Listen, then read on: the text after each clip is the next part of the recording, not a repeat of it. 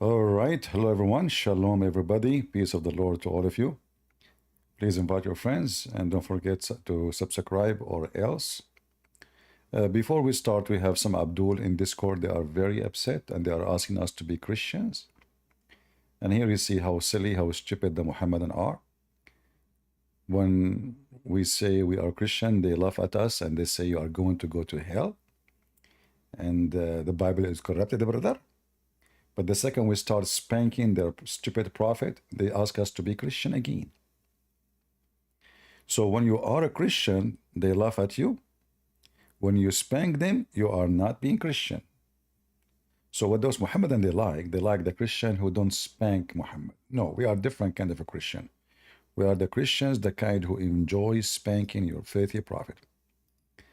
Now, our topic today, we will talk about the Kaaba as a start. And we will show you that there is no way that this is small bathroom is a house of God.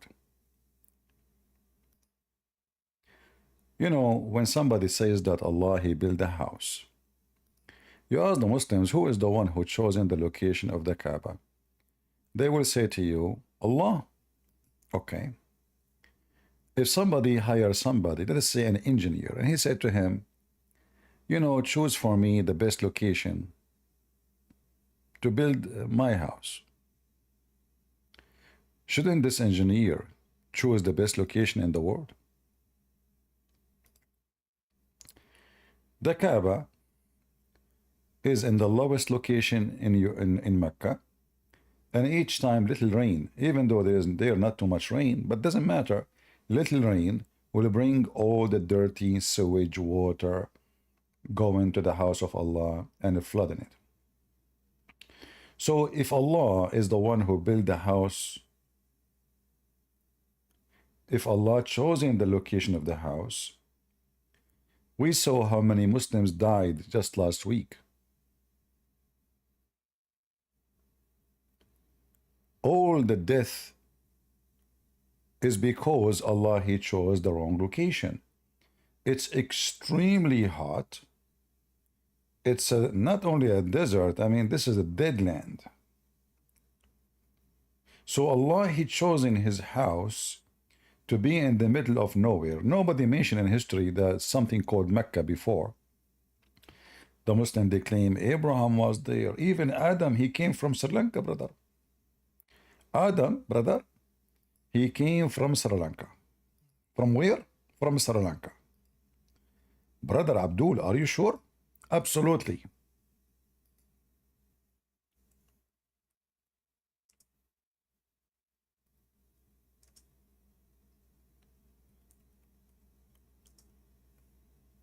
Stories of stupidity.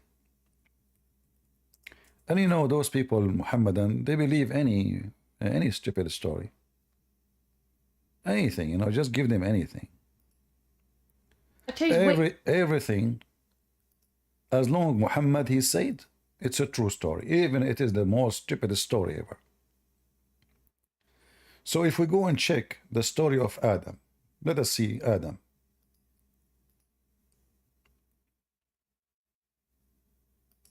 Give me a second.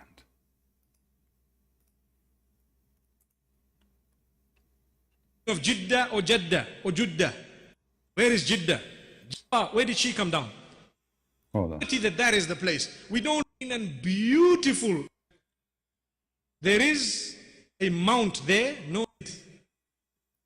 Let us hear, according to Prophet Muhammad, the number one historian. I mean, where Muhammad he got this information from? Don't ask. Listen carefully.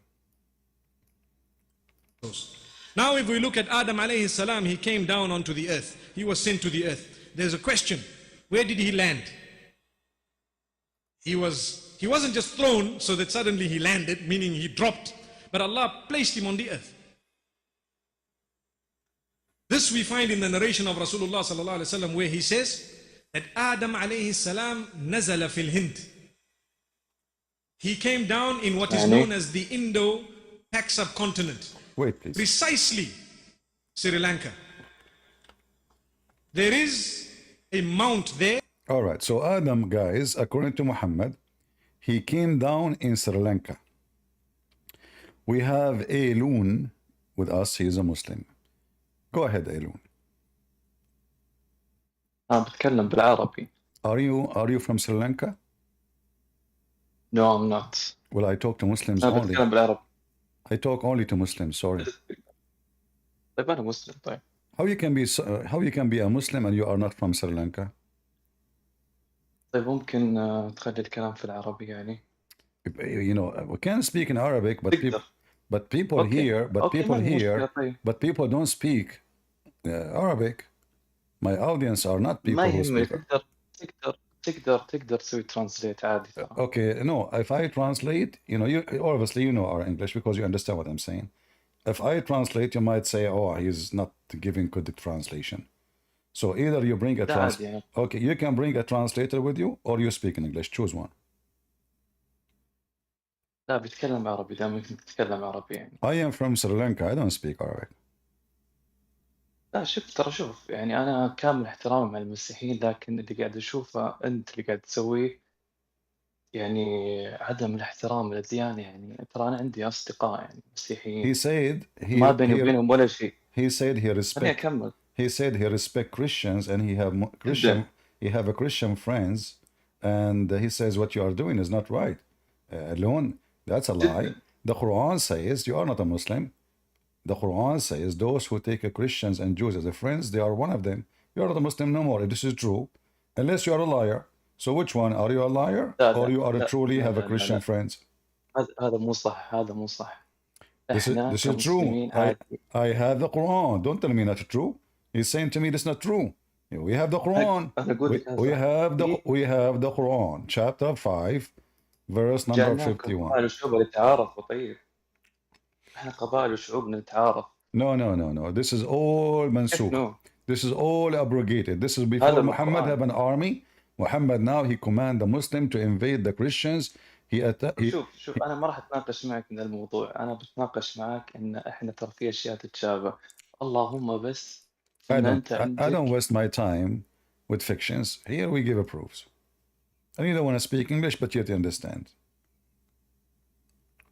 Do we have any serious Muslim? We don't want kids. We have Quran. Don't give me speeches. If you really truly you have a Christian friends, then why your prophet he asked you to kill the Christians and the Jews?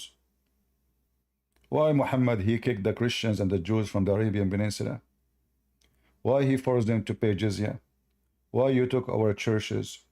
Just yesterday, the Muslims in Tajikistan, they attacked 2 churches and 2 synagogues. And they killed the priest and a group of Christians, and they killed a bunch of Jews. Are they Muslims? Yes. Are they following the steps of Muhammad? Yes. So don't give me the garbage, your garbage. I have a Christian friends. Those things you can say to those stupid Americans. Not to me. Do we have any serious Muslim from Sri Lanka? Uthman is here. Go, Uthman. Yes. But don't do he. Speak like a man. If you want to stay in the stage, okay, speak like a man. Go ahead, Uthman. What do you want to say? I will get my translator, but wait. You want to get his translator. Where is your translator? أنا بيجي دلوقتي. All right. When he is here, Marwan is your translator. Marwan, is it Marwan? Yes. Okay, Marwan.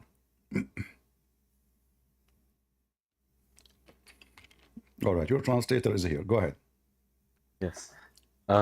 دلوقتي هسأل سؤال. أنا دلوقتي هسأل سؤال. أنت تجاوبني وأنا دلوقتي أعطيك مارك المسيحية. تمام؟ Okay. دقيقة. السؤال فين؟ He is looking for the question. لا هو معايا. يا مروان. ترجم له قول له عيسى يسوع والشيطان طلعوا الجبل الأول ولا دخلوا الهيكل؟ الهيكل معناه التمبل. دخلوا الهيكل ولا الأول ولا طلعوا الجبل؟ ترجم له. He's saying يسوع and Shaitan went to the mountain first or the temple. Tell him when he wanna ask a question, he should quote for us the story. Then we can ask the question. Secondly, he is talking about the book of Matthew and the book of Luke. One of them mentioned, Just answer, bro. What the? one is mentioning the story according to the event, and one is mentioning the story according to the location. So there's no contradiction. One mentioned the story according to the location, which mean because we have a prophecies in the Old Testament about those locations where the Messiah would appear, and the other one mentioned the event, which mean according to what happened, first, second, third, etc. So there's no contradiction. Now, وبيقول ايه بقى مروان؟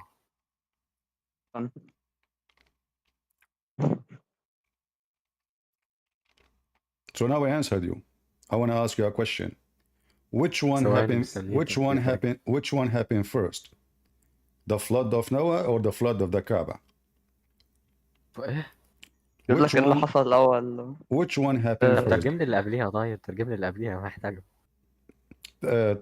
Translate for him, Marwan.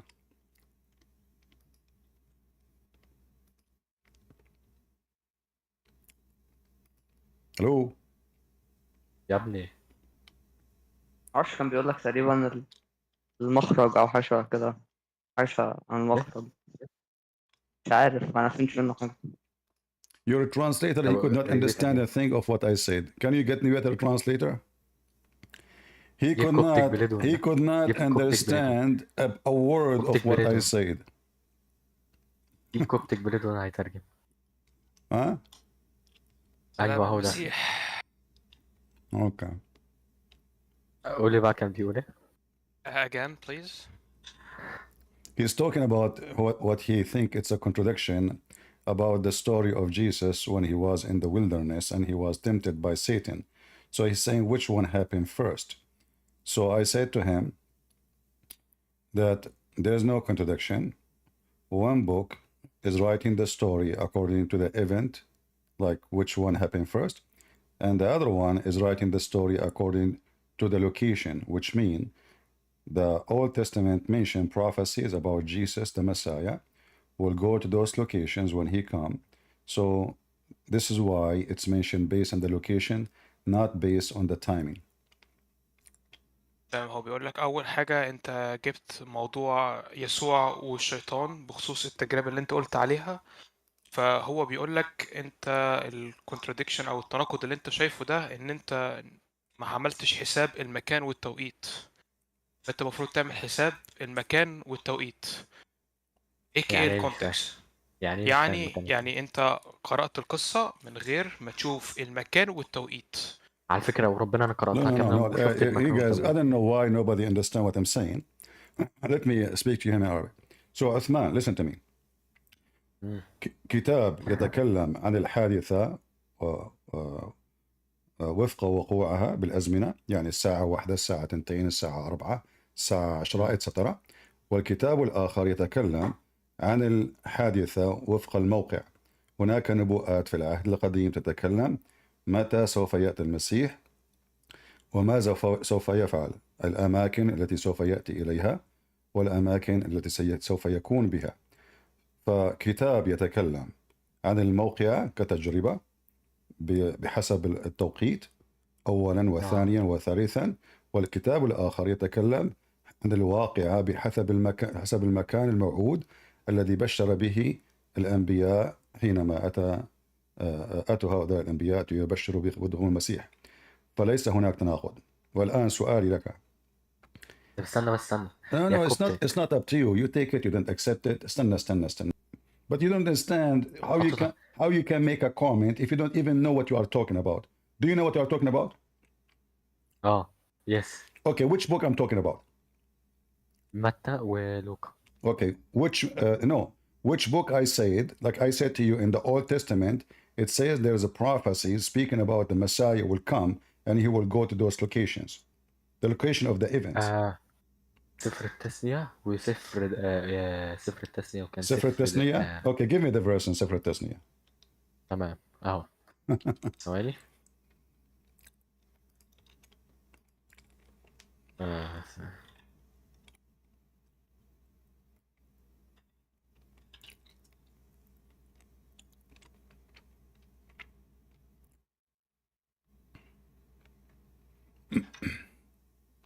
cannot wait here for long, going in silence. If you don't have your question ready, لا عندي all right. اهو Okay. في سفر التثنية 18 All right. صح؟ Okay, read it. اوكي. أقيم لهم نبيا من وسط أخوتهم مثلك وأجعل كلامي في فمه يكلمهم بكل Get lost. I don't have time for donkeys. What does have to do with Okay. Jesus, you idiot? Thank you, Koptek. Okay, my man, I'm down. If you need anything, just call me out. Yeah, no problem. Yeah. God I bless you. asked him which book says that the Messiah will come to those locations. He mentioned to me that I will raise a prophet from between their brothers. I thought this about Muhammad, you idiot. Isn't you Muslim? It's You say okay. this about Muhammad? You can make fun of him if there's no Muslims. There are more. He's funny, to be honest. No problem. God bless you. You're Sir. just a stupid kid like his prophet. Yeah. You know, Muslims, they copy from website, internet, you know. Oh, we found a contradiction in the Bible. No, those are not contradictions. Those are written in certain way, in purpose. But because you are Abdul, and you are desperate to find something you can, you know, chew in it. Like, you know, we as a Christian, we give you shoes, old shoes, like a puppy, so you can chew in it. But you are no match. When we ask him about the creation of Allah for the heaven and the earth, and we showed everybody that Islam is just a stupid religion, him and his friends could not answer. And now he's coming with this. So we answered him. You know, where is the verses talking about the locations? He says, I will, you know, in the hilarious Abdul. I told the city if I can grow some Abdul in my backyard. They said no goats. It's not allowed. I have to be out of the zone of the city. Do we have any Muslim who would like to join us? This poor kid, he have a question. He think he have something against us, you know. I mean, you Muslims, you don't even, I mean, every single page in the Quran is a, actually, I challenge any Muslim to join us. And he choose for me a chapter in the Quran, any chapter of your choice, and challenge me to find something stupid in there. I challenge you. All your book, from the first page to the last page, is a chain of stupidity. Do we have any Abdul?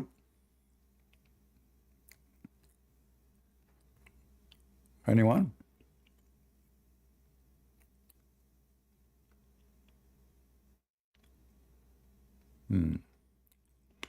This is the same Abdul. Can you hear me? I hear you. How are you today? I'm doing fine. What about you? Alhamdulillah, I'm doing great. Okay, what about those who they are in the Hajj? They are dying. Are they doing good? Who are in Hajj? In the Hajj, they are dying. Don't you see that in the news? Thousands of people, they died in Hajj.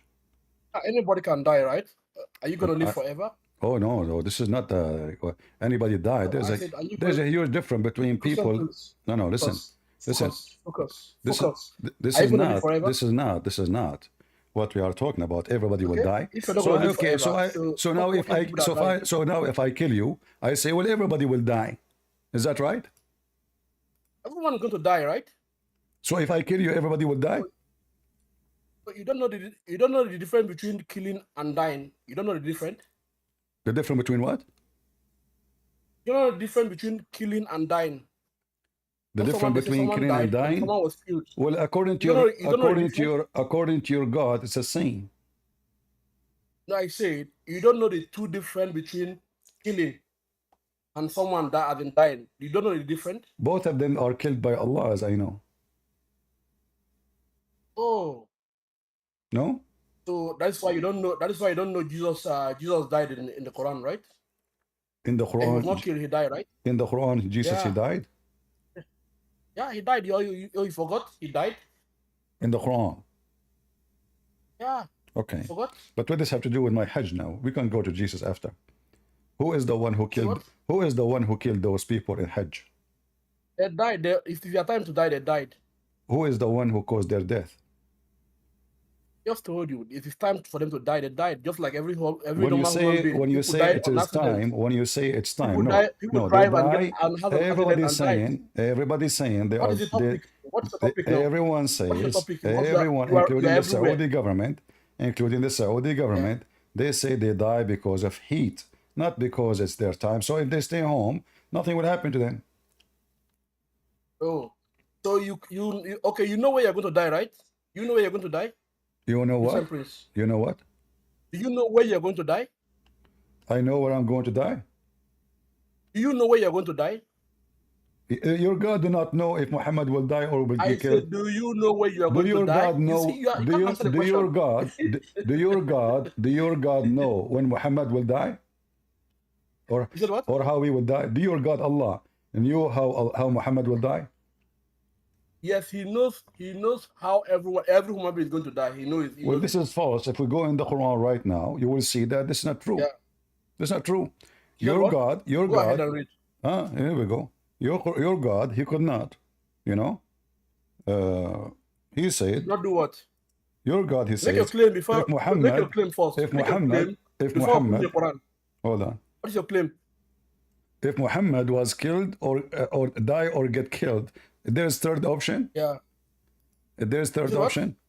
There is third option. It's read the verse. Why you say that? Read the verse. What the verse said.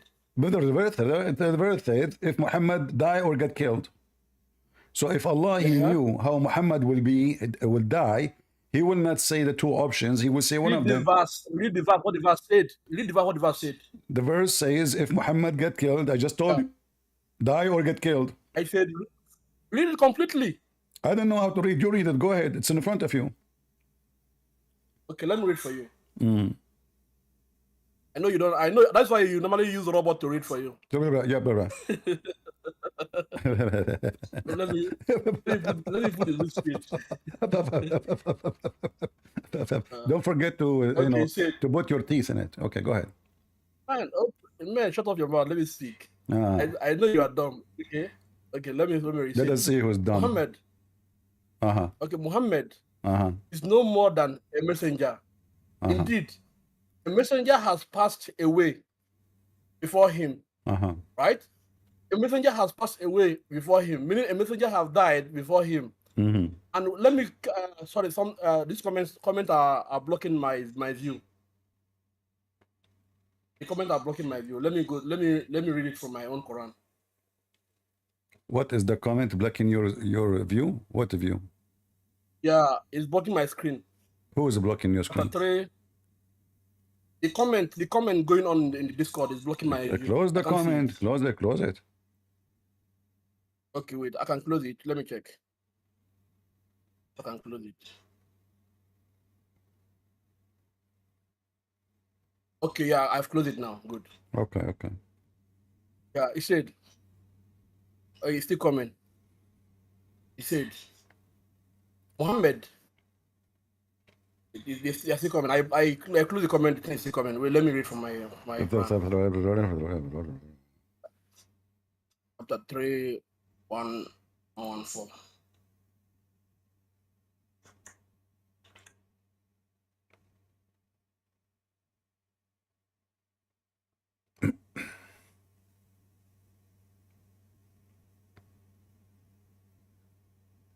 Okay. He said, Muhammad was no more than a messenger, like a messenger before him. Mm-hmm. Should he died or get killed, will you turn away back your heel? Anyone who turns back on his heel does not hurt Allah. In the least, God reward those who are appreciative. So, what is your question here now in the verse? This guy is asking me what is the question now. You said to me Yeah, it what's the doesn't say question? that. I said to you, your God do not know how Muhammad will be killed. You said to me, where? So now, Wait. if Christian Allah Prince, he can knew, you- if wait, Allah, wait, now. if Take 5 Allah, minutes. Take 5 minutes and give me 1 minute. if Allah, he knew how Muhammad will die, why he is saying if Yeah. he die or is killed? Okay, like There's a third have option. you ever read? There is Okay, let me there's a finish, please. third option. Let me no third option there. Let me read. Can I read? Can I say something? Or if you want to go, I will allow you to speak. I have no idea what you are saying. First of all, open your mouth, try to speak clearly, or change your teeth. Secondly, the question is very simple. If he die or get killed, what kind of God? He do not know if Muhammad will get killed or he would die normally. He's telling them because he's telling them because they want to take him as a messenger. The reason this verse was reviewed, they are taking Muhammad to be they are worshiping Muhammad. That is the Sunnis. The Sunnis are worshiping Muhammad. The Shiites are worshiping Muhammad. This verse is reviewed. What, guys? Anyone understand what this guy's saying? Shaitan, the Sunni worshiping Muhammad? The Sunni worshiping Muhammad? Yes, they are worshiping Muhammad. The Sunni worship. So what are you? You are a Shia? Alhamdulillah, I'm a Muslim. I'm not a Shia, I'm not a Sunni. I'm a Muslim. Well, this is false. Your prophet, he said, you have to be one of the 73 sect. Can I speak, please? Can I read No the verse, problem. please? You see, you are talking. I said, is it true that your prophet, he said, my nation will be 73 sect? So you have to be one of them. The prophet You cannot say you are just a Muslim. He never said so. Huh? He never said so. What? He never said so. He never said so. Guys, any translator, what? Just sorry, he never said so. I said he never said so. He never said so. I can show you the hadith. Yes.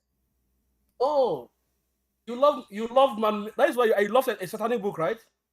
Just get out of here. So you are the kind who, wherever I will show him, I show you Quran. Then they worship Muhammad. This is Quran. What does it have to do even with who worship Muhammad? All of you worship Muhammad. You associate the name of Allah with the name of Allah, and his prophet knows best. What is the Shahada? Allah and Muhammad. You Muslims don't worship Allah. You worship the ass of Muhammad. Just face it. In the best scenario, his penis. This is why you have tons of books written about his penis. Unbelievable penis. It's so powerful to the point he can F all the women, but he shoot a blank. Never have a baby. Hey Muhammad, what are you doing? Are you putting it in the correct location? Muhammad is an idiot. He put his penis in any hole. Even disposal machine. I told him, don't do that. He put it there. It's gone. In the beginning, he was happy, like it's touching it, you know, like the disposal. 2 seconds after, it was gone. So don't tell me Sunni, Shia. So what I will talk to you about? We showed you Quran. If Allah, he knew who and how he will die, he will not say such a sentence. Jesus, he said how he will die. The Bible speaks about how the Messiah, how he will be crucified thousands of years before his crucifixion. That is a book of God. And this is the book of a prophet. Here, you're a prophet receiving a book from his God directly. Yet his God, he is saying if Muhammad die or get killed, there's a third option. Even this one, there's a transgender in it.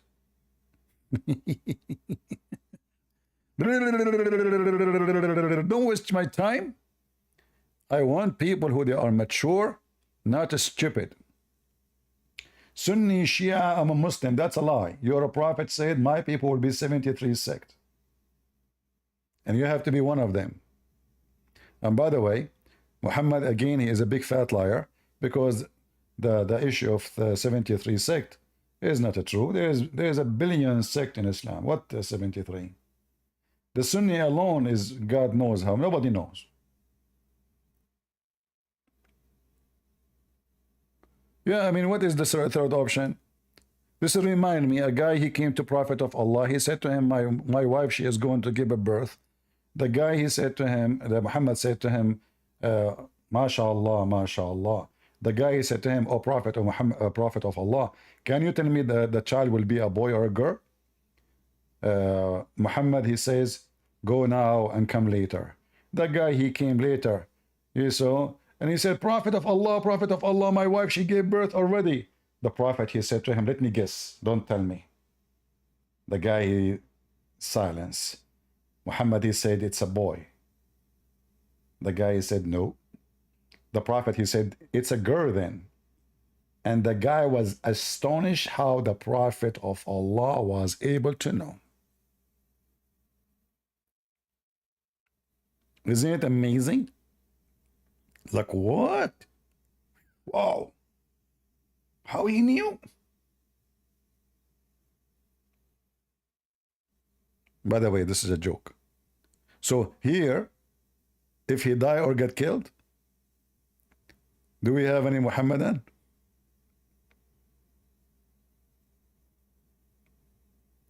Don't give me your garbage. And you know, those guys from Nigeria, I don't know. I don't understand what they are saying. I thought my English is messed up, but they're... One thing about those countries, I don't know why, they speak so fast. Their English is all over the place. And they, I think in their culture, they think if they speak too much, they will sound more convincing. No, you sound more foolish. Do we have any Muhammadan? Yeah, I mean, it's this verse actually, and look, the translation is false. It says, وَمَا مُحَمَّدٌ إِلَّا رَسُولٌ قَدْ خَلَتْ مِنْ قَبْلُهِ الرُّسُولُ. The translation said, indeed, many messengers died before him. That's false. It says all messengers died before him. He was saying that, don't you know that Jesus in the Quran died? I agree with him. According to the Quran is a book of contradiction. One place it says Allah, he made him look like Jesus and the cross took him to him. And the other verse saying clearly that all the messengers before Muhammad died. And this is one of them. All messengers, not many. Big fat liars. Do we have any Muhammadan? So who is the one who killed those poor Muslims in the Hajj? Why Allah is doing that to them? Allah, obviously, if he is truly the one who chose the location of the Kaaba, is an idiot. I mean, can't Allah choose Hawaii? Can't Allah choose Indonesia? Bali? You know? How are you doing, Rashid? How are you doing? I'm fine, I'm fine. Are you fine? I'm doing great. That's good, that's good. So what do you think about the Kaaba is always flooded by the sewage? People die around the Kaaba. Did Allah choose the wrong location? Can you bring the verse you discussed with the other guy? Bring the verse I was discussing with the other guy. You are expert in that verse? Yeah, can you bring the verse? Okay, okay, here we go. Okay. We Can got- you read the verse, We, please? we got an expert. Why every Muslim come to me and says, can you read the verse, please? Go ahead, you read it. No, I am not seeing the screen. Can you read the verse? You read it in your Quran, open your Quran, chapter 3, verse 144. Okay. Tell me what translation you are reading.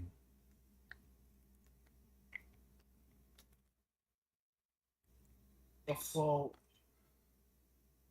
the 3 verse.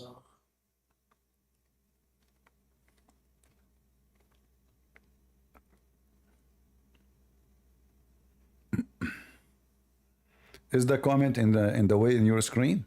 You cannot see? I'm there now. I'm in the verse now. I'm reading the Rashad Khalifa translation. Rashad Khalifa. Do you Yeah, accept translation. do you accept Rashad Ah, okay, Khalifa? so- Do you accept Rashad Khalifa book? Let's after we are done, we can have it. Don't change it. Stop No, it. no, no. We need to discuss Before about you it. start, I want to know, do you accept No, Rashad Khalifa book? One question after the other. I'm not asking a Well, question. after we I'm are not done, asking a question. I'm not asking a let's read question. the verse first. You are going to read from Rashad Khalifa. Do you accept the Quran of Rashad Rashad Khalifa? Khalifa is a messenger of, Do is a you messenger of accept Allah. do you So can accept we- do you accept Rashad Khalifa book? Yes, he's a messenger of Allah. So I accept him as a messenger of Allah. Okay, he's So can a we read the guys, verse he is now? a messenger of Allah. Okay, go ahead, go ahead. Yes. Can we read the verse now? Okay, good. Let's read the verse. He said, Muhammad is no more than a messenger, Uh-huh. like the messenger who passed away before him. Should he die or get killed, will you turn back on your heel? There is question mark in the verse. You see the question mark there? Anyone who turned back on his heel does not harm God in any way. God will reward those who are thankful. So the verse is actually clear because if there are people that have took. Can you hear me? I don't know if you can hear me. Abdul, I hear you. You change your name. You come with a new name. You are the same person. You're an idiot. So now That is me. what difference going to make? I Okay. just came here to cook you more. You know, I love Okay. cooking you. Okay. Okay. You cooked me already. Rashad Khalifa saying the same anyway. You are an idiot. This is Rashad Khalifa, the messenger of Allah who have no message. What is the message of the messenger of Allah? Did he give him a book?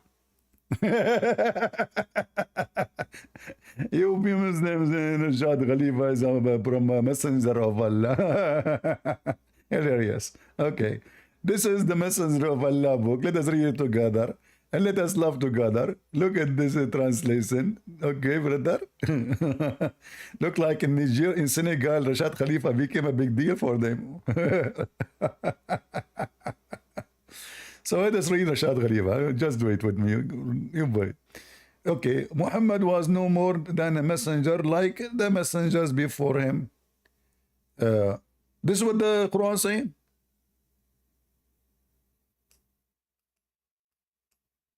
Where is the messengers? All of them before him, they died. It's gone.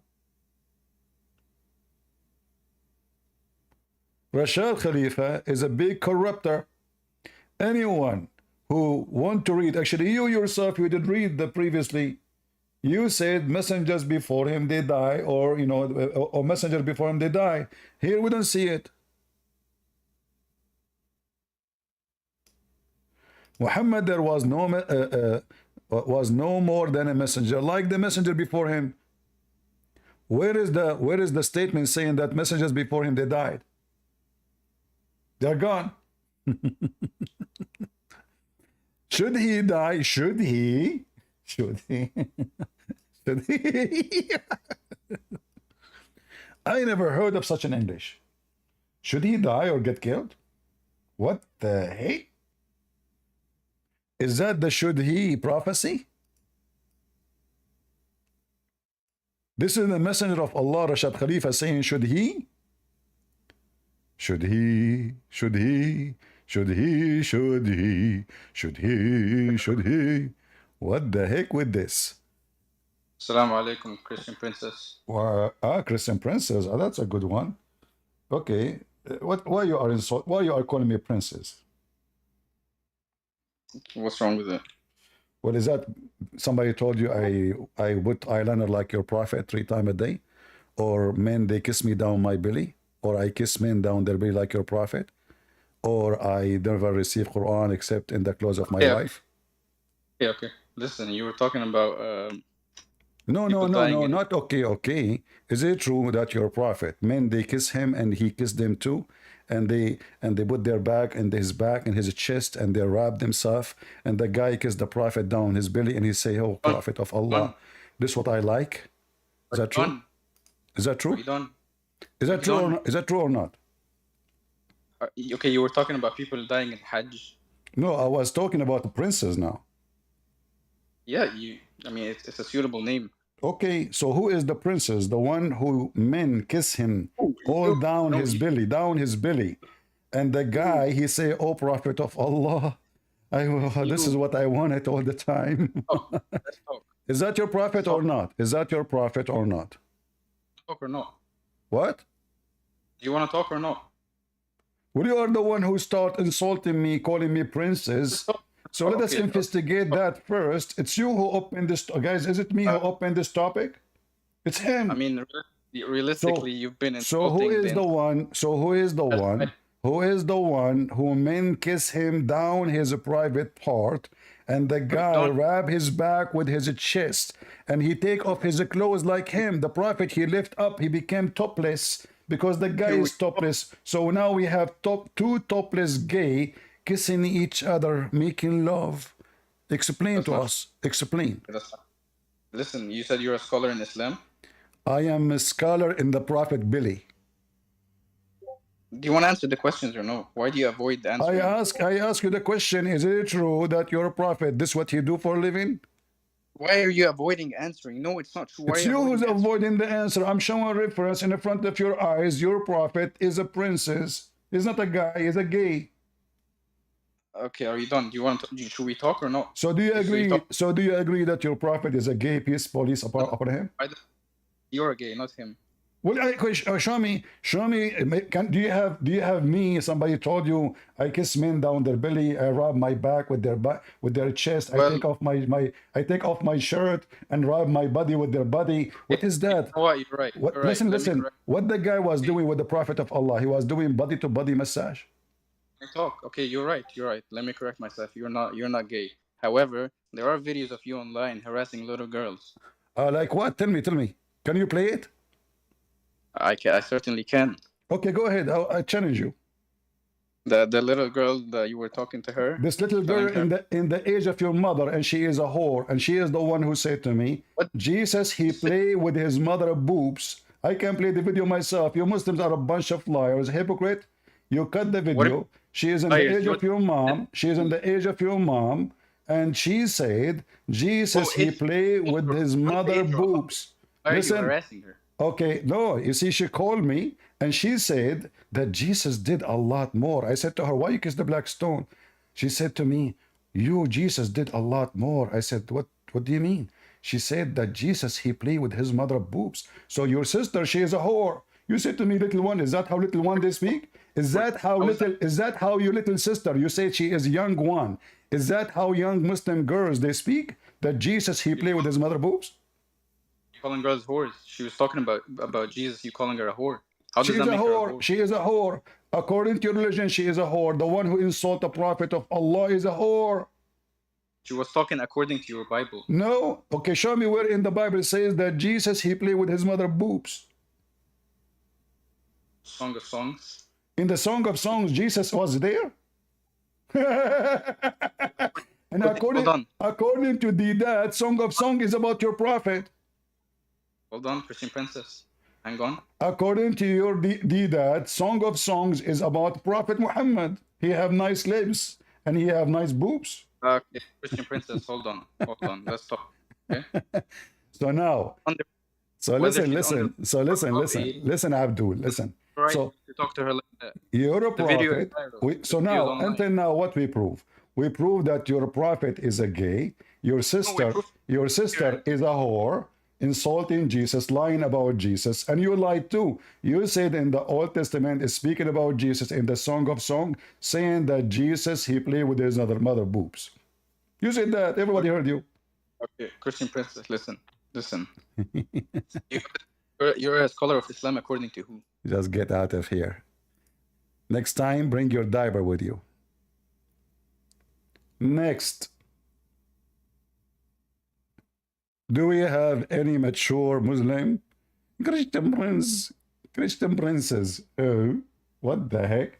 My friend, when I go in the bath, in the swimming pool, they kick me out from the swimming pool because my body is so hairy. Your prophet, he shaved the body hair. He's a girl. He want to be pretty. I look like a bear. Sir, you cannot swim in the swimming pool wearing your clothes. I said, you stupid. I'm not wearing my clothes. This is my fur. Did you see Muhammad hijab shaving his chest? Did you see it? You Muslims, you want to be pretty? According to your books, Muhammad, uncle, is a gay. Gays lives in the house of Muhammad. Muhammad himself is a gay. Umar al-Khattab, he cannot heal himself except by the semen of men. The uncle of Muhammad was a gay. The sons of his uncle, they marry Muhammad, they are, this is your books, I can show you. Go and get my book, Section Allah, read and laugh. I have there everything with reference and evidence. We don't make things up. Okay, I will invite you back, but you have to answer me. Why Muhammad is doing this according to this hadith? Read this hadith.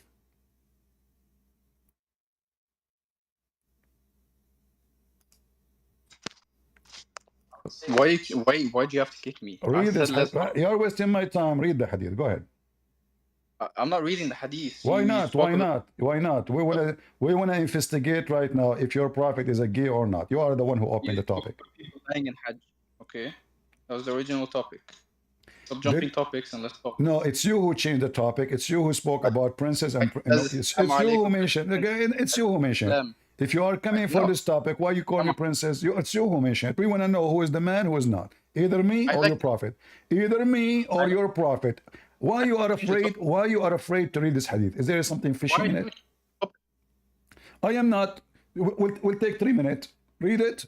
Tell me what happened. We continue. No, you don't.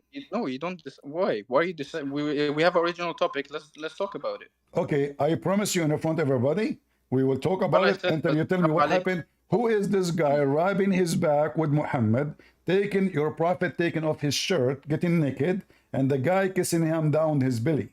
What happened in here? Didn't your God reveal his back to Moses? Well, that's kind of weird. Isn't it? This is in your hadith and the Quran too. Do you want to show it to you? In your Bible, buddy. Isn't it true? I can show you that in your book, in front of everybody. You say this is weird. Guy, did he say this is weird?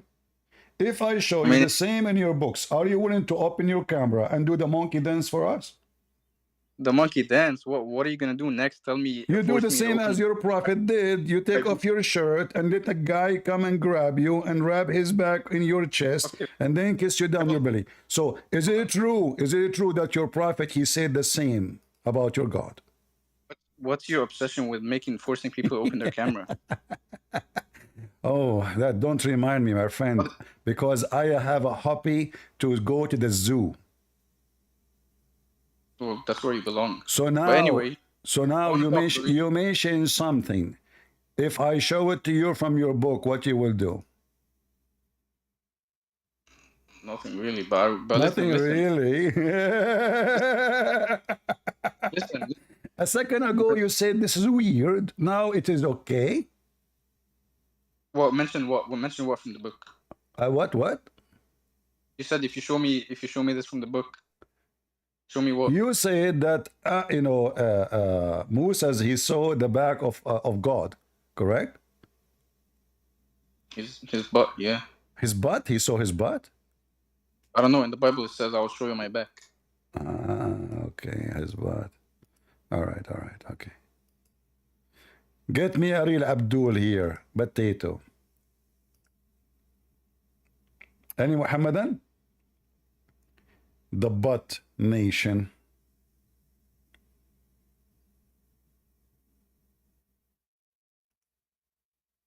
Any Muhammadan? Who there? Anyone? All of you are a bunch of potatoes.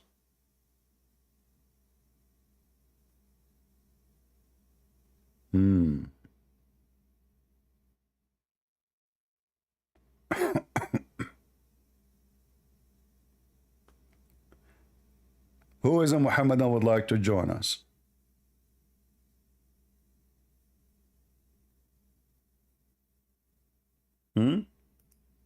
So look at this filthy, stupid religion. This God, he claimed, the Muslim, they claim that he is the one who chosen the location. And as you see, the sewage is all over around the Kaaba. So either you die by the sewage flood, or you die by the heat.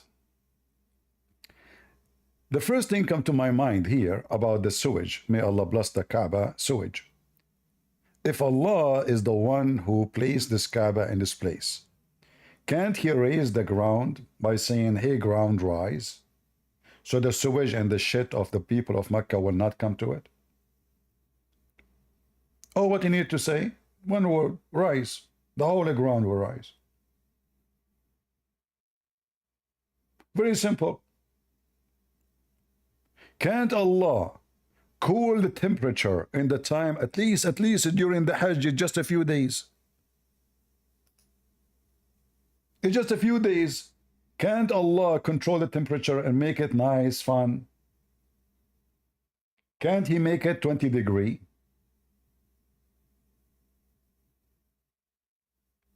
If this is the house of Allah, it is the worst location ever.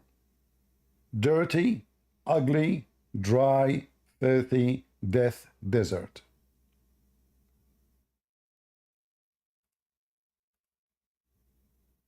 Any Muslim?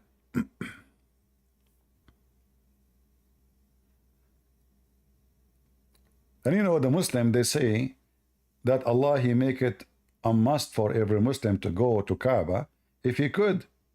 But obviously the stupid Muhammad do not know that the Muslim number will become big, and this town, a small tiny Kaaba, cannot fit for all those people. There's no enough bathrooms, there's no enough tents, there is no enough anything.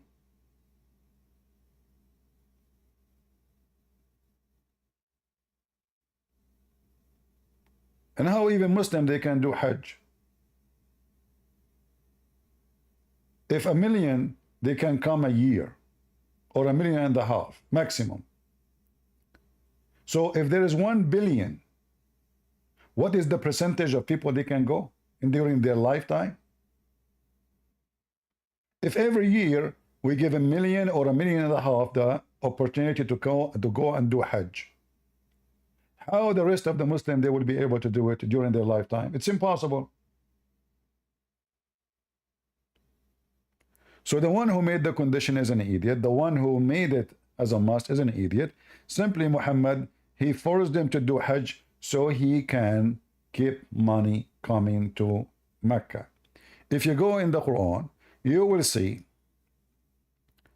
in chapter 9, when Muhammad he commanded the Muslims to kick out all non-Muslims from Mecca.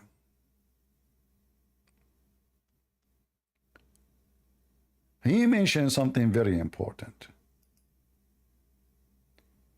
The people, they say to him, we are going to get poor. Do you know how much money the Hajj doing to us? Hajj is a business. And this is a pagan business, exists before, long before Muhammad. So look what Muhammad he said to them. Oh, who you believe in Allah and His messengers. You see, they are mushrikeen, Allah and His messenger. They claim that they are monotheist. Kick the mushrikeen. They are filthy, dirty. Don't let them enter here. Okay. And then he said, and if you fear poverty, Allah will reach you, if He will, out of His bounty. Go and attack the Christians and the Jews. So the reason they attack the Christians and the Jews, because now Muhammad don't want anyone to come to the Kaaba. The number of Muslims is still small, and that will not generate enough income. So go and attack the Christian and the Jews. You fear that you will get poverty? Okay, go attack the Christian and the Jews and take money from them. He did not say attack them and convert them, no. Force them to pay jizya. That will be the income of Muslims. So the Hajj was a main source of income for pagan Arab before Islam. And now Muhammad, because the number of Muslims and they are at war, nobody will come to Mecca. So if you fear poverty, so now what's happening is the opposite. Saudi Arabia making trillions of dollars from those who come to do Hajj. You see those poor people coming from Pakistan, poor, very poor. I mean, can you imagine how much time it takes somebody from Indonesia to save $5,000 or $10,000? It takes them forever. And now they have to come to this filthy country. If you see the garbage in the street, you will not believe it. If you see the garbage in the street, look at the garbage, look at the dirt, look at the madness. I'm going to open umbrella business there.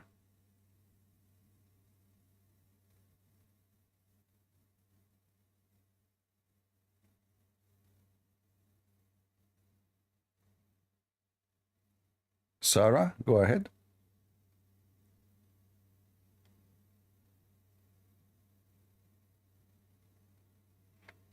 And there is other issue, by the way, here. You will notice that the Muslims, they always they dress the same as the Hindu. The Hindu, they have their own Hajj too. The Hindus, they have Hajj. And the Hajj of the Muslims is no different. They wear the same clothing.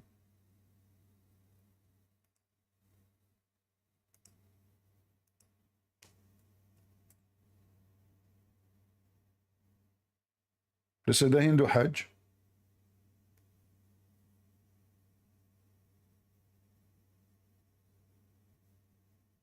They go around their Kaaba. There was a 26 Kaaba according to Muslim books in the Arabian Peninsula. 26.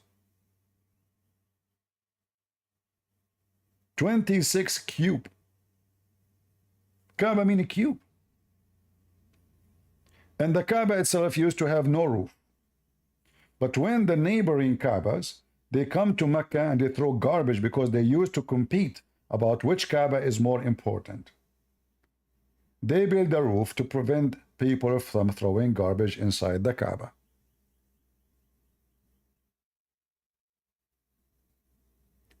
The Hindus, they have a black stone, which represent the penis and the vagina. The Muslim, they have a black stone, which represent the vagina. The Hindu believe that the Indian are the first of mankind. That's what the Hindus believe. Muhammad, he took exactly what the Hindu believe. Adam, he came down in Sri Lanka. Now if we look at Adam alayhi salam, he came down onto the earth. He was sent to the earth. There's a question. Where did he land? He wasn't just thrown so that suddenly he landed, meaning he dropped, but Allah placed him on the earth. This we find in the narration of Rasulullah sallallahu alaihi wasallam, where he says that Adam alayhi salam nazala fil Hind.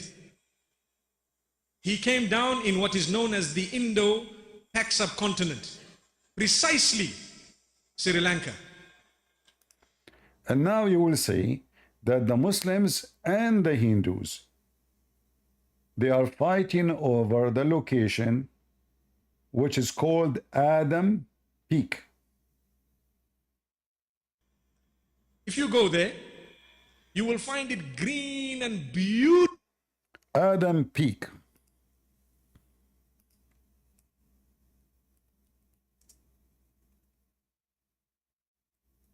Let me show you the picture.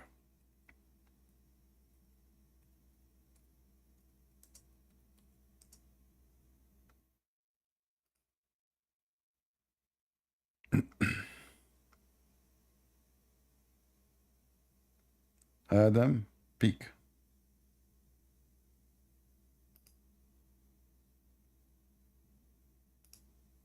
This is the stupid Islam, my friend.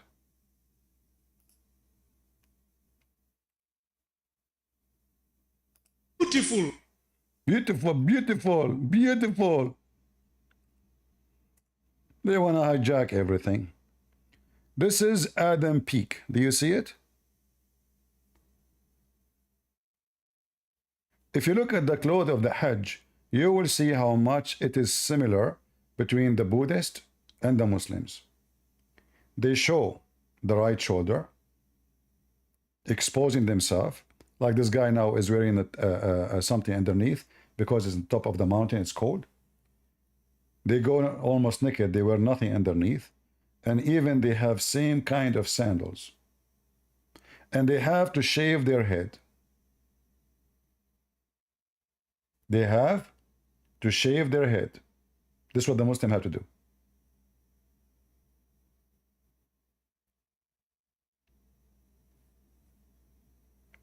Okay, I will invite you, Ya Hala, but don't speak to me in a silly way. Either you want to be a man, speaking like a man, or, you know, I don't have time for kids, so I will give you one more opportunity.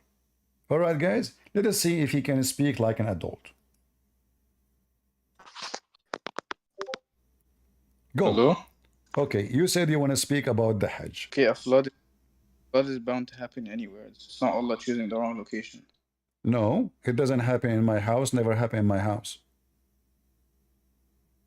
Doesn't Your happen. house is not an open area. Doesn't happen in your house. Your house is not an open area for it to be flooded. What do you mean not open area? Like the Haram Mosque is an open area. What do you mean Like, open you area? can What see it's do you mean by open area? There's no ceiling. What? There's no ceiling. There's no ceiling? Yes. Well, this is not about ceiling. The Do you Kaaba see a have a ceiling? ceiling. The Kaaba have a ceiling. But the Kaaba is flooded itself. Don't you see? What? The Kaaba has a ceiling and the Kaaba is flooded? Yes. Bro, Don't are you you see? blind? Don't you see the video? Don't you see the Where is the dirty, Kaaba? the dirty mud around it, the sewage, the poo is flying in the water because all the poo coming from the bayara, they call it bayara in Saudi Arabia, which means the shithole. All the poo will be flooded with this water and will go to the lowest point, which is Mecca mosque, the Kaaba. Okay, but the Kaaba is not flooded. The Kaaba It has is a ceiling, flooded. It's obviously. in front of you. It's flooded. Inside of it. What? It's in front of you. It is flooded. Do you know what the Kaaba is? It's in the middle. Don't you see it? Yes, the middle part is the Kaaba. The entire Exactly. mosque, the entire... So is the Kaaba in the middle flooded or not? No, it's clearly not flooded. Are you sure? Are you sure? Flooding it. Okay. Flooded Let us show you another picture. Is it flooded or not? How is this flooded? By water. Yeah, the water around it, but the Kaaba is still obviously it's not flooded. It's not. Well, half of it is covered by water. Okay, how's that flooded? Half of it is covered by water, and you are telling me how it is flooded. Anyway. So if half of your house is covered by water, it's not flooded according to you? Flooded means under the water. Oh, it has to be under the water? It have to be under the water, totally. That's a new thing. What? So if water entered your house and became 1-2 meter high, that is not a flood. The flood is when it's going to cover the whole Kaaba, correct? Well, yeah, that's what flooding is. Okay. Well, anyway, So why Allah will allow the poo to enter the Kaaba? Here we go. This is water of the poo. How is he allowing it to enter the Kaaba? Who is the one who allowed the flood to happen? Who make the flood? Okay, but it's not entering the Kaaba. Who is the one who who is the one who caused the flood to happen? Even if it is, it's a natural thing. So why are you complaining about it? Is the Kaaba is a natural thing? Islam is false. Is it the Kaaba? And Allah, He chose the location. Obviously, the one who chose the location is an idiot. He should not choose it. Look at this dirty, ugly water. Look at this madness. That will prevent the audience, the believers, to practice their prayer. Why Allah want to do that? Like, we saw just last summer, this summer actually, we saw millions of cockroaches attacking the Kaaba. According to the Quran, this is a sign of curse. No. Tararin in Saudi Arabia is actually a blessing. It's a desert. Oh, cockroaches is a blessing in Saudi Arabia? What cockroaches are you talking about, man? Cockroaches are everywhere. No, churches, don't you see they are cricket and cockroaches and all kind of insect, they are flooding the Kaaba. Don't you see it? Covering it. Where's the bro? Okay, what does cockroaches have anything to do with it? According to your Quran, according to your Quran, you said what does have to do with you? Isn't it the Quran says that Allah, He unleashed all kind of insect against the Pharaoh to punish him? Okay. So according to your religion, when insect attack a place, that is a curse from Allah. So is Allah cursing the Kaaba? Well, why I don't understand why you deliberately lying. It's an incident that happened by Allah to punish Pharaoh.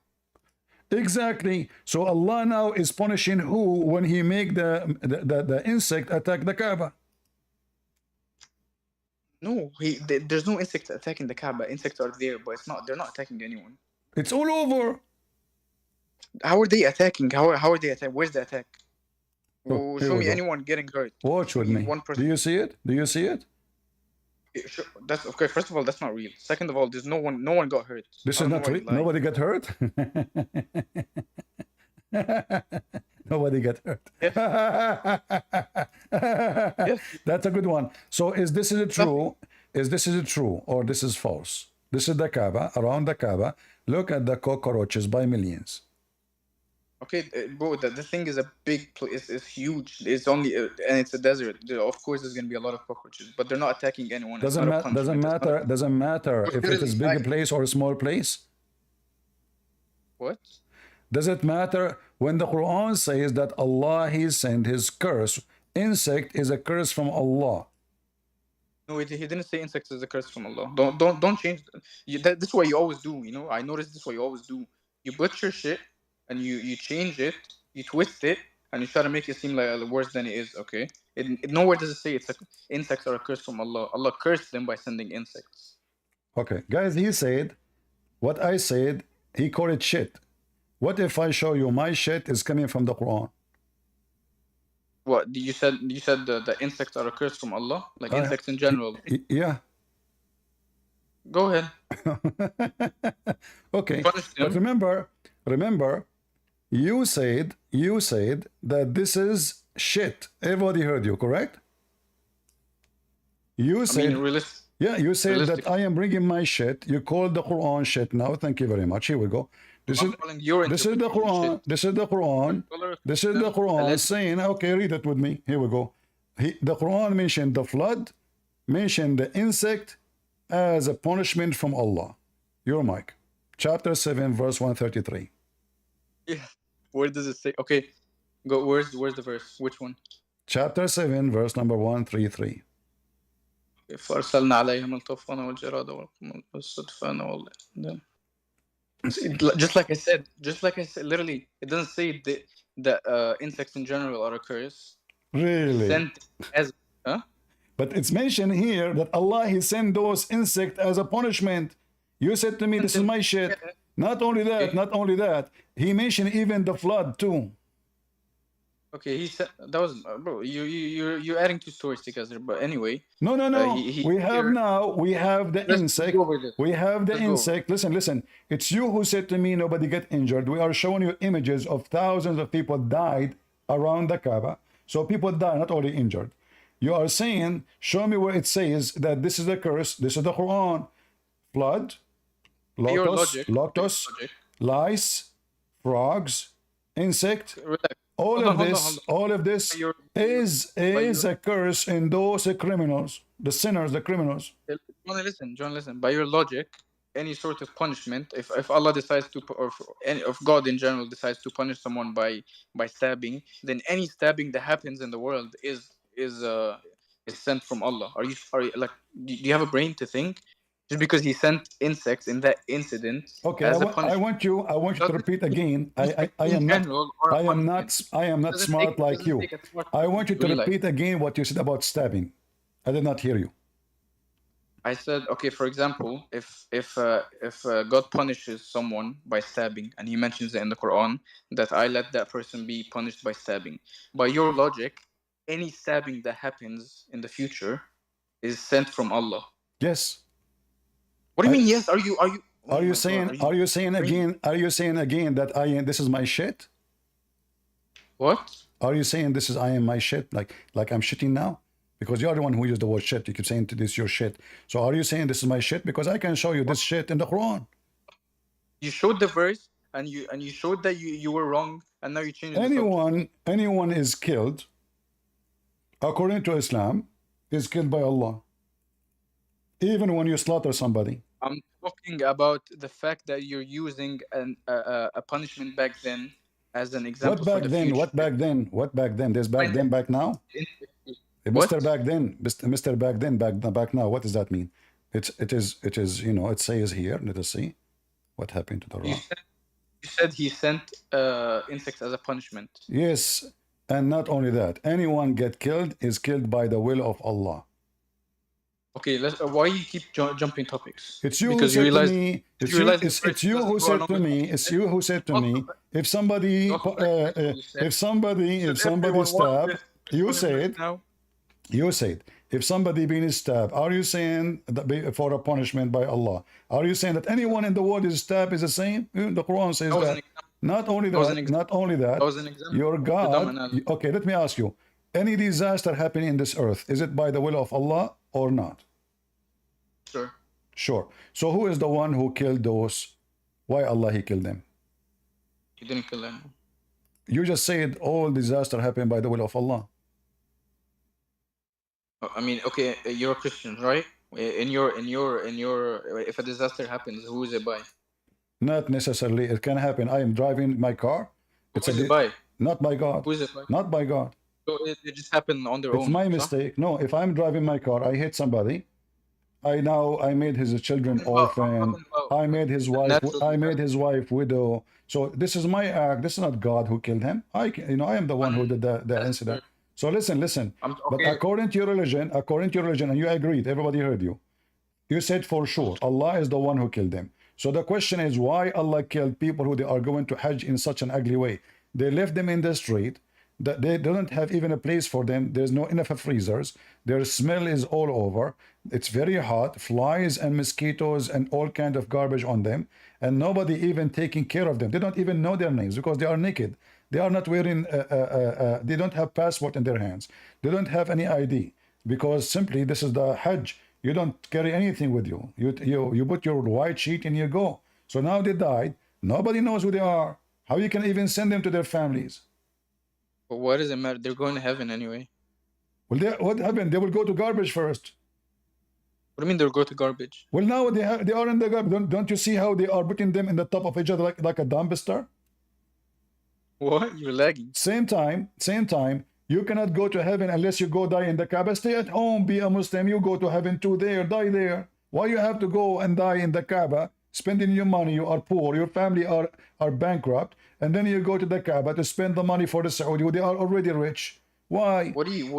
Well, any according to your prophet, the one who died, according to you Hold Muslim, on. the one who died in the Kaaba, Are you gonna let me talk?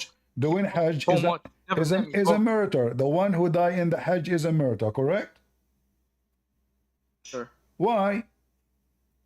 What do you mean why, bro? He died shaheed. Why? What do you mean why? What murder? Okay, murder. If the enemy of can I Allah talk? killed you, if the enemy of Allah killed you, but this is here, Allah is the one who killed you. Okay. You died for sabilillah. Anyway, any Muslim would rather die doing Hajj or Umrah than sit at home on Discord So why you don't go to and Hajj? talk to a bunch of kids. Why you don't go to Okay. Hajj? Why you don't go to Hajj? Who told you I don't? Who told you? Why are you assuming I don't? What? Who told you I don't? Did you go to Hajj? Alhamdulillah, I've been twice. You have pictures? Yeah, I can say, yeah, I do. Okay, post your pictures here. I'm going to show everybody. Well, what kind of creep are you? What? I want to show them that you went to Hajj. Why do you want to show them? Are you afraid Bro. because you were naked? Are you afraid to post your picture because you were What do you naked? mean naked? Shoulder. What shoulder? You're naked. What kind of religion? What kind of religion Why are those you people? such- Is why you and the Hindus and the Buddhists you share the same Hajj? All of you have to shave your head. You have to expose the same shoulder. Look, do you see the pictures? They are naked. Look at them. The one who was standing next to the wall, they are wearing nothing. Okay. Topless. Okay, there is something you wear at the top. No, they are topless. Look in the picture in front of you. They are topless. They are wearing nothing. Them being topless doesn't represent what you know what you wear. Okay, you don't have to be dishonest. You know, in the Really? Umrah, Really? So why they are Where- being? Look, this guy. He is in the beach. Look, this guy is having a beach time. You know, what is this? Are you? So you show your nipples? no. Well, it's in front of you. Wait. But either way, like, what's the issue? I don't get it. Why you are getting naked? Why you making? Why you are doing exactly what the Hindus they do and the Buddhists? You show your nipples of the Buddhists and the Hindus. Okay, what's wrong with the Buddhists and the Hindus? You know what I noticed? You're very like racist against other religions. You're very Islamophobic. And now you're saying the Hindus and the Buddhists. Why are you judging? What racist mean? What racist mean? I don't understand. Why do you love judging them? I don't get it. They're humans just like you. So you are saying the one who judge other religion is racist, correct? So I'm saying what? You just said that the one who judge other religion is racist. Well, pretty much you're being very. So isn't it your God? He says non-Muslims are pigs and monkeys and they are worse than animals. Topics. Well, I don't get it. Why do you love jumping topics? It's you who said a second ago. It's you who said the one who judge other religion, he is racist.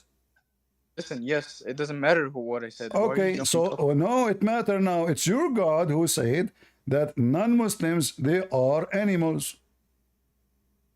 What? What? Don't you see? Listen, don't you know? Why? Don't you know that your God, he said that they are the same animals? You said, everybody heard you. The one, I did not say the Hindus are animals. God, did I say the Hindus are animals? No. Did I say the Buddhists are animals? No. I said why you Muslims are dressing like the Hindus. That's all. Why you are doing your Hajj like the Hindus and the Buddhists. I did not say anything. I did not say they are animals. But this is your book. This is your book saying that non-Muslims are the same as animals. Okay, I asked you a question 5 times. You avoided it, and now you talk about a topic. It's your time now to read for me. Does it say that they are the same as animals? Does it say? That they are the same as animals? Your God, he say non-Muslims are animals, and you are the one who said the one who judge other religion is a racist. Okay, listen. Let's have a genuine conversation. All right, okay? read it. Does it say that they are like cattle? No. I'm telling you. I want to ask you a question. No. You have to read the Quran. Why you don't let anyone? You don't let any Muslim ask you a No, question? I let you. You are the one trying to escape the embarrassment. It's you who mentioned. You said the one who judge other faith is a racist. Everybody heard you. I did not. I am just discussing with you. I did not speak. I did not say anything racist. I didn't say any. I'm an Arab, you idiot. I am an Arab. So what racist? You are an Egyptian. You are the slave of the Arab. My people, they came to your land, they enslaved your mother, they rape her, and they have a baby. His name is Muhammad now. This is the truth.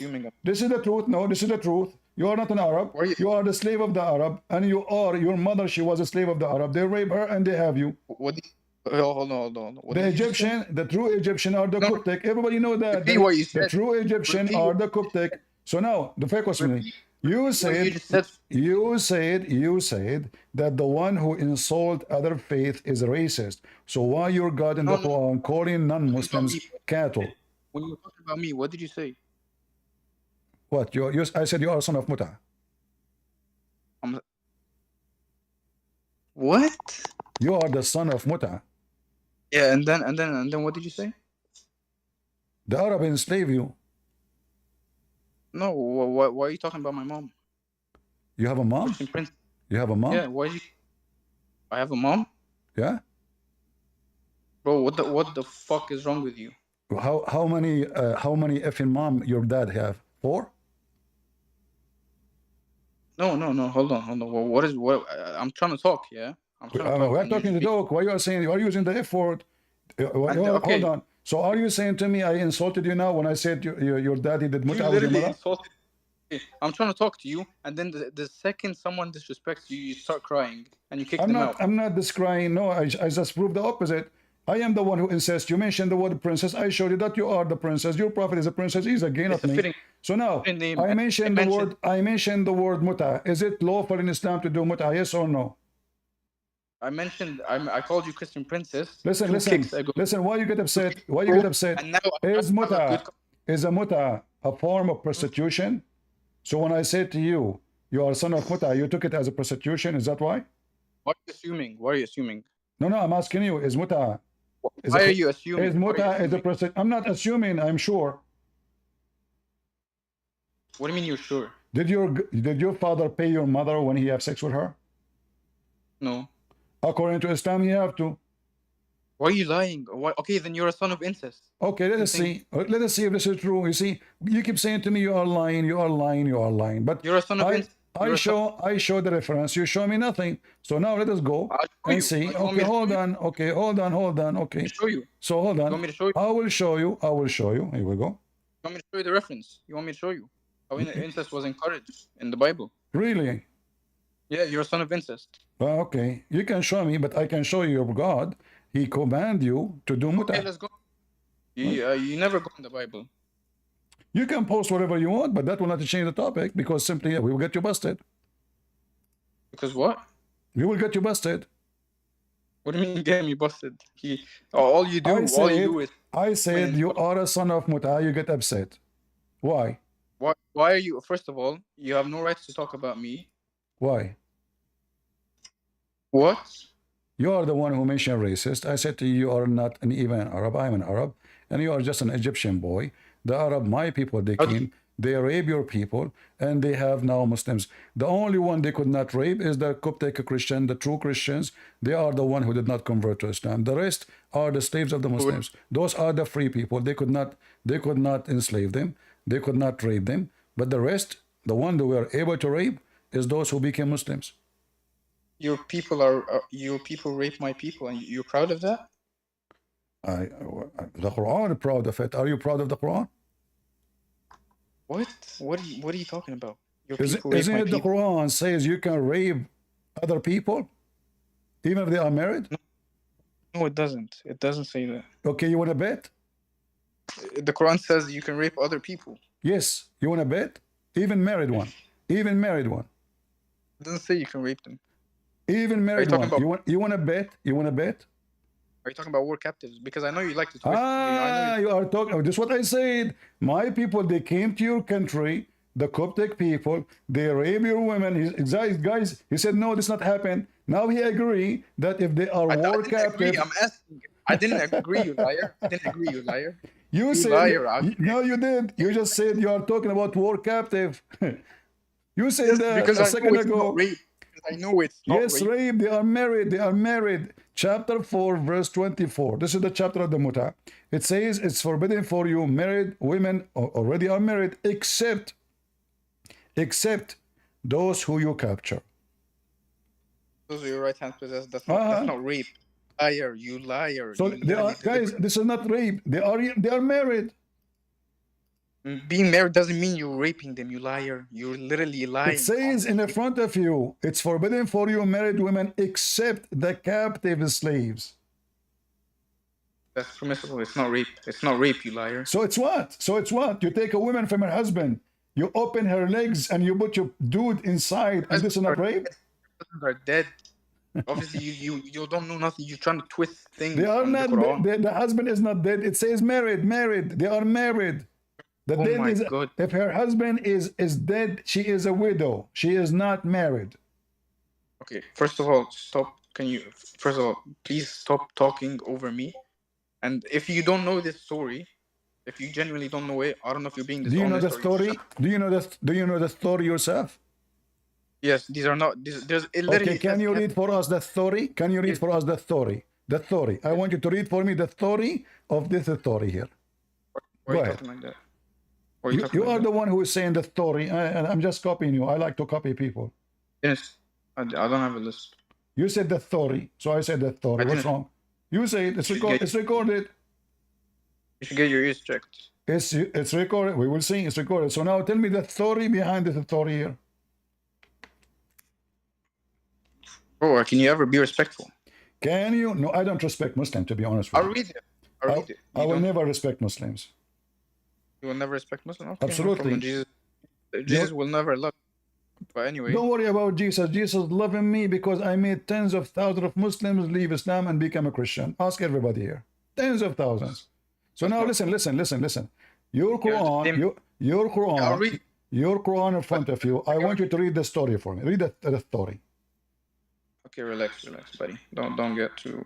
Anyway, you're the same person who said Jesus approves of you harassing a little girl. But let's not go over that because it's embarrassing. Let us talk about this then. Let us see if Jesus approved harassing little girl. Your prophet himself, he have sex with Aisha at the age of 6. Jesus Oh my said, God. the one who hurt the little one, it's better Why are for you? him to put a milestone around his neck and throw himself in the deep ocean. This is what Jesus said. You're a prophet himself. His first victim sexually from the children is documented. Her name is Aisha. Her mother, she was feeding her cucumber up and down to make her a little bit gain weight so she can send her to Muhammad so he can have her. True or no? Why are False? why are you deflecting? What? Why do you deflect? Why are you always deflecting? What deflecting? You said to me, Jesus. What you will say to Jesus? You harass little girl. The girl you're talking about is in the age of your mother, and she is a whore like your mother. And Muhammad, What he married Aisha. hold on, hold on. What did you say? She What is a sex toy like your mother. And get rid of here. Coward potato. The mother of the believer is the first toy. She go to the house of the prophet and she is playing with her toys. This is your mother, the mother of the believers. She was accused of having sex with Safwan. 3 witnesses, they came to Muhammad, he beat the hell of them. And he changed the Quran, he said 4. It was 2 witnesses. Just for the sake to make himself look better. He was afraid if he punished her, Abu Bakr will kill him. He don't dare. He waited for a month before he claimed that Allah sent him a verse. Why Allah need to send a verse after 4 weeks? Because he was waiting to see if Aisha, she have her period now. Aisha now, she is in the age of a period. She is not a kid no more. She was accused of staying with Safwan for 2 nights. He slept with her. 3 witnesses. 3 Muslim witnesses. Muhammad, he changed the law. He made it 4 witnesses. When a Muslim, he came to Muhammad after that, and he said to him, O Prophet of Allah, if I see somebody having boom with my wife, shall I ask him to stay more so I can invite 4 witnesses? He said yes. CP, there's a voice problem. Maybe if you can adjust noise cancellation, or you can try the old trick of leaving and going again. All right. Don't invite anyone to the stage, please. I will invite. Okay. Okay, is my voice better now? No? Yes, now. Yes, Yeah, no? yeah. Okay, hold on. Is my... Oh. All right, is it better now? So far, so good? All right, thank you very much. So, Aisha,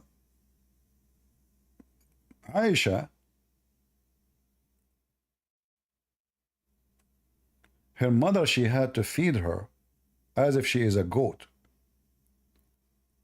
Because she is not only so young, she is so small. And as you see, this is Sahih. Aisha, she said, my mother was trying to fatten me when she wanted to send me to the beast of Allah. When she got married, Aisha, get married, 6 years old, get married. Pervert. The pervert Muhammad. But nothing worked until I ate a cucumber. Now I know why Muslim women, they like a cucumber. Oh boy. I ate a cucumber with date and then I grow plump. The poops are coming. Boing, boing, boing. Like the best kind of a plump. And now Aisha is ready to be sent to Muhammad to rape her.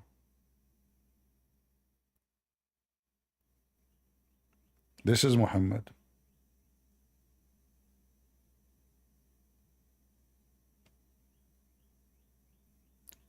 Do we have any Muhammadan who is not silly? So the Kaaba is flooded with the shit, as you say, and supposedly this is holy shit. The Kaaba is a place where people die by thousands, and this is supposedly the will of Allah. The Kaaba is where the cockroaches come from everywhere by massive number. But the Quran says that this is, when this happened, this is a curse.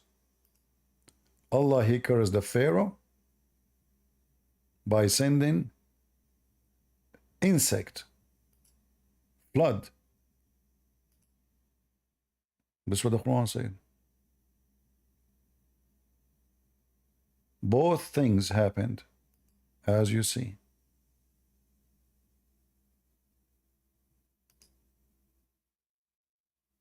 This is a religion.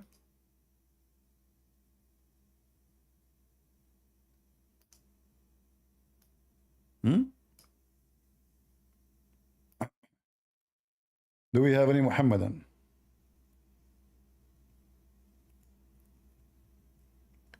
All the sign of curse mentioned in the Quran always happen to the Kaaba. Hello? Go ahead, life. Good. How are you doing today? What? How are you doing today? Is that in English? Yeah, how are you doing? Can you hear me? How you doing? Ah, I'm doing fine. How about you? Oh, Alhamdulillah, I'm doing great. What Alhamdulillah mean? Yeah, Alhamdulillah, I'm doing great. What does that mean? Alhamdulillah. I don't speak Arabic. That's not a question for you to ask me. I just wanted to tell you that Joseph fought Mary. Ah, okay, okay. So the Quran lie. The Quran says that Mary, she is a virgin. So your prophet is a scumbag, and you just effed your prophet by saying that. By saying that, you just effed your prophet. Now we need to get something out of the anus of your prophet. Because according to the Quran, Mary was a virgin. But look like your prophet is a liar, scumbag like you. Okay. Well, the Muslims, they are coming here to boom their prophet and to insult him. I like that.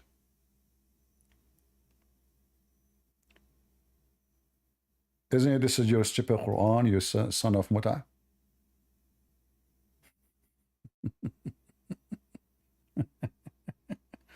So you are saying your prophet is a liar? I like that. Even when you try to insult us, it turned back to you. Do we have any brave Muslim is not a piece of garbage who will keep using filthy language? If you use a bad language, I will return it back to you. Don't try to bully me. I'm the last one you can bully. Never try to bully me. You will never be successful.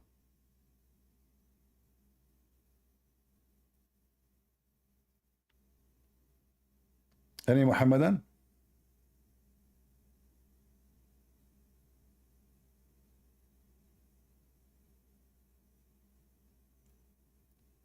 Who is a brave Muhammadan would like to join us? You speak bad language, the language will go back to you. You speak nice, I will speak nice to you. You choose what you want. So now we go back to the Kaaba where people dying left and right. How we can help the Muslims from death of the Kaaba? Any Muslim have any idea? Why the Muslims and the Buddhists, they share the same Hajj, the same clothing, showing the same shoulder, shaving their head, wearing the sandals, everything. And it's haram to eat meat during the Hajj. This is exactly what the Buddhists do. In fact, if you go to any Buddhist temple, you will see that the Muslim prayer is nothing but a Buddhist prayer. Anyone here who live in an area have Buddhist? Who of you here live in an area where there's Buddhists around? Go and check. You can go right now and watch how the Buddhists they pray. It's exactly like the Muslims. Exactly.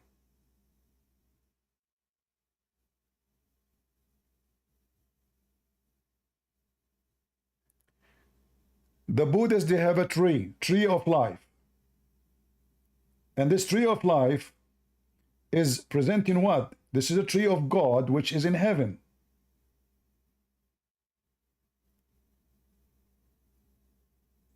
This tree in the Quran mentioned as a tree of Lot.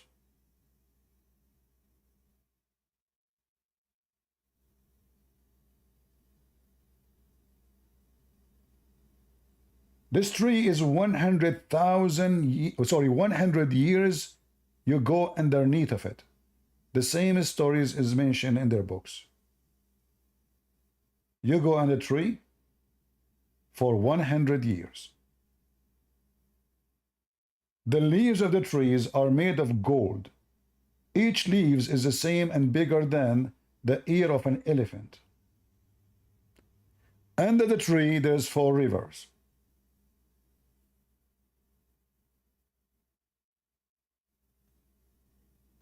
Everything you have is coming from the neighboring countries, India. In case you think that India is too far from Saudi Arabia, you are mistaken.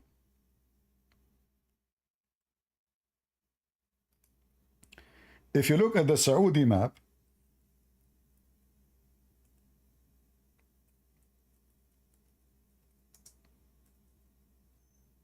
by boat,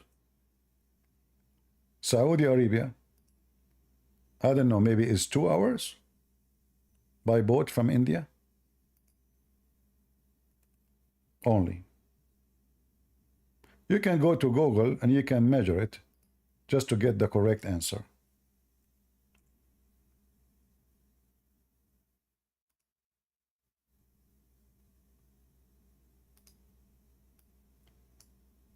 Here, you see here, like now, because you know, India is divided and there's borders, but remember in the old days all those borders are not exist.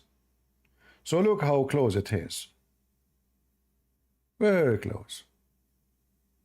And all of us, we knew that a lot of Arab and Persian used to go to India, to China, even all the way to like in the heart of Asia. And the same, a lot of Indian, they come and they bring their spice and their rags and etc. And this is how religion was exchanged.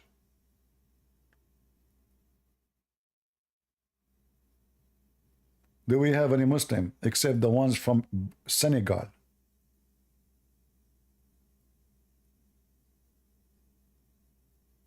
How is Senegal doing? You mean the bully? You said nobody can bully you? What, you run? You are the bully? Yes. Okay, Don't can you bully me and tell me who is Azar? Can you bully you on what? Can you bully me and tell me who is Azar? I don't know what you're saying.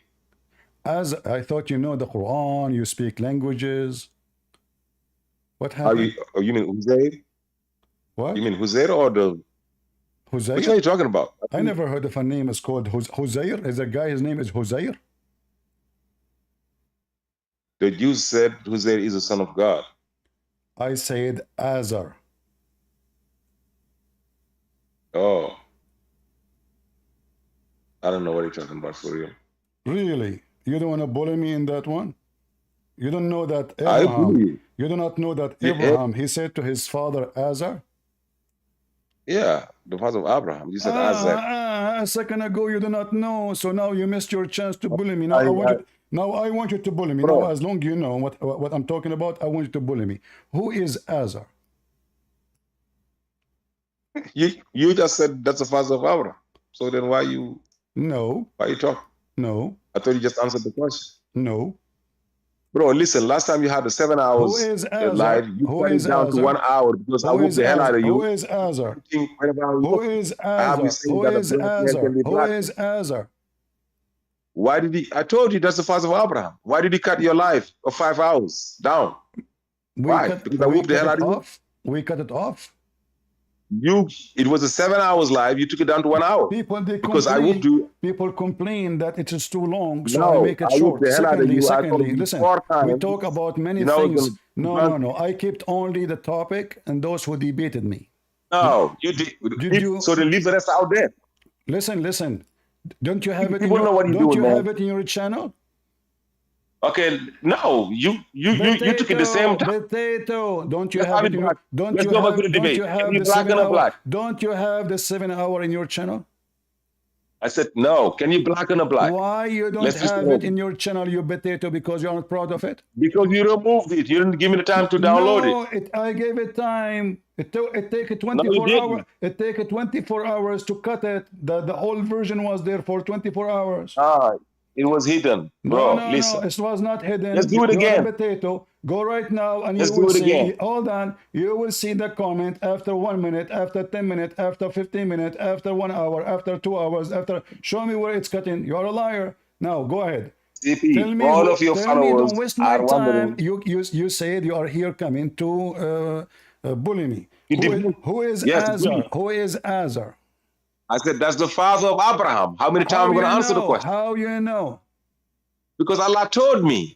What the heck have you? You Allah reading? You told just read it. you, where Allah told you that this is the father of Abraham. Read the verse. What the verse says, can you tell us? You tell me. When Abraham said to his father, something like that. Have you ever heard of somebody says, like, so Muhammad, he said to his father, Abdullah? Why the name is mentioned there? Hold on. If his father is Azar, so Abraham, he called his father by his name?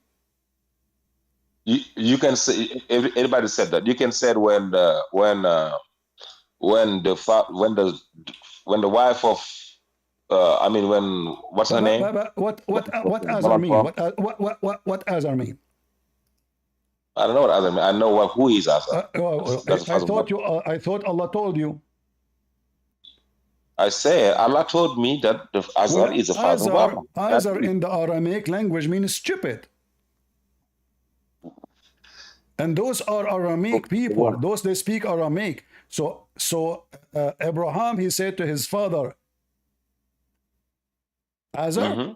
He said to his father, Azar? His father name is stupid. His father name, the name of the father of Abraham is. Show me your proof. The name of Abraham father is stupid. You said in Aramaic, it means stupid. Show me, prove it. Okay, are you sure? Yes. All right. Don't just move the van claims. I told you lying. I'm going to show you. I'm going to show you what Muslims they say. Recitation. I want you to tell me first. Means recitation. Is that the correct name? We can't talk at the same time. Is that the correct name, Azar? What correct name? You can spell it right. Is that the correct name of the father of Abraham? Just spell it right. Is that just the correct name? Right, is that the correct name of the father of Abraham? Yes or no? Yes, sir. All right, here we go. Guys, read with me. Read what? What Muslims believe. Yeah, Aramaic, you said. I will translate the whole page so you don't have excuse to say I don't speak Arabic. Here we go. Let us translate the whole page. You are a certified idiot. And no, the idiot is you. And now don't run. I want you to record this, because what if I don't? You're gonna run? No. I want you. You don't go to a translator. You go to a dictionary. You dummy. You dummy. Sure, go to the dictionary. This is the dictionary. This is the dictionary. Yes, this is the Arab dictionary. This is the Arab dictionary, and this is the scholars. This is the Arab dictionary, and this is the scholars. Now listen. Arab dictionary. Translating. Blah blah blah blah blah blah blah blah blah blah blah blah. Translating dictionary. According to the major number of the scholars, the name of the father of Abraham is exactly as it is in the Bible. Is that true? It didn't say it in the Quran. Here we go. You're lying on the Quran. Shut up. It's in front of you. Show me where it says that the name of the father of Abraham is the same thing. This is the opinion of most scholars and commentators. Indeed, Al-Zajjaj said, there is no disagreement among genealogists regarding the name of my father Ibrahim being Terah. Get out of here. End quote from Mawani al-Quran 2/265. According to the majority of the scholars, the true name of father of Abraham is Terah. Do you see it? This is the correct name in the Bible. So the Quran is the book of the stupid and the stupidity. The stupid Muhammad, he copied from Aramaic that Abraham, he said to his father, stupid, you worship idols? So the stupid Abduls, they say, oh, because this word is a strange word. They thought this is the name. But Abraham was saying to his father, stupid, do you worship idols? So the stupid Muhammadan, they thought that the word stupid is the name of the father of Abraham. When I say stupidity is amazing, you have to believe me. And now it makes sense, right? It makes sense. There's nobody will say to his father, nobody will call his father by his name. This will be disrespect. And there's no way to say his father Azar. Do you have other father? Do you have like two fathers? So he said to his father, stupid, do you take idols as gods? And as you see, this is the Muslims. This is Rashad Khalifa. Maybe I should go to Rashad Khalifa too, so we can laugh together. Where is the, hold on. Here we go. So here, the majority of the scholars agree that the true name of the father of Abraham is Terah, as it's mentioned in the Bible. The only one disagree is Al-Qurtubi. And here it says, and this is Ibn Kathir, all the biggest scholars of lineage, they mention that his name is Terah. Who's saying that? Let's go back here.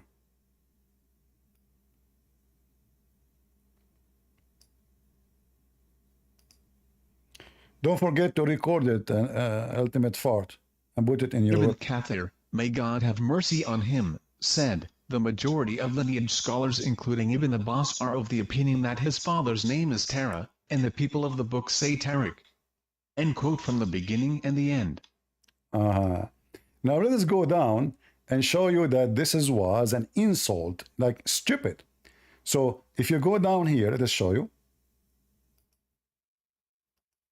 You are talking to your masters, your boy. You're finished.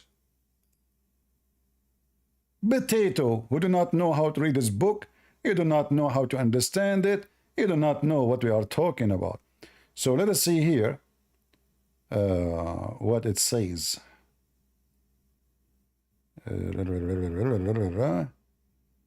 Okay.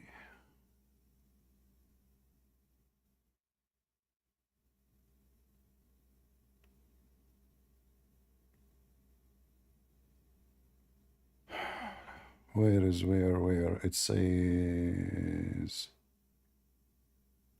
and look how the Muslims are so confused. Look at this. Some of the scholars, they say that Azar is the name of the idol. Some of them stated that Azar is the name of an idol. The Muslims who do not know languages, they are stupid like their prophet. They are trying to find what the heck does this Azar mean. Mujahid said, what Mujahid said? Let us see.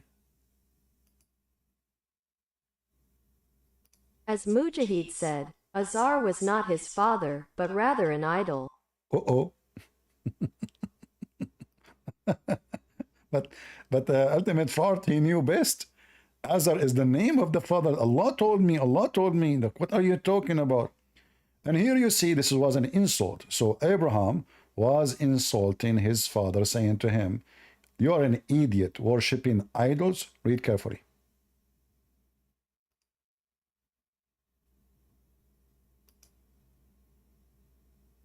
Others said, it is an insult and a defect in their words, and its meaning is crooked, as if it was interpreted that he criticized him for straying from the truth.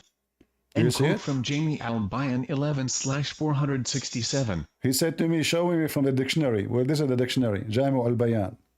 Potato. You want to bully me, Ultimate Fart?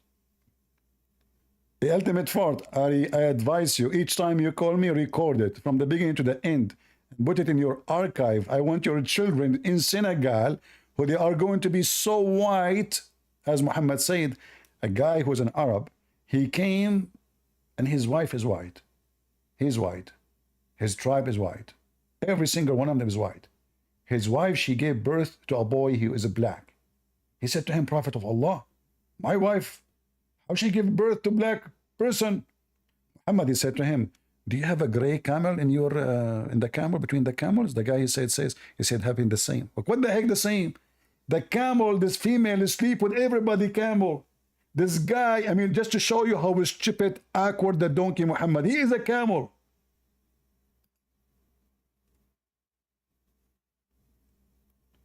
In the case of the camel, you idiot, the female camel have many partners. This guy, he have a wife. She is not a camel.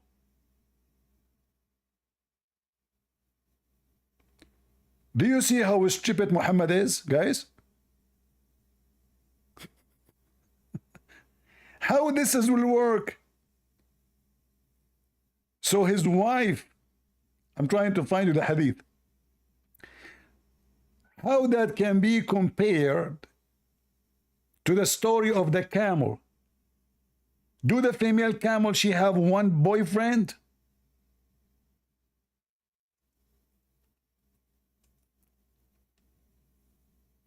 Obviously, the guy, his wife, she is sleeping around.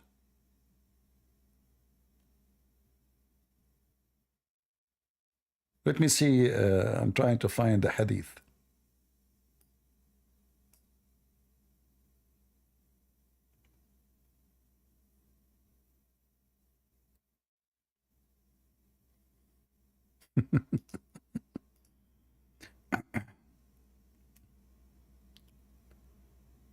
Oh boy.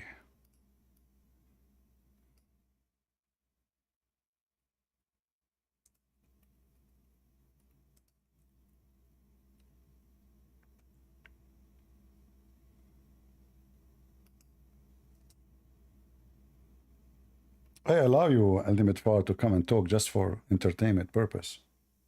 Otherwise, you are not qualified even to talk to a cat. You're an idiot.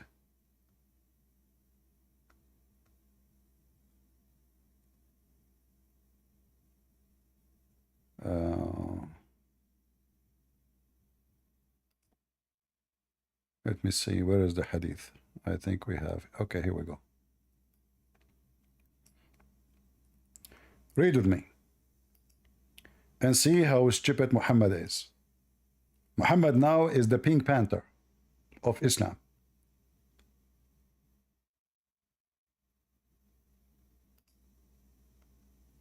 And this is a very authentic hadith, al-Bukhari. A man, he came to the Prophet and he said, "Oh Allah Messenger, a black child has been born for me." The Prophet asked him, "Have you got camels?" The man said, "Yes." The Prophet asked, "What color are they?" The man replied, "Red." The Prophet, he said, "If there is a gray one among them?" The man replied, "Yes." The Prophet, he says, "Whence come that?" He said, "Maybe it is because of heredity." The Prophet, he says, "Maybe your latest son has the color because of that. But this is a camel sleeping with everybody. This is a tribe. There's no black between them.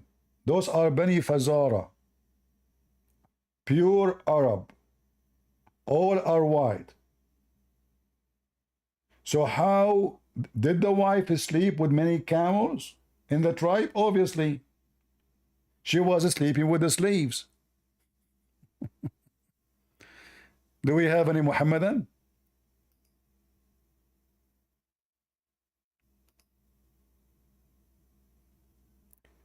This is what happened to you if your wife, she is sleeping around. If none of your children is Asian, I mean your family, sorry. Your grandfather is not. Your grandmother is not. Your uncles are not. How your son will be Asian? It's impossible. Same for a black. If the whole tribe are white, the wife is white, The husband is white. The father is white. Her father is white. Her mother is white. His mother is white. His grandfather is white. The whole tribe is white. So how the boy is black? Muhammad, he explained to him the same as what happened to the camel. But that means the wife is sleeping around. This is how the camel, she can have a baby who is not the same color as the parents or the mother.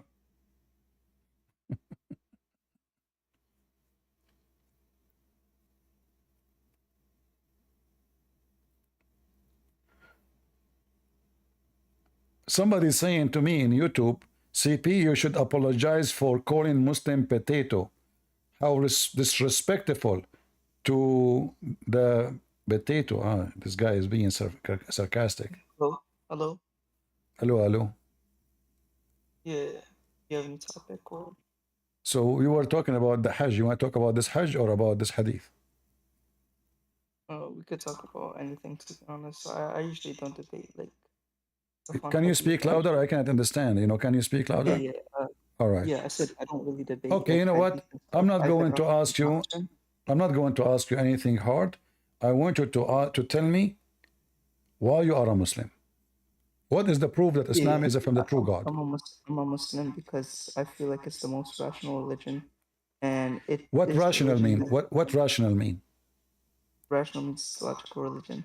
I like logical. Guys, he said logical. So is it logical that the man is white, his family are white, his parents are white, his tribe are white, and the boy is black? Can you repeat that again? I'm sorry. You said Islam is logical. I said to you what rational mean. You said logical. So is it logical that your wife is white, you are white, the parents are white, the whole tribe are white, and the wife, she gave birth to a boy, he is black? I mean, why not? If, for example, let's just say there's like a whole black family, and let's just say there is what? There is what? There is what? There's like black. Can you not hear? I said, for example, there's a whole black family, and they're all black. The mother is black, the father is black, and the whole like bloodline is black, for example. And then the kid ends up white. Wouldn't that kid become albino? Wouldn't that still be logical? The boy, so the whole family are black, but the boy is white? Yeah, the boy ends up white with a lighter color. How that happen? Is that scientifically true? Yeah, you never heard of people with albino? What is that? You never heard of albino before? Albino? Yes, it's the mutation. You don't know it? Yeah, but okay, so the is totally white, he have feature of white? Yeah, he has like a light color, a white color. Does that happen only in the case of black people giving birth to a white boy, or this happen in every scenario? I mean, it can happen in any scenario. You don't know. Okay. The burden of proof is on you. The one you are talking about, I just searched. It says a rare inherited condition that cause people or animal to have little or. But this have to be from still, they have to have somebody from their grandparents who have the same color. It's not something will happen from the middle of nowhere. Also, huh? wait, so, is there like any evidence for that? Well, those are Arab, those are Bani Fazara. They are not black.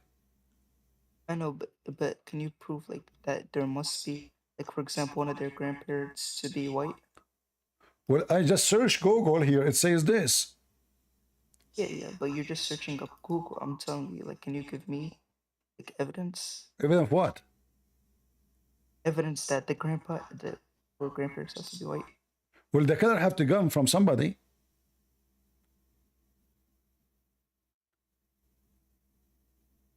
The color have to come from somebody, and not only the color, it have to be the feature. So the feature of a black person is not the same feature of a white person. It's not only the color. The hair, the eyes, the lips, the nose will be different. It's not just the color. Hello?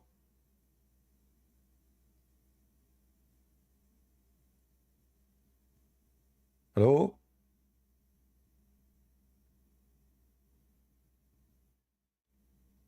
And this is not. This is kind of illness, to happen, the one you mentioned, but doesn't happen. You know, this is a very, very, very rare, and this is kind of illness. There is something wrong. Are you there? I'm back. Plus, the example you gave to me is false. Why? Because your prophet, he mentioned why it happened. Your prophet, he mentioned why it happened. He said, don't you have red color? This is not an illness or like something. This is something about you inherit from your parents, from somebody in your family. That's what your prophet is saying. Wait. First of all, Chris, I have a question for you. Can you define? Because me personally, I don't know what it is, and I think you're more intellectual and you're far outsmarter than me. So can you define heredity for me? Heredity, the word in the hadith. You find what? Heredity, the word in the hadith. The prophet said, maybe your latest son has this color because of heredity. What is heredity? You tell me. I don't know. I don't speak with English. What heredity mean? I don't know. You're more knowledgeable than your No, scholar. I don't read it in Arabic. I read it in Arabic. I don't read it in English. Okay, can you read us for Arabic? Because you're In apparently Arabic it says نزعه هو عرق. عرق is lineage. What? عرق is lineage. Like lineage? Lineage, okay. Okay, what does that mean? I'm just a layman. So the prophet here is claiming that somebody, you know, he's giving an example between red camel. He said, do you have camels? He said, okay. He said, what the color? He said, red. He said, there's one of them is a gray. He said, yeah. The prophet said, how this happened? He said, maybe because it is the you know, like from the, you know, the mix, the mix. Yeah, but here there's no mix. This guy, this is why he's wondering if he have in his family people who they are black, he will not be wondering. Wait. So question for the prophet and said, "Oh Allah's messenger, a black child has been born for me." The prophet asked him, "Have you got camels?" The man said, "Yes." The prophet asked him what color are they? The man replied, "Yeah." The prophet said, "Is there a gray one among them?" The man replied, "Yes." The prophet asked, "Whence come that?" He said, "Maybe because of your lineage." The prophet said, "Maybe your latest son has the color because of." Yeah, I truly don't understand this hadith, to be honest. You don't understand? You don't Can I understand? say something? Yeah, go ahead. Go ahead. Say something. Yes. So apparently, this hadith would not make any sense because only two, like you were saying before, two black people can make an albino, but you can't find two white people making a black person. That's impossible. So definitely, Muhammad was saying something incorrect in this case. Oh my God! No, really? Wow. Yes, look it up. You could actually look it up scientifically. There's no way two white people can make a black person. It's only two black people that can make an albino.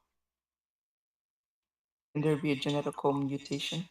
And the albino is not this is not like I mean even this person who is born from black people, he would have their feature, even though he have white skin, but still he is a black. He have their feature. He would have the same lips. He would have the same nose, etc. This guy is totally African. So how this why this he did not say a little bit dark. He says black. If we're bringing up this topic, I have a question. What, like for example, me, why should I be a Christian? Can you speak louder? I have hard time to hear you really.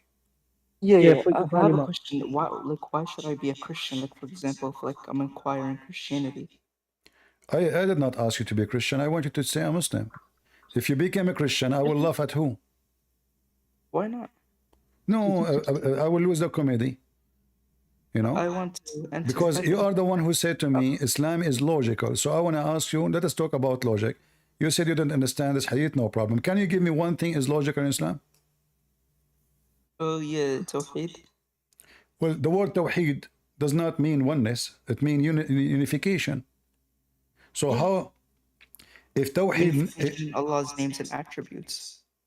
What? to unify Allah's names and attributes, Isma'ihi wa Sifatihi.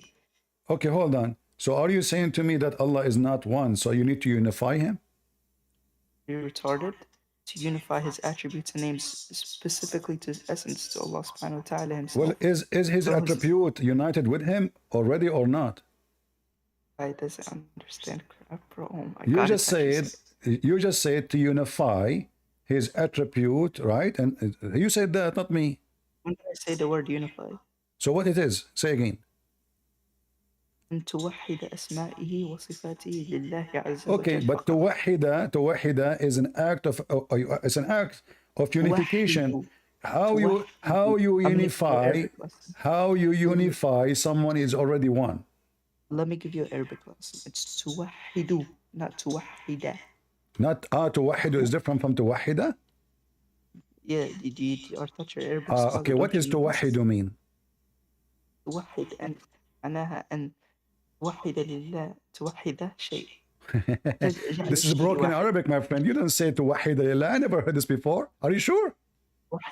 توحد معناها جعل Can you الشيء show me a sentence written in Muslim book? It says توحد لله. What? Can you show me this sentence in Arabic? You said توحد, not توحد. Remember, توحد لله. Can you show me that?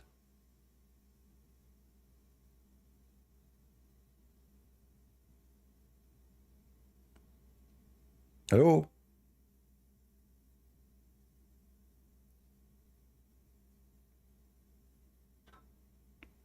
Are you there? Which book it says توحد لله? In scholar works. Can you show me the book? Possibly, have you ever read that before? No, I never read this. I'm going to learn from you. Remember, توحد لله. توحد لله. Show me.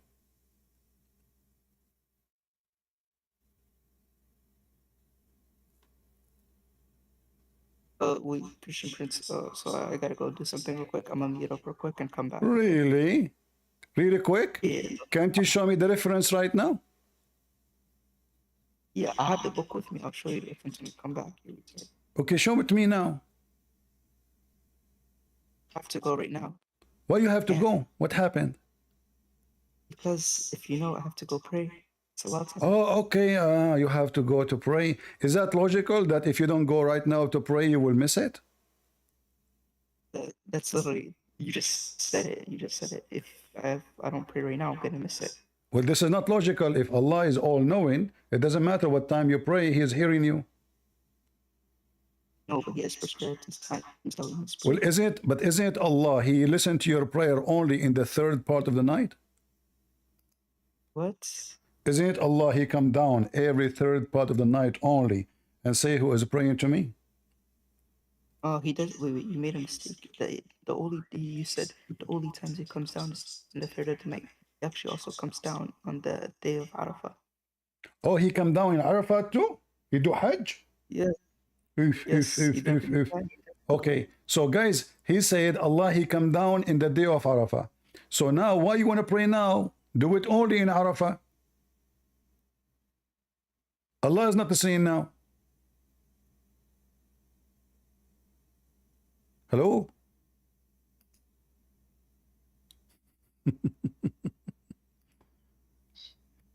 Islam is logical.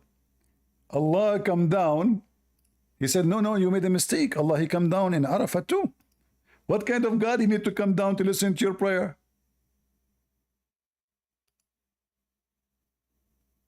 Christian Prince. Are you there? No, I think the other guy might be gone. Okay, go ahead.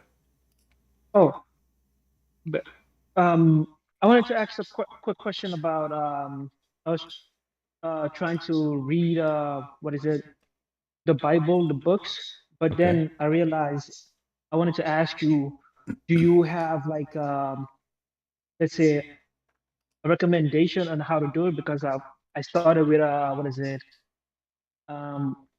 I think the one with Paul, I think is Collision. I don't know the name of it, but listen. I started with in order to Paul. learn, in order to Collision, yeah. let us speak about the Bible as if it is, Just an example. Let's say you want to, like, you just get something new in your house and have many parts and many things you need to put together. So where do you start first? I started with Paul book first. I think. No. I'm talking about, let's say you bought a table or a machine.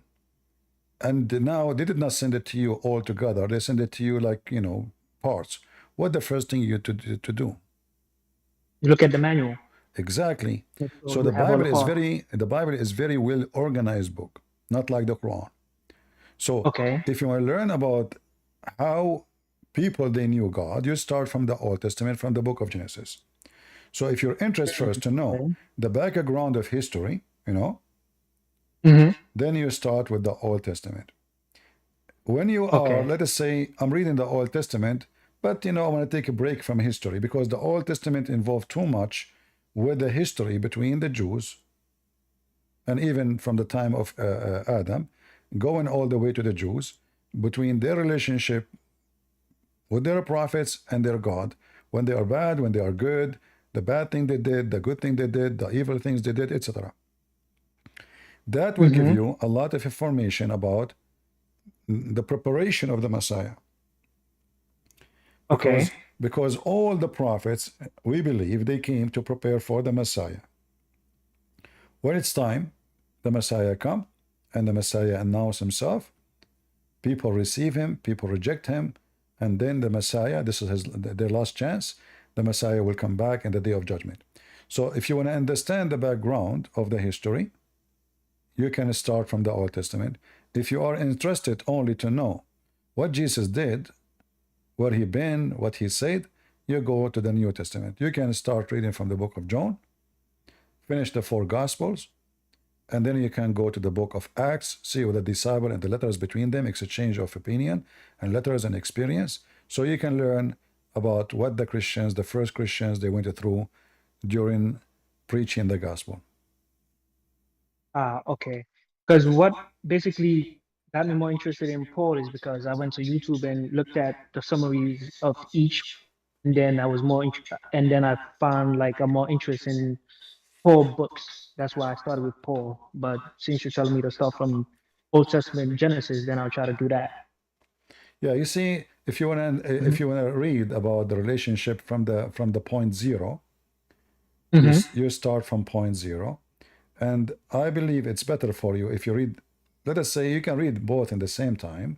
Like when you feel like, well, enough reading today about history, tomorrow I'm going to read from the book of John. So you read here little, and maybe you can even do some study because some, like we have many websites, they explain to you the connection. Like sometimes Jesus, he quote something from the Old Testament. So if you are reading, you do not know that this is a quotation, you might not get the meaning correctly because you don't know why he is mentioning this. Yeah, but there's a connection. So it's good to know, you know.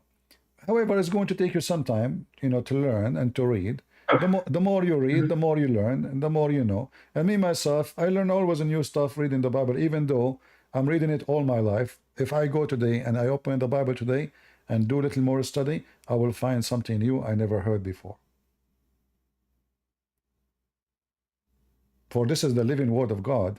And same time, my experience with the Bible is that the Bible is not a book written thousands of years only before us, but it is a life story we live today, which means this is a book never die. You will find things the Messiah mentioned 2,000 years ago. It's exactly what's happening to you today. It's not like the silly Quran saying stupid things. God knows what they mean. As you see, they are so confused. Here, this is really stories. This is why Jesus, he spoke in parable. So those parables, they can live with you. And the book and the word of God and the wisdom of God never die. For all those, they fit with our life. Even today we have computers, we have rockets, we have airplanes, we have internet. Still, those stories go hand by hand with our life today. Okay, I see. Like you can go and read the Bible, you will find not a single story Jesus mentioned in the old days. It does not go with today's stories. If we go and do the same with the Quran, we'll find none of them fit with our life today. Like, yeah, Muhammad having fight with his wives. What the heck is that? You know.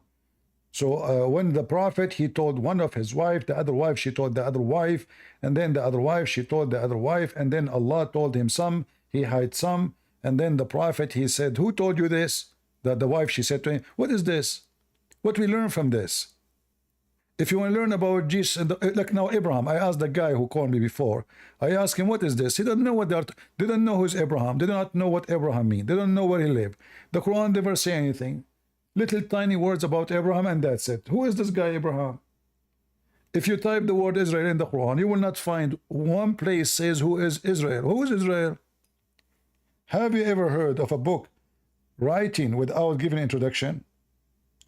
I can say, well, you know what?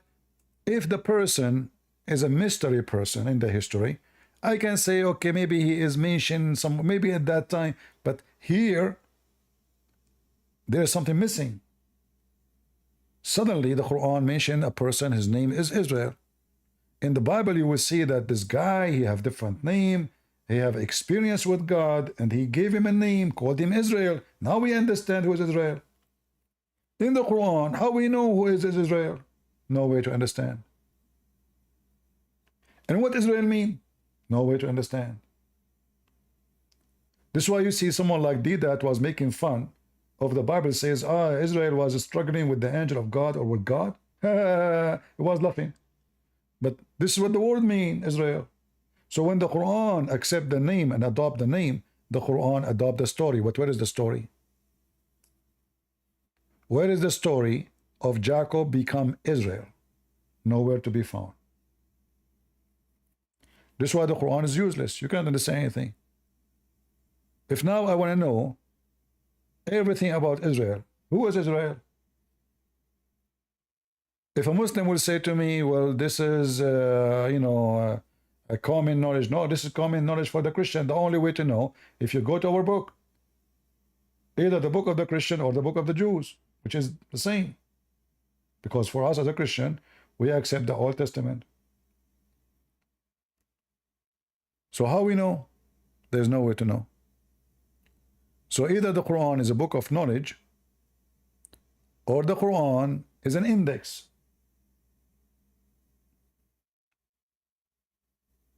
Christian Prince, what is it? I don't know, maybe if you ever use this argument with Muslims, don't you think like the Quran is just maybe like music? So if you notice, like some of the stuff doesn't make sense because it's when you're singing it, it sounds good, but it's not even required, but it's just to make it sound good. My friend, Just if you imagine you're praying, right? And you're using the surah with Muhammad, about his wife fighting over him. Like, what is the point of you praying and then that's what you're reading before you bow? Does it even make sense? do you know the story of Al-Sheikh Al-Uraifi? No. Well, this guy is a very famous sheikh. He was invited to do da'wah. And on the stage, let me find the video. On the stage, he asked for a volunteer, and he want to show everybody. He want to show everybody how the Quran is miraculous. How? So he said, I'm going now to sing two phrases. One is a true Quran and one is a false Quran. And let us see what will happen to this French guy who do not understand Arabic. So he made up Quran and he sang it the same as the Quran. The French boy, he said, well, I like the second one, which means the false one. So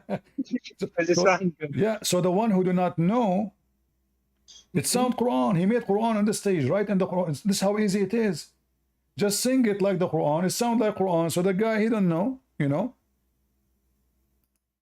ما يقدر يفرق. ذكر رحمة ربك عبده زكريا، هذه الجملة الأولى. وجلسنا معك وأنسنا له. طيب هذه الجملة الثانية. قل له هل شعر بفرق بين الكلامين؟ Sadly, they cut the video. Let me try to find the original video so we can laugh. Yeah, they cut the video. This is not the whole thing. So anyway, he sang the whole thing like he make it sound like Quran. And it sound the same. It sound the same. If somebody, even the one who speak Arabic, if he is not, yeah, he will not notice really because it's the same. And both of them, they have no meaning, you know. So he asked him which one you like more. The guy, he said the second one, which means the fake one. So singing the Quran, you know, they created an art of singing, like how to extend the letter, how to stop, how to go with higher. But all of this is just to copy the Christian chanting. The Christian, Muhammad, remember, Muhammad, he did live between the Christians and the Jews. And both of them, they sing their books. Yeah, like the Ethiopian Christians. The Aramaic, the Orthodox, everybody, they do, you know, like in our churches, when I was a kid, this is always what they do. Actually, I found the video, hold on. I found the whole video. This is the video. They asked for someone volunteer. Very, very, very embarrassing.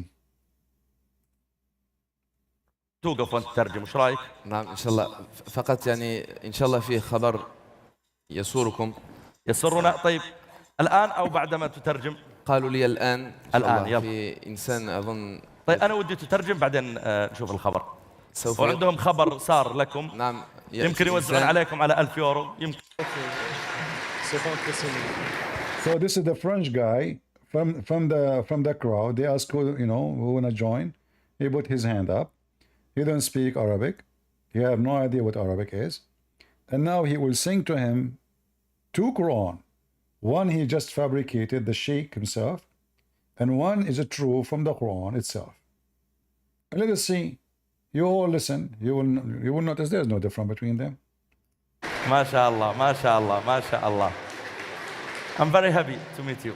I'm very happy for this news, ما شاء الله. الحمد لله. Il est heureux que tu aies pris cette décision aujourd'hui. C'est une bonne nouvelle pour lui.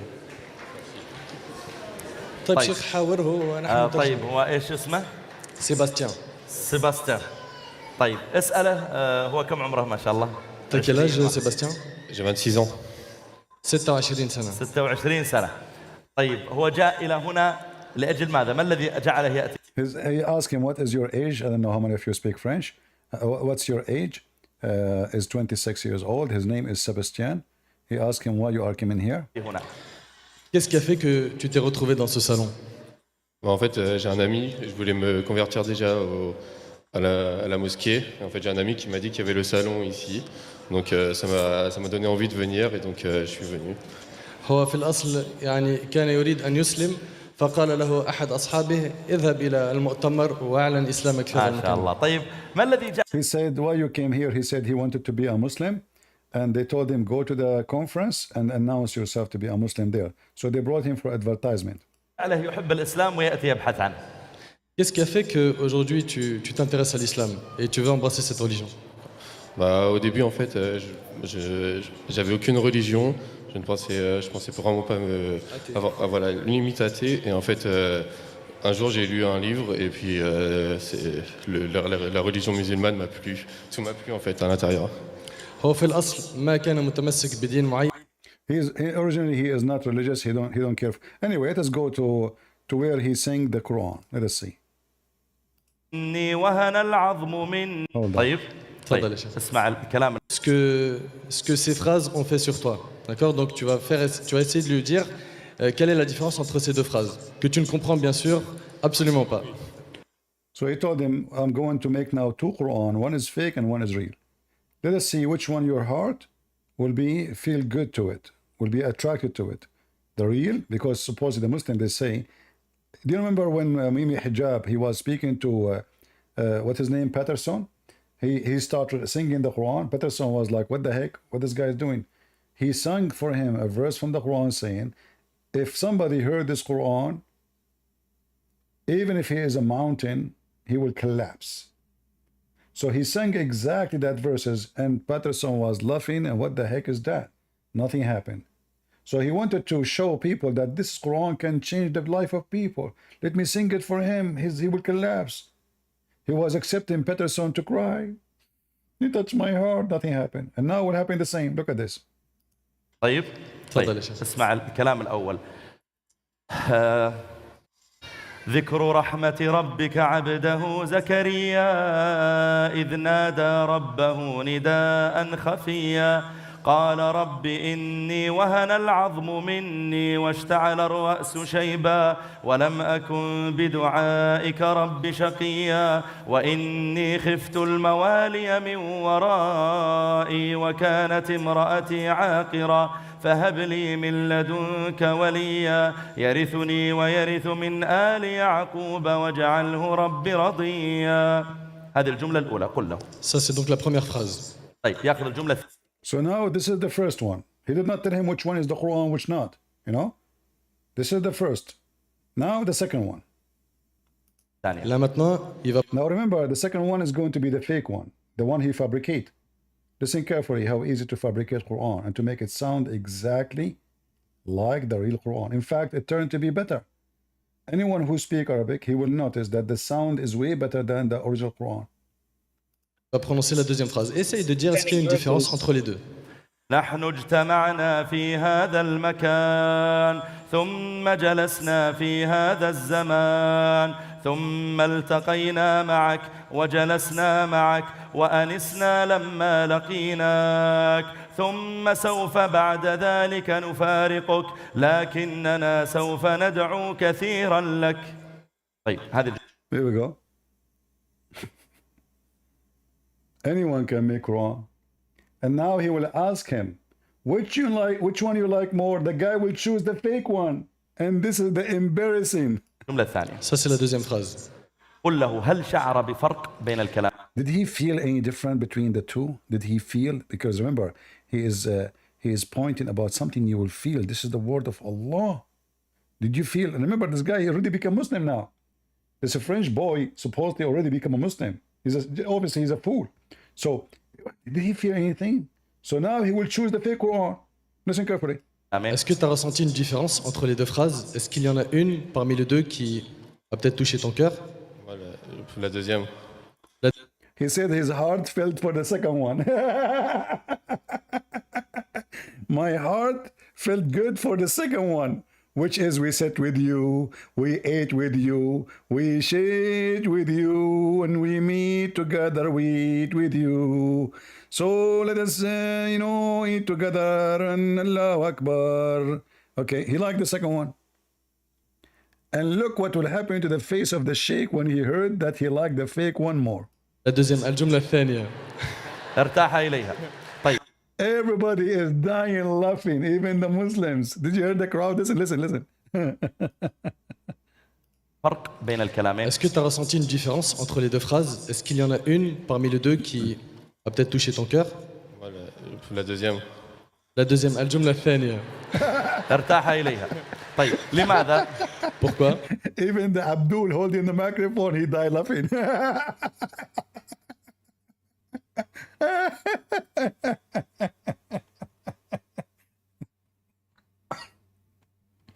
And look how silly, how stupid they are. I mean, the guy don't understand anything anyway, So even though, because now he is singing it, and this is what they do.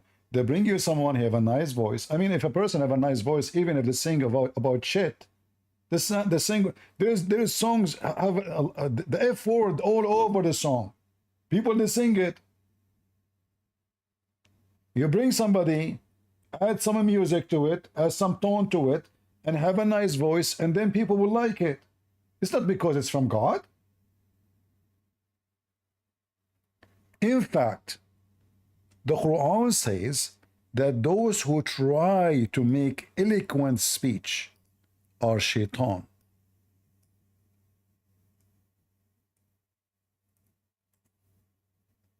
Can you believe it? The believe Quran it. says, yeah, the Quran says in chapter 6, verse 112, those who try to make adorned speeches, it is a speech of delusion and deception.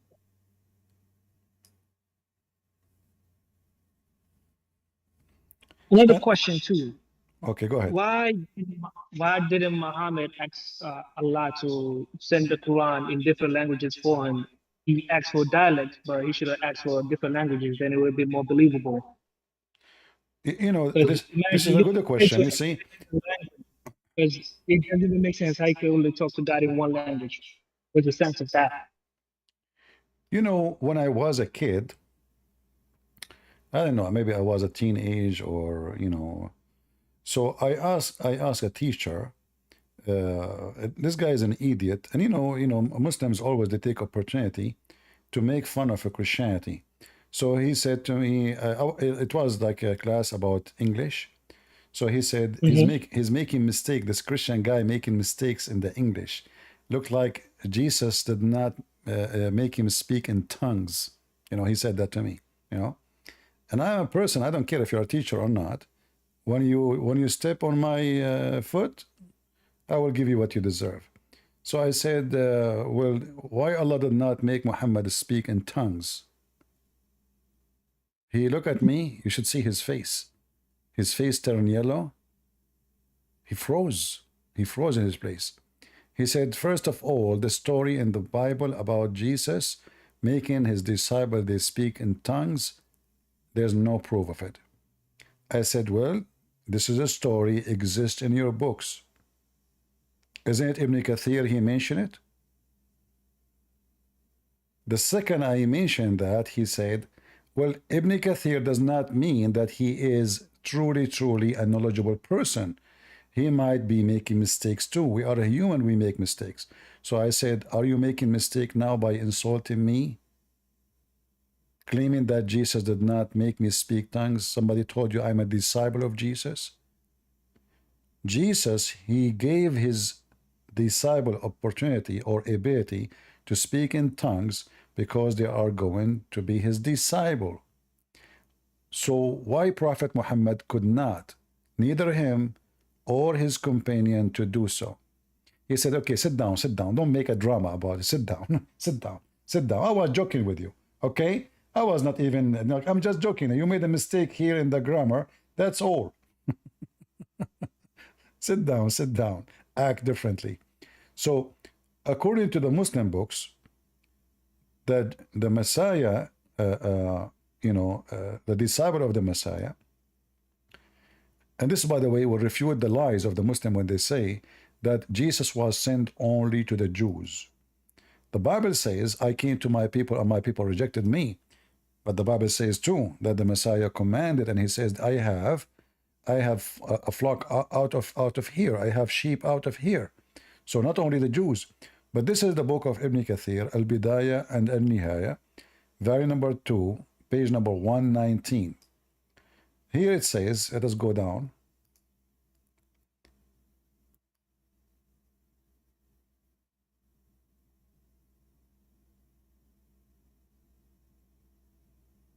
Let us translate.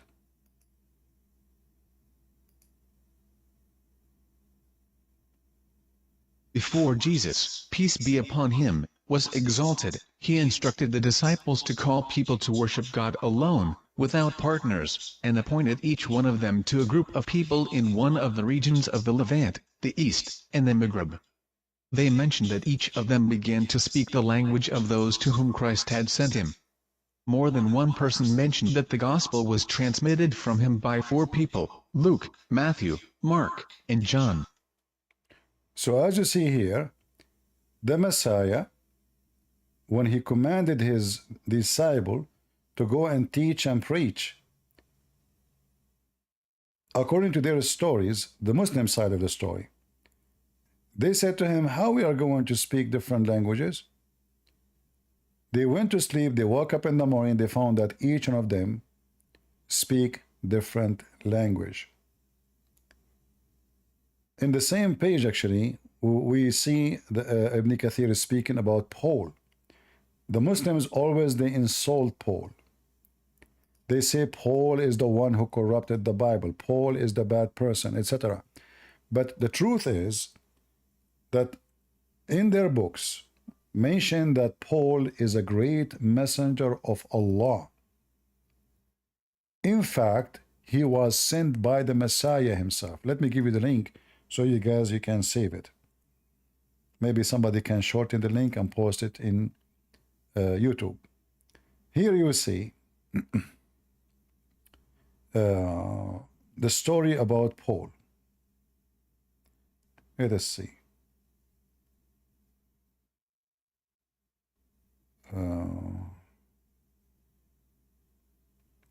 Let us translate from this part.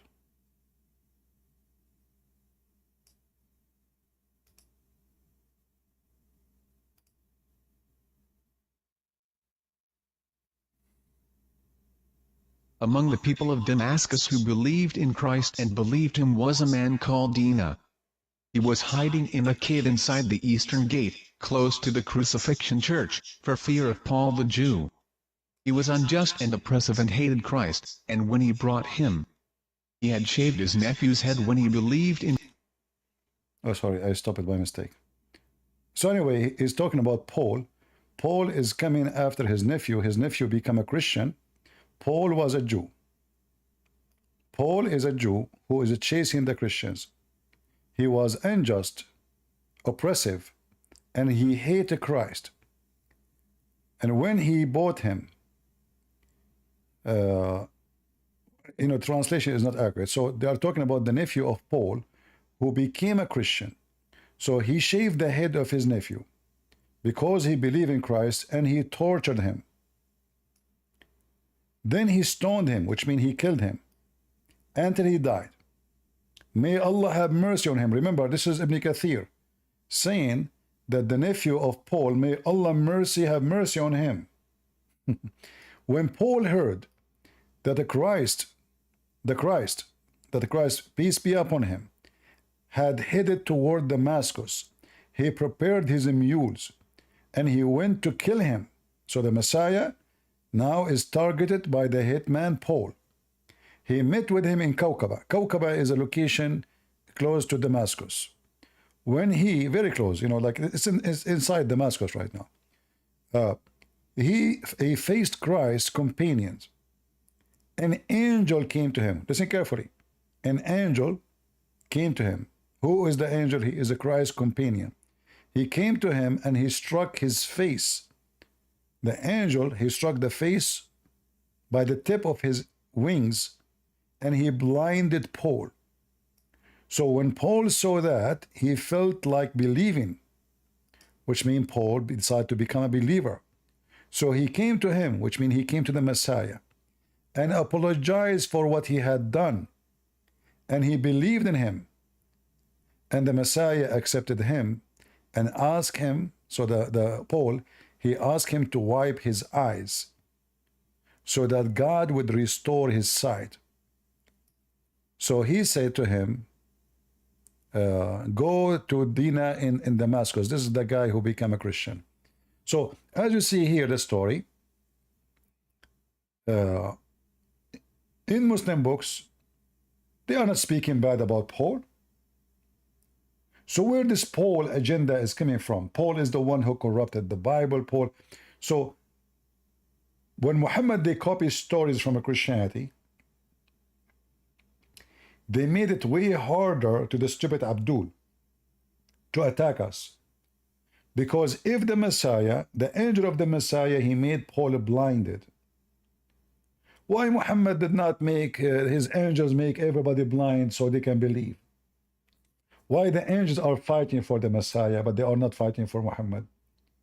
Why the Messiah can give Paul his vision back? And why the Muslims attacking Paul? In chapter 36, verse number 14 in the Quran, says it clearly that the three messengers are sent by Allah, and Allah is stringing them by the third, according to the Muslim books, including Ibn Kathir. That was Paul. So for us as a Christians, we see that Islam is based on copying other people believe. There's no religion. Islam is not a religion. Islam is a collection of many religions: Hindus, Buddhists, Christians, Jews, you name it. Hajj from here, pilgrimage from here, black stone from there, ablution from here, singing the Quran from there, verses about Abraham from here, verse about Jesus from there, and then we make a new religion. And even Muhammad, by the way, he never had even fasting. When Muhammad, he was trying to make a religion, first time he heard about fasting is when he came to live between the Jews.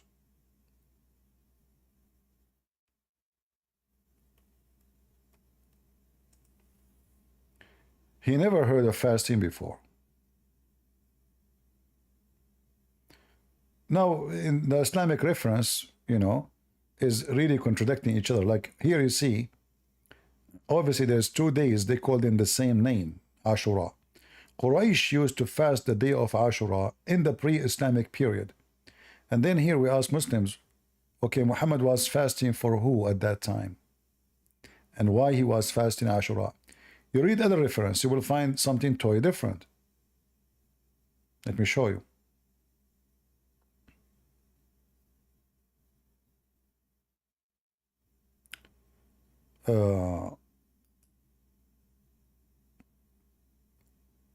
Here Muhammad is coming to the people of Medina, who they are the Jews.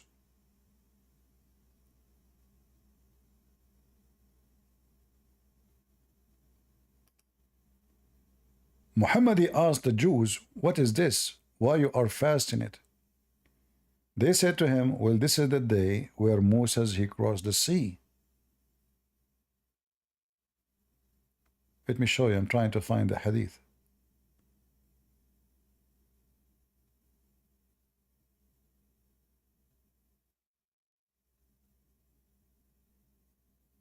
Where is the hadith?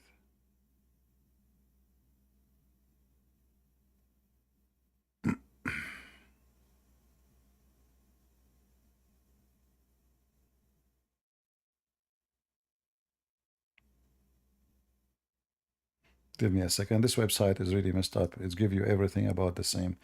Let's see. Let me find the exact. Yes, I noticed whenever you try to search for something, it gives you all other results except for the one that you're looking for. It's okay, you know. I mean, sometimes it works even for our benefit because we find something is important to by mistake. Let's say, you know, even though it's not what we are looking for. Okay, Shura.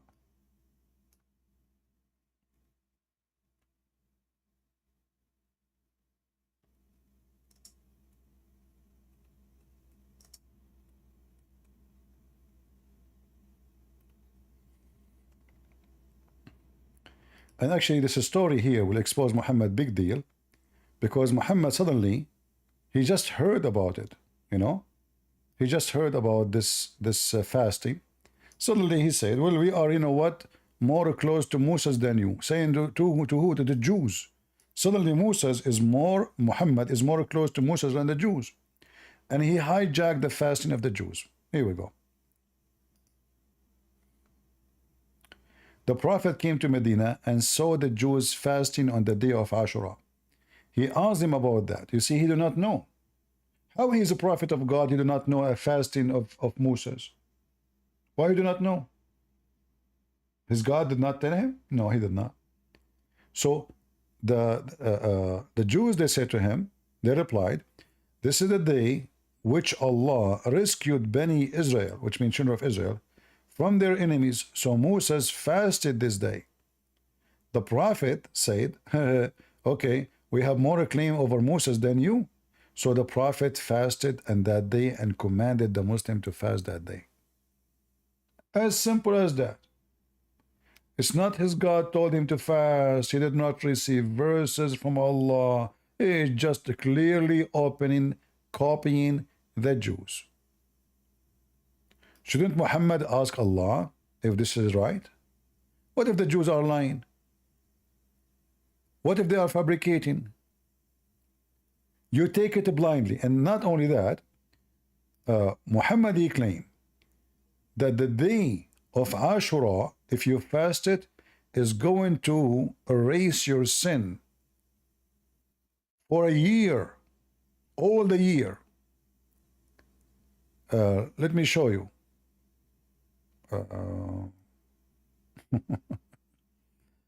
If we go here,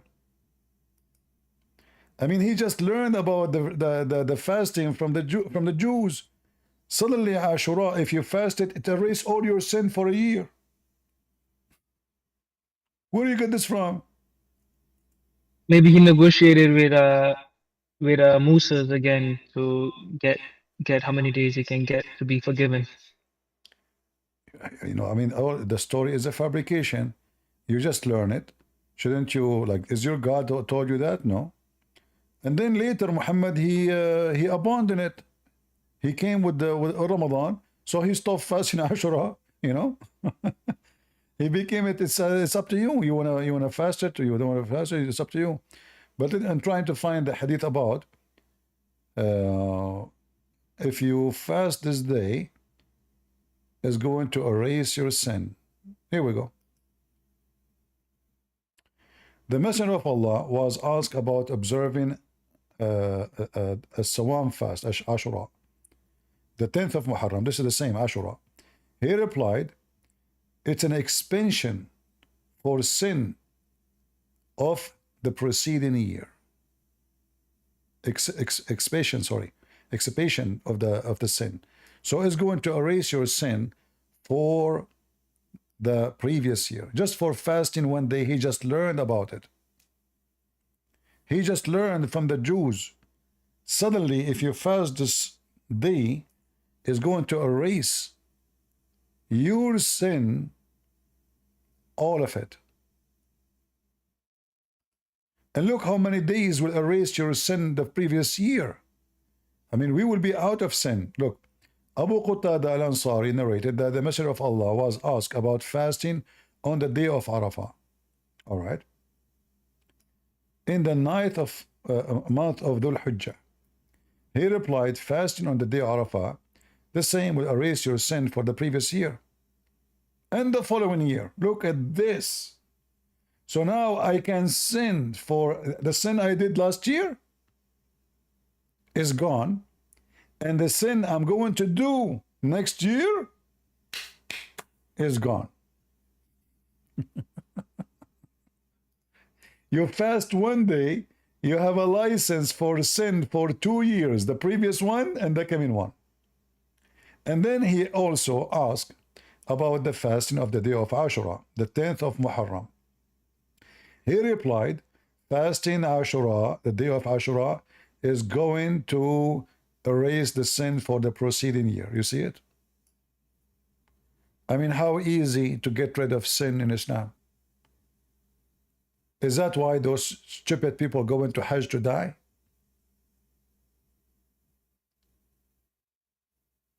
But another thing also, whenever you ask them that, they always say, "Oh, is just because your sins are forgiven, you can still go to hell," according to them, because it is still based on if you are forgiven on the day of judgment, which is I'm not understanding. What is the point of what is the point of not being good if it's not even up to you to do good to go paradise? Exactly, because they believe in destiny. So being good, being bad doesn't make any difference. Same time, forgiving sin. If this is not your sin, if Allah forced you to do it, this is not your sin. Plus, all of those erase our sin. So where is sin? Is this guy encouraging us to do sin or encouraging us not to do sin? Obviously, he's encouraging us to do sin. If somebody says to me, if you fast tomorrow, there's one day a year, you fast it, the sin of the previous year and the sin of the coming year is gone. What I will do? I will do anything. It's erased, it's gone. The previous year and the coming year. You have 2 years of unlimited sin supply to do, and you are Not going to be question about it. Just because you fasted, you did not eat for a few hours. Is that a religion? This guy just making fun of them. He come with rules, he just a satanic person, mentally ill too. Imagine if in Christianity we believe if I fast one day, that will erase my sin to the coming year. That is satanic. How that will erase my sin to the coming year?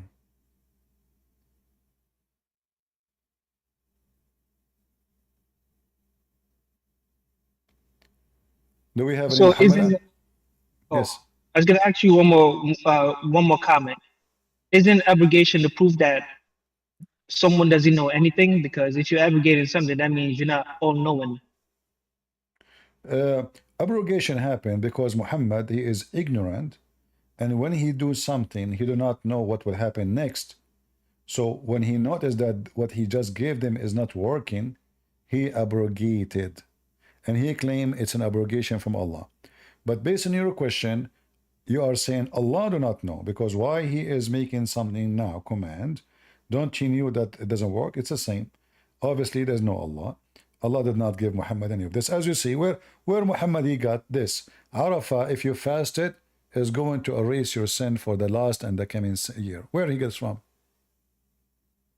Shouldn't the Muslim ask Muhammad, where you get this from? This guy, he create rules as he wish. He create religion as he wish. He forbid, he allowed, he forgives sin. That's it. Just fast. And what fast? Fast is just not to eat for a day.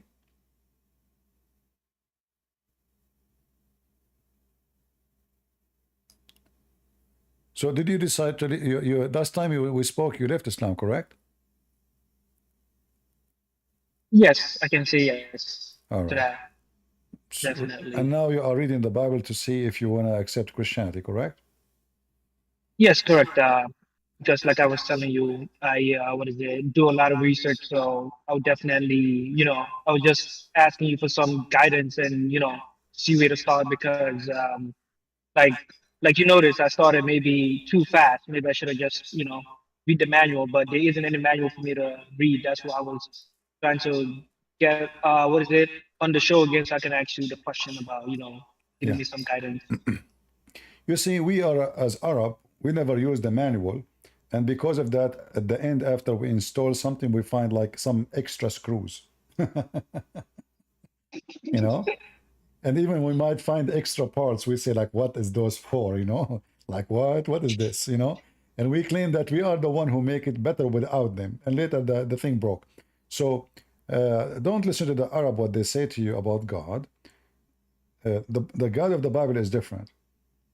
Our God is about personal experience, which means when you are reading, you will choose what you like to read because of what you feel like you like. It's not about necessity you have to read this page and not that page, or start with John, not with Mark. No, you open whatever book and you start reading. You don't feel like you want to continue, you stop. You open other one. I like it here more. Maybe in here it's more clear for me than the other one. Maybe this one preparing for the other one.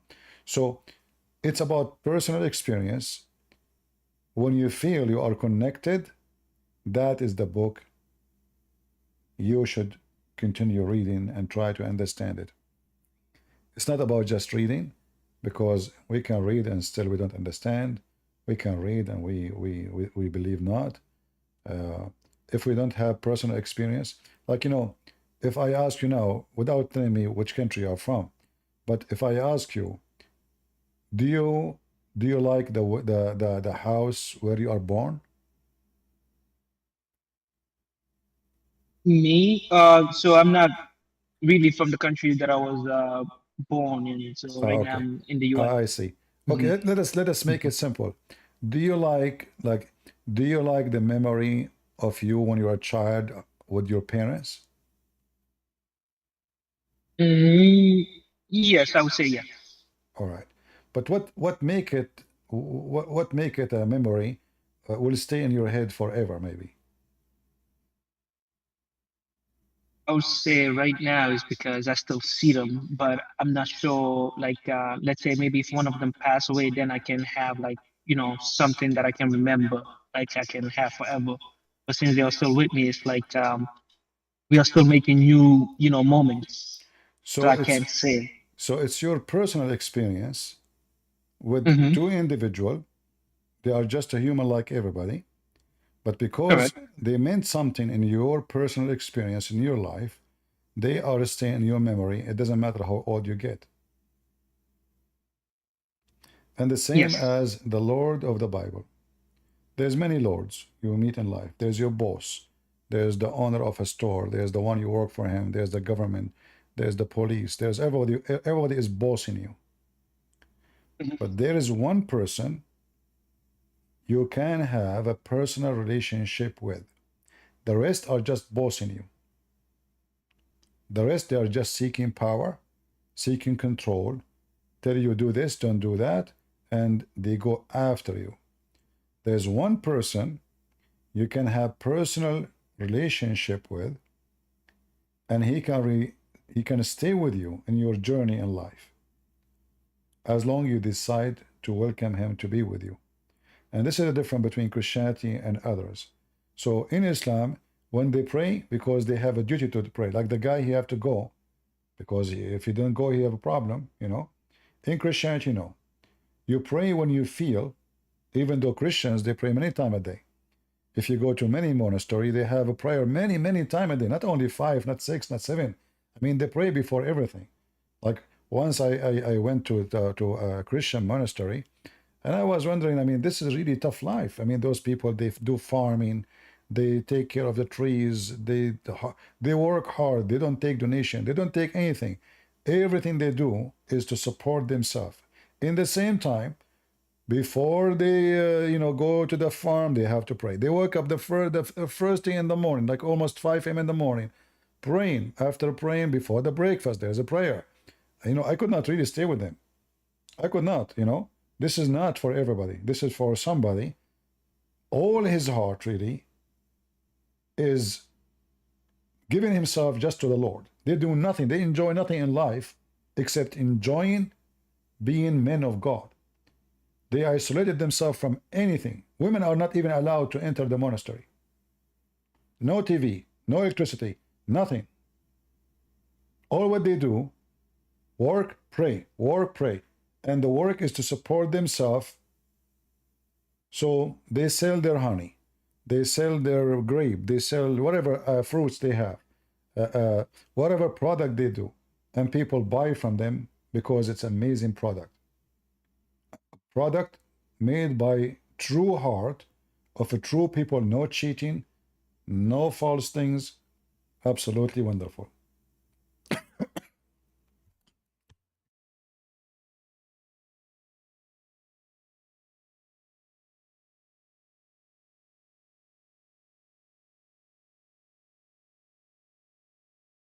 Are you there still? Yeah, sorry, I have to drink some water. Oh, Yeah. okay. So when you have connection, the more you are close to the Lord in Christianity, the more you find yourself, you can give more. In Islam, no. Muhammad even forbid them from being a monk. The Quran says it clearly that being a monk is a fabrication. It's not from God. But why being a monk is bad?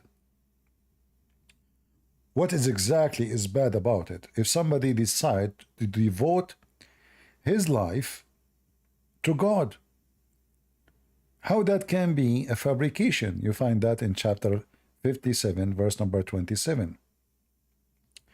So when they did that, being monks, they invented that themselves and was not prescribed for them. But look what happened now. In this verse, Muhammad condemning being a monk. In other verse, he praised the monks.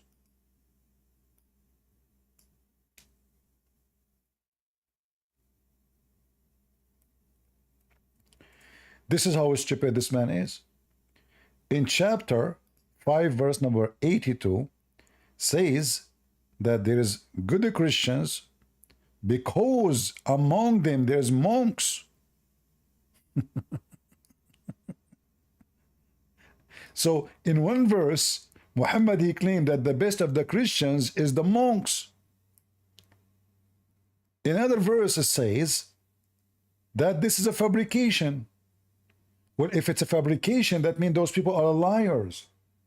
How the liars are good? And who is the one who's talking? Allah. You see how stupid he is? It can't be both. Either being a monk is something bad against Allah teaching, but he said that being a monk, those monks are very humble. Very, very humble. But when you read it, does it sound better by using both statements? Is that why he uses it? Because he's not even sure. He's just thinking. So whatever comes in that sounds good, automatically is the one that he's going to use instead of actually listening to it. As usual, Muhammad is a very confused person. I believe he's mentally ill, you know. Like people, they say he's, you know, mostly he's mentally ill. Verse he condemned them, verse he called them names, verse he says they are good, verse, and not only that, isn't it the Quran says that Mary herself, she was a nun?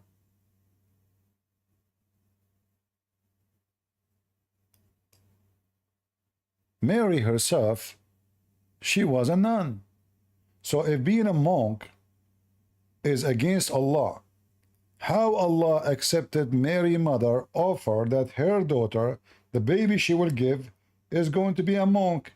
At that moment, the mother, she do not know if the baby will be a boy or a girl. Allah, he accepted.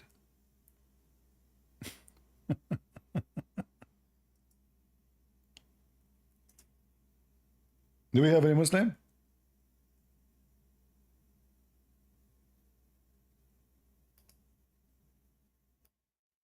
Anyone? This is a very stupid book. I can confirm. Yeah. If you read here with me,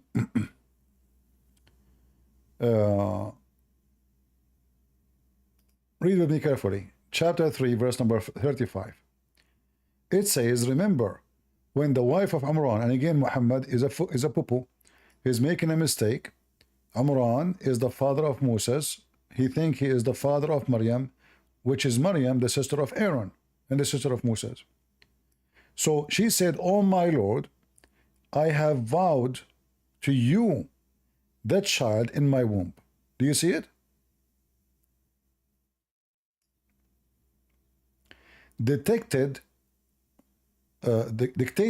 for your service. That is what monks about. What Allah he did, he accept that. So how being a monk is a fabrication and the dictation of service in chapter 3 verse number 35 is accepted by Allah. It's not like Mary, she said I do that, and like the Quran never mentioned if Allah accept or not. But the Quran mentioned that Allah accept.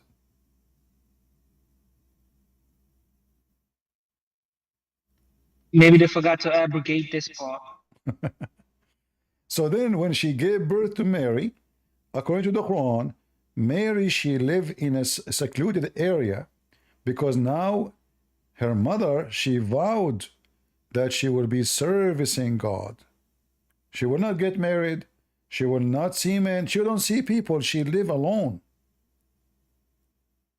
And not only that, each time she lived under the care of Zechariah.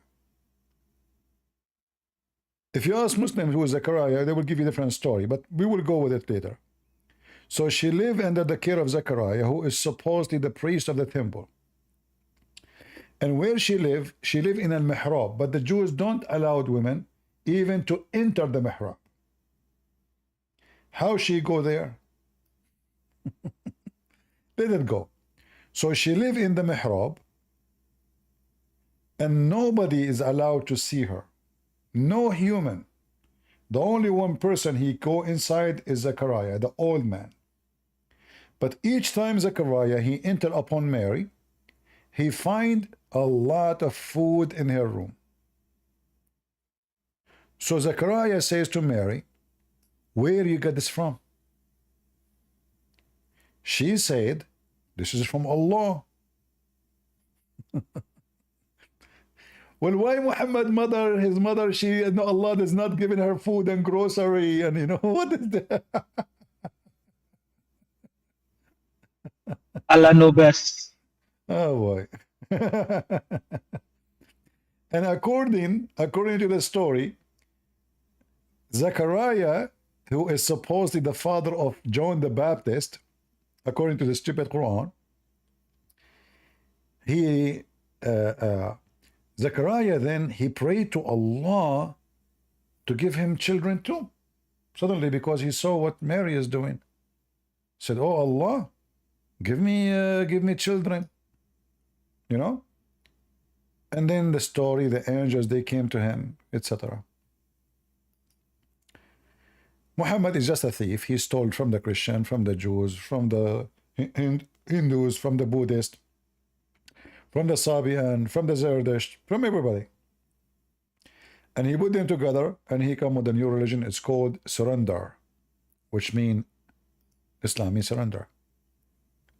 And by the way, until now, and many of you get upset from me when I mention this, until now, David Wood keeps saying, and opposite prophet, keep saying that Islam means submission. Can somebody, for the sake of the shin of Allah, tell them stop using that word? Islam does not mean submission. How we say to people that Islam means submission, in the same time we say Islam is spread by sword. Submission is something you do willingly. I submit. It's different from I surrender.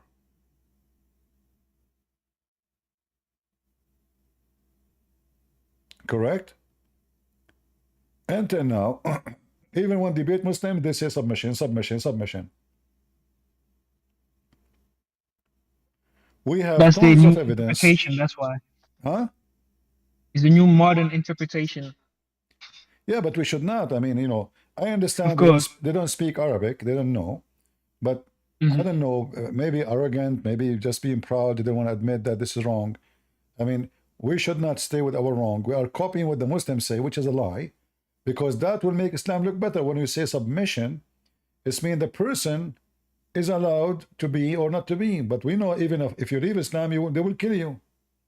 How does Exactly. submission? So it's not in submission, because what is the point then of submitting? But yeah. But then when you leave, is death. I mean, it's surrender, because then if you leave, they're authorized to kill.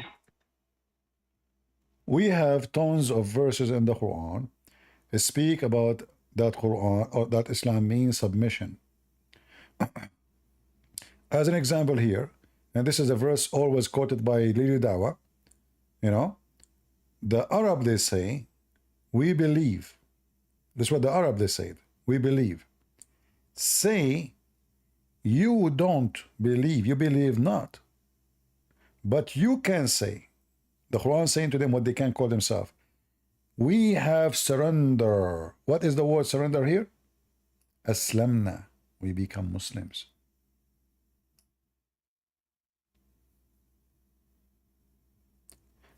And the meaning is so clear. I mean, this sentence here is so clear. Those people never believe.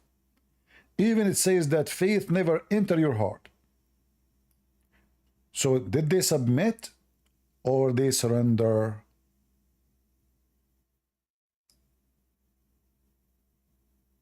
If faith never entered their heart, if they did not believe, the verse saying clearly, you believe not. And adding to that, that faith never enter your heart. So what happened? They surrender. And what the word surrender? Aslamna, we become Muslims.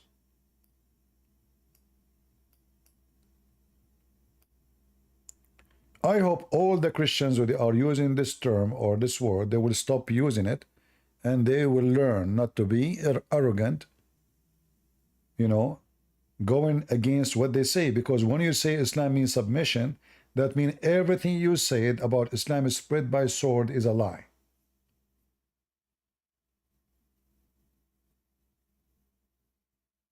Either it is surrender or submission. Which one?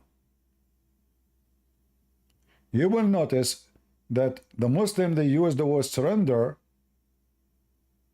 when they speak with people who speak Arabic. But they use the word submission when they speak with people who speak English. Why? Because this is a salesman. He want to convince you that Islam is peace.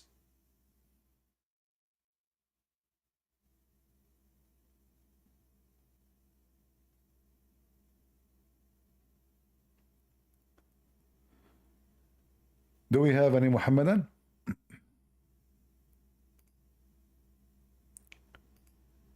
So I hope they will learn and they will stop being arrogant, repeating the same thing, for that will deceive many Christians. Not only you are supporting Islam by saying Islam means submission, you are deceiving Christian. Exactly. You see, one of you in YouTube, and I hope people in Ramble, they are sharing with us too. I don't see too much text in Ramble. He said, Aslim Taslam. Do you know what does that mean? Aslim Taslam. Surrender, you will be safe. Aslim is a command to surrender.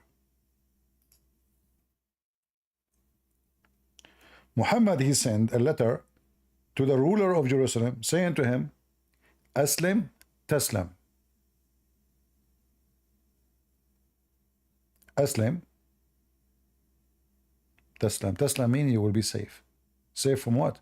Safe from our hand. We will not kill you.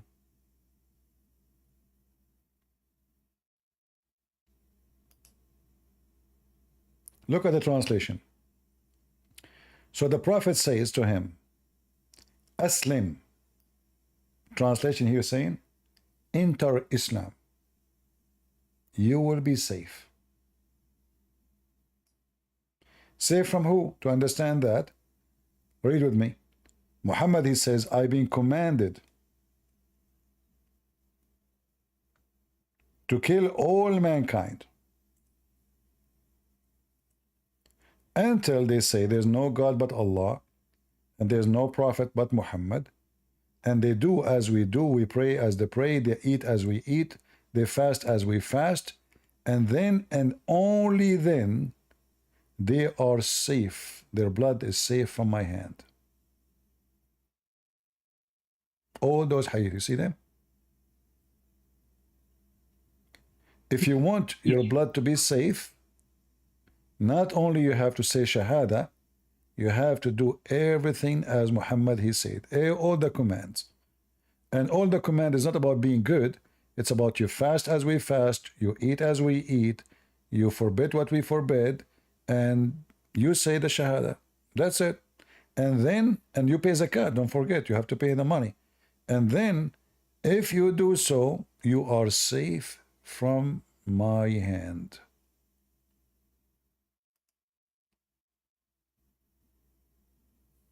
Only. You have no shame to say, you will be safe from my hand. Your property and your life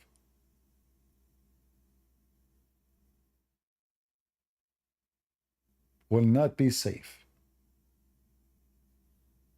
unless you do this.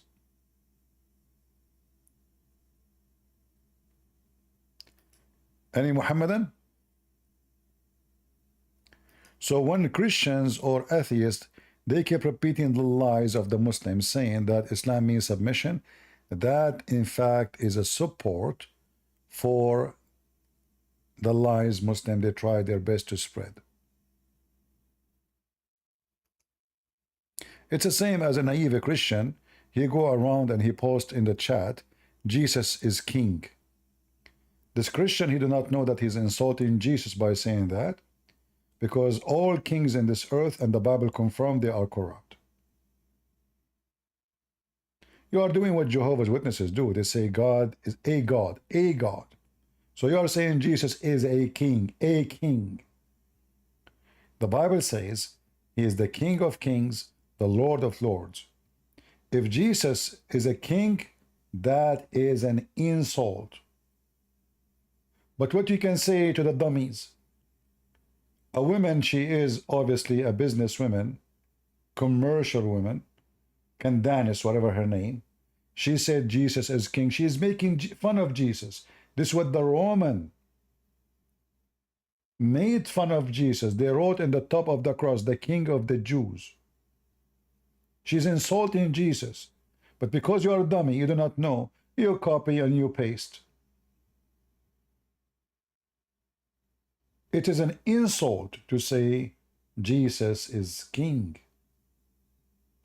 Isn't it Jesus says, my kingdom is not of this world? Isn't him he said, I am from above, you are from below? What king? King Hussein in Jordan is a king, the most corrupt man in history. So what if a king? The King of England is a king, a scumbag. He spent half of his life sleeping with the women, she is not his wife. And he never married her. Diana is a whore, but everybody call her princess. This woman, she slept with everybody in the town, even the cook, even the driver, even Muslims. But people, they call her princess. Because people are corrupt. The whore is a princess. The whore is a king. And people praise them. Because the mentality of mankind become a mentality of a whore.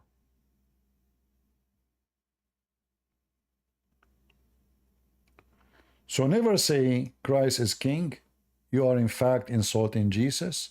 For all kings are false, corrupt, and they should not even exist unless they are following God. And you can name for me one king is following God in this earth. Can you? So be careful. I was in England actually when she died, this princess. And I was dressed in black. I used to, you know, like, I like a dark color. So I have a black jeans, black t-shirt, you know, black belt, black shoes. But I wasn't there because she died. You know, I'm just looking at the city. So the TV, they came to me. They said, "Oh, where are you from? Why you dress black? You know, where are you from?" I said, "From the Middle East. I'm Arab." This is TV, by the way, interview. And I think it was Channel 4. I forgot, maybe. And because I remember I waited for it, you know, I asked them after they interviewed me, what time we will broadcast this, you know. they never did. Never. So they said, "So why you are sad?" I said, "I'm not sad." Said, "Oh, okay." So hold on. You know, this woman, she was cheating her husband, sleeping around. You know, the guy, he want to take the microphone away from me, you know, like he's telling the guy, stop recording. I said, "Why you want to be sad for her? She was sleeping around. She is, you know, she died with a boyfriend. She is married. She should not do that. Why even you call her princess? Why those people are here? They should be condemning her, not crying for her." And they never broadcast this, you know. But because I was wearing black, so they thought I'm sad. We have a Muslim, his name is Palestine.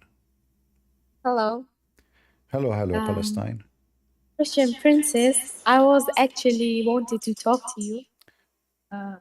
Yeah. So how are you doing, Christian Princess? Princess? Yeah. Why you call Aren't me you a princess? Oh, really? I'm a princess? Oh, okay. Why? You think I'm princess? I don't know. You just feel like a princess. Ah, is that because I like men to kiss me down my belly?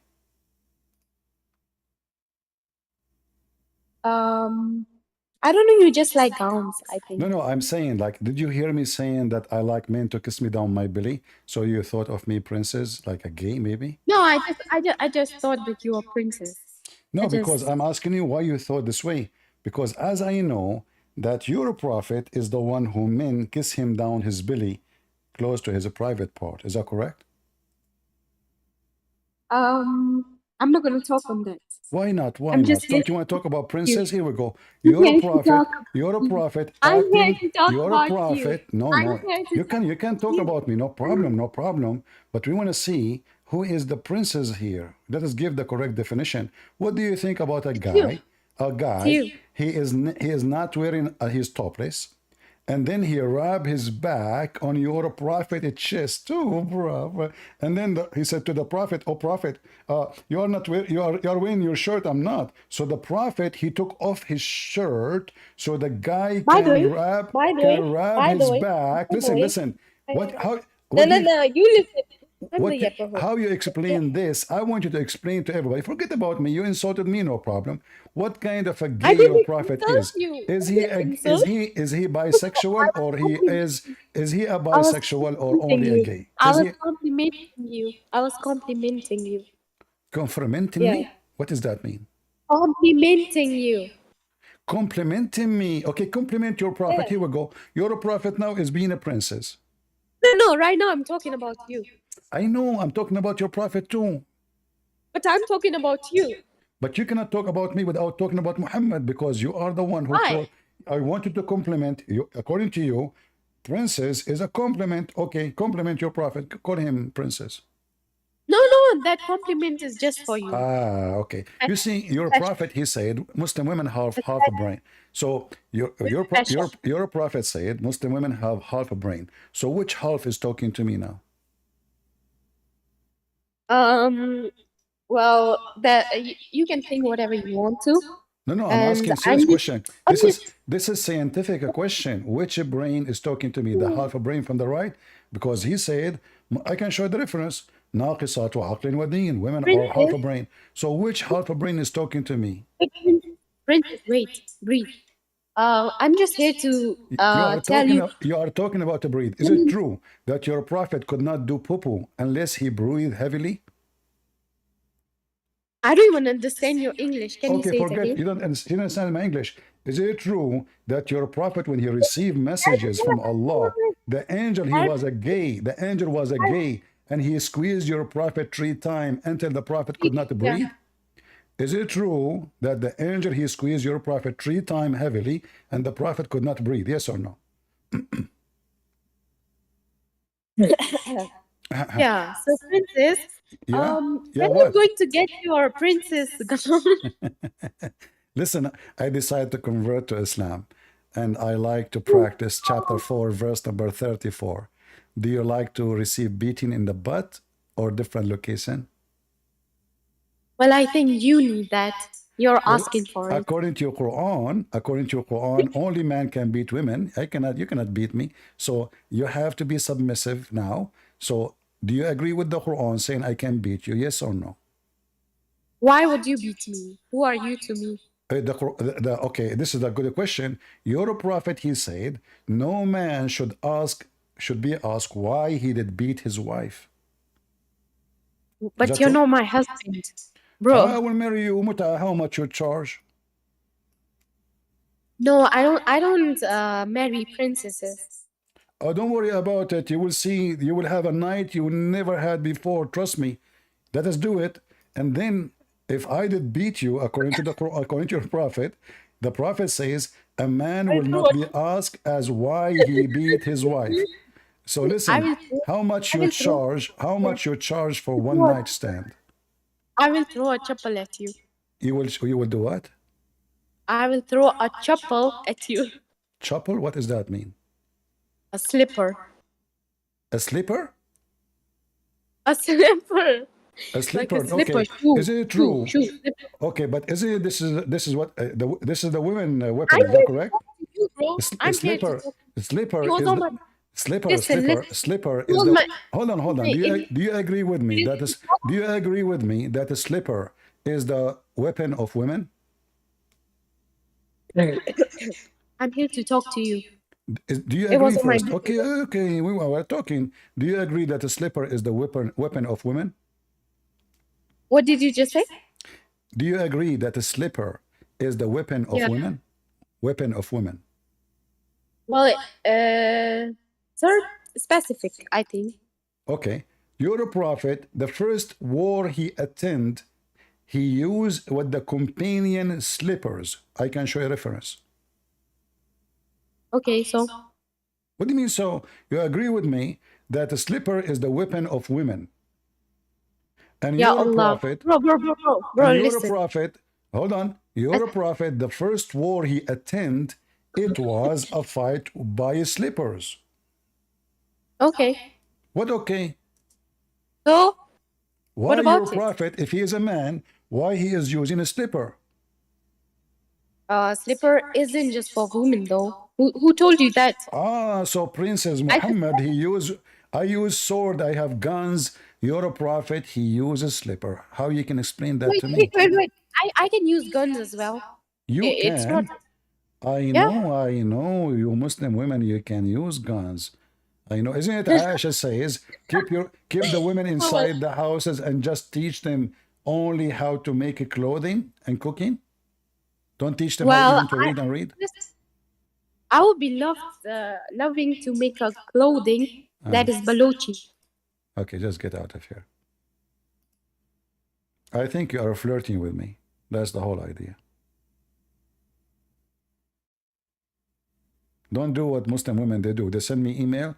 They say to me, Christian Prince, I hate you, I hate you, I hate you. So what if your voice is sexy? And I believe strongly, you are here just to flirt with me. Bad news. I don't marry pagans, and I am not interested with half-brain creatures. I prefer to live in the middle of the desert and no women get close to me to have women who is half a brain to be close to me. Stop flirting with me. Potato. Any Abdul? Honestly, she's flirting with me. You can tell, you know.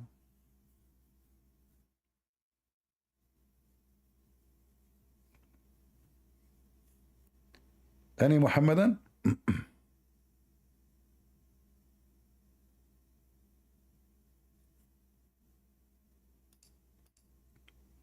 Okay, maybe we have a Muhammadan. Go ahead, Happy. Hello. Hello. Hello, how are you doing? I'm doing fine. How about you? Are you happy? Yeah, I'm so happy. I'm so happy. You are a Muslim? Alhamdulillah, I'm a Muslim. Is that because you are a Muslim, you are happy? Yeah, I'm a Muslim and I'm happy. So happy to be a Muslim. Well, how come according to your I have a religion, question for you. according to your religion, Muslims are unhappy I have a people? question for you. Hold on. I said I have a question. According I to have your a question religion. for you. Okay, you have a question for me. I get it. But according to, I'm just trying to help you. You have a wrong name. According to Islam, Muslims are the last one to be happy. Their happiness will be only in the Jannah, not in the earth. Okay, I have a question for you then. No, are you saying your prophet he lied? I said, let me see if you are happy. Are you saying that your are you saying your prophet he lied let me when ask he you a said question. that? You don't know it from question. I'm But you running. can't answer question. I run from happy people. Answer question I then. like to talk. Answer question. You have I asked, like you to have asked talk many to people questions. who they are not happy. You see, Christian Prince, you know nothing. You know nothing. Let me ask you a question. Are you from are you from Senegal? I'm from Nigeria. I'm an original Nigerian guy. Nigeria. Okay, what do you think about Rashad Khalifa? The Khalifa is a messenger of Allah. Thank you very much. So, can you tell me why Rashad Khalifa? Why Rashad Khalifa? Why Rashad Khalifa? Hold on. Why Rashad Khalifa have missing? You see? No problem. Why Rashad Khalifa have missing verses? Why Rashad Khalifa have missing verses in the Quran? You see, after you answer your question, you ask me a question, I answer you, right? Okay, so okay, give me the question. But do you promise me you will stay with the question? You promise me? I promise you 100%. And do you promise me if I show you a reference from your book about the question, you will read it? Yes, I will read it. And do you promise me to accept it? I will accept it. I will accept it. All right, go ahead. Okay, good. So the question here is, every time you insult the Prophet Muhammad, but you believe in Prophet Muhammad without even knowing. In the Quran, If. Let me finish. In the Quran, let me show you. In the Quran, Mary, Okay. the mother of Isa, is a virgin, right? Who? I don't understand. You speak Mary, slow. Mary. My friend, why you are speaking I so say, fast? Listen. Okay, just calm down. It's you who's speaking fast. It's you who's speaking fast. Okay. Mary, okay, calm down. Okay, let me speak now. Okay, in I the said Quran. Mary. Okay. Okay, in the Quran, Mary, Isa, the mother of Isa, is a virgin. In the It's Quran. what? It's right? what? It's what? She's a virgin. She's a virgin. I don't understand. She knows no man. She knows no man, right? You mean rajul. Virgin. What rajul? Rajul mean leg, foot. Virgin. VIRGIN. Virgin. Okay, Yeah. virgin. Okay. Good. I know you heard me right. Yeah. So Okay. Mary is a virgin in the Quran. Uh-huh. But in the Bible, if Mary is a virgin, how is Jesus related to David? If Mary is virgin, how Jesus is from David? Related to David. Yep. Okay, that's a That's good my question. Well, Mary, she is married to Joseph, so by birth, that's why the Jews, they say, isn't this guy the son of Joseph? So by birth, he is a son of Joseph, but this is by birth, not by blood. So by birth, he have the right. Hold on, shut up. You asked me to answer you. So by birth, he is born of Mary and Joseph, because Joseph was engaged, which is the same as marriage for the Jews. That's why the Jews did not go after Mary or Joseph to stone them because they commit fornication, for a very simple reason, because simply she and he, they are married. So he, by birth, he is born of Joseph and Mary in the same time. So by birth, he is from David, but by his spirit, he is the Lord of David. As an example, and the best one to answer your question, is it true that Jesus said that David worshiped him? Hello? What? Is Yeah, it in true Matthew, that right? Jesus In Matthew, said, yeah. is it Yes, true? in Matthew. Hold on. Yes. I just Is told it- you yes. In the okay, Matthew. okay. So if In Jesus, Matthew, yeah. okay, so Jesus asked the Jews, Yeah. what you say He asked of the a Christ? What you say? Can you read for me what it says there? Is it what? You said to me, Matthew. Yeah, in Matthew. Matthew what? I think Matthew. I can't really get, but I know it's in Matthew. I can't What? get it now. Oh, okay. So I can't get it. he It's the said to Bible. You them, can actually bring the verse. okay. Listen. He said to them, what you say of Christ? They said he is a son of David. Correct? Yep. Okay. Yep. Then Jesus says to them, well, how he can be the son of David if David worship him by spirit, call him God. Correct? Okay. So by his spirit, he is the Lord of David. He is not from David.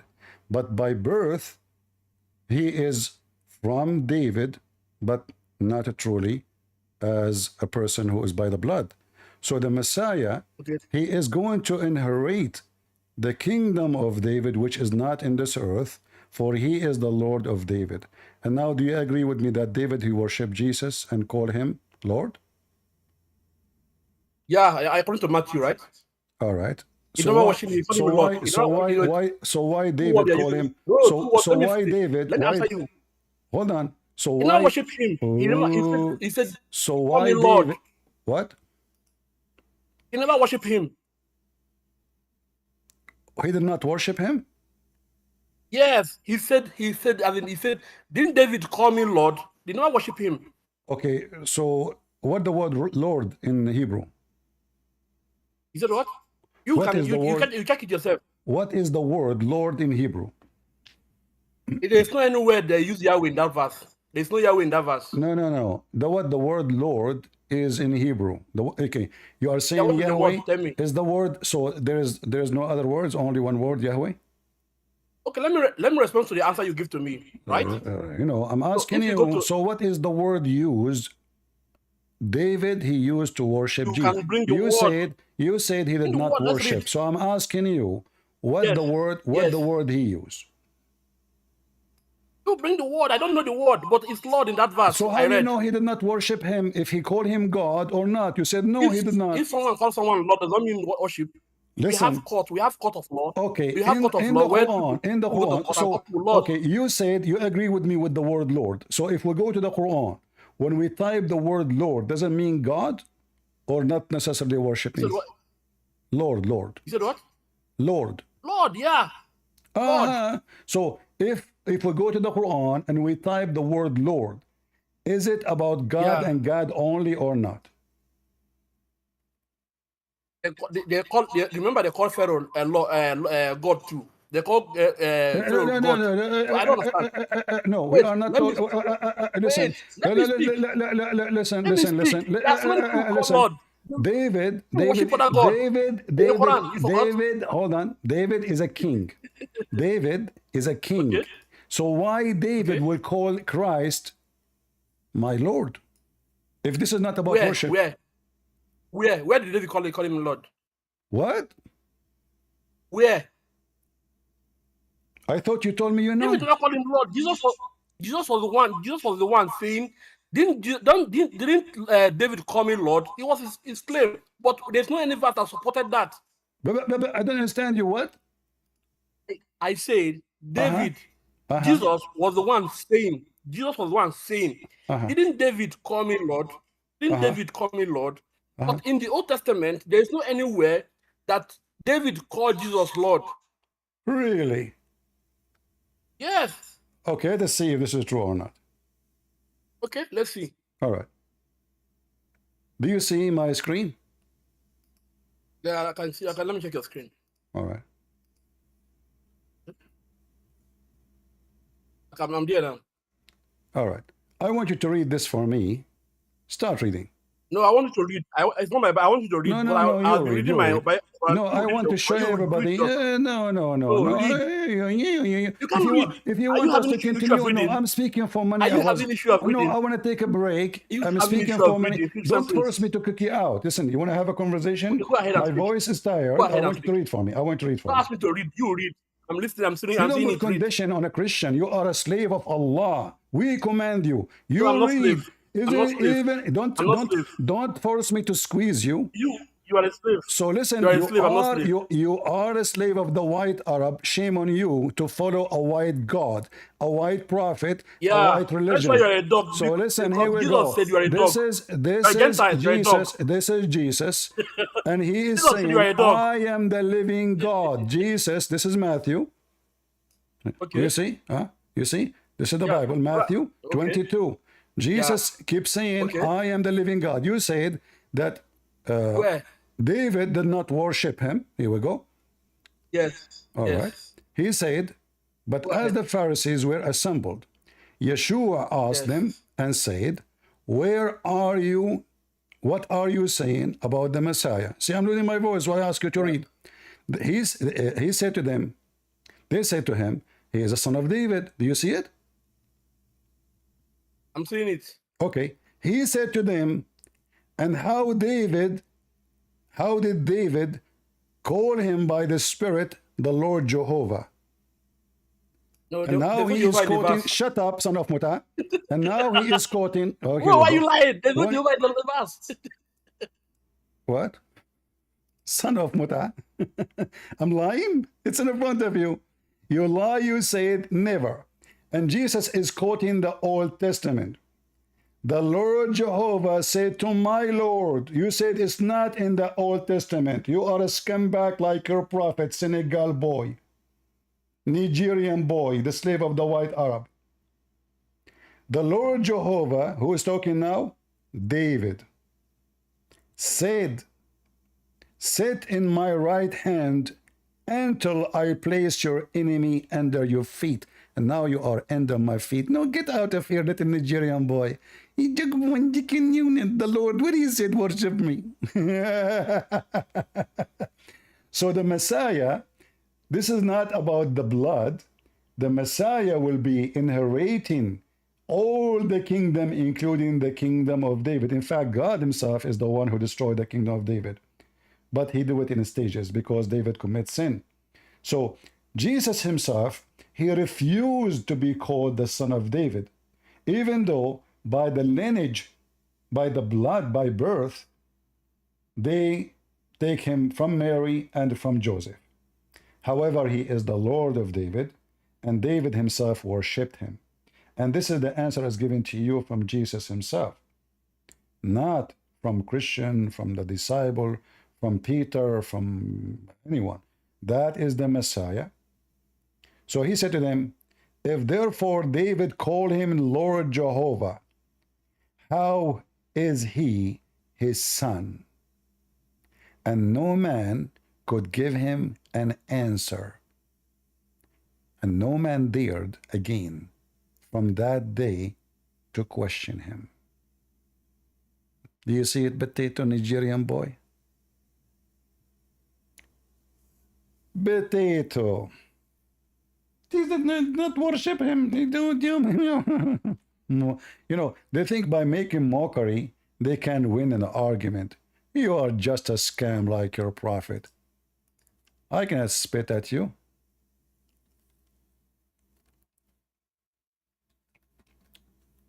You are pagan. You might think I'm Muhammad, and then you start fighting over my spit. Like what the Muslim did with Muhammad. They fight over his spit. David Wood, he asked Mimi Hijab, you Muslim, you fought over the spat of your prophet. He said, so, okay, so now I spit, so now that make me God? This is not the question. The question is, why you are fighting over his spit? Okay, so now I spit. So now I'm God, you know? Well, this is the question. Why you are fighting over his spit?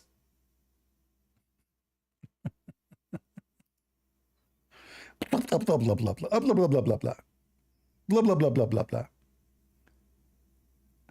There's a guy, his name is Muslim Love Isa. You know what? I will cut my arm into pieces if you can tell me what Isa mean. Let us invite him. This is the same guy, he changed his name.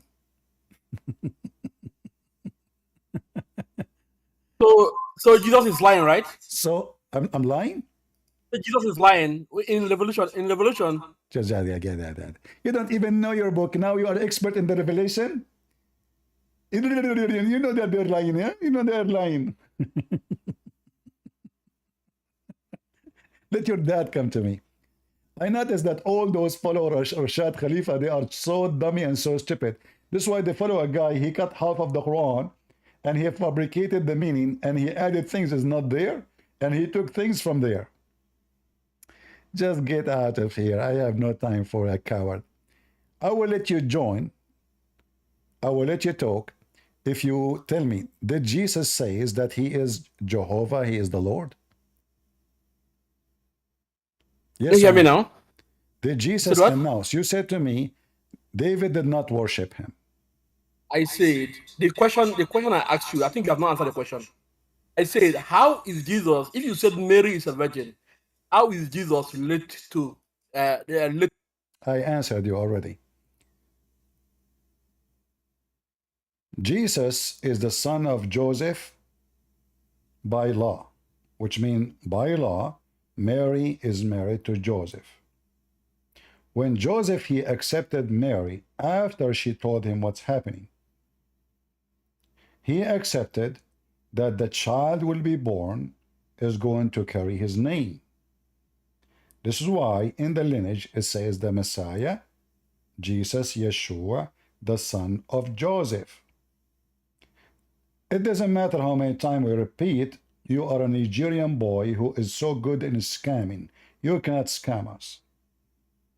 However, the Messiah is not the son of Joseph.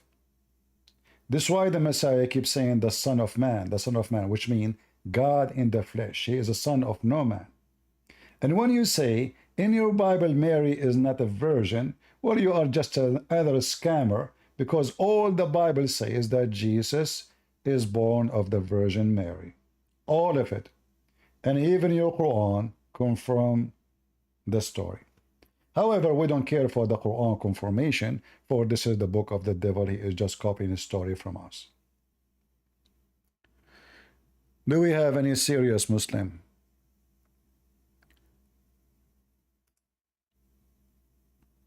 Anyone? Go ahead, Sarah. You are back?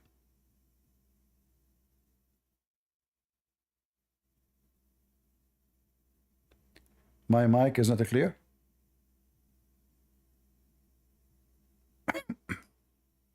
And you know, the funny is, you guys hear me or not?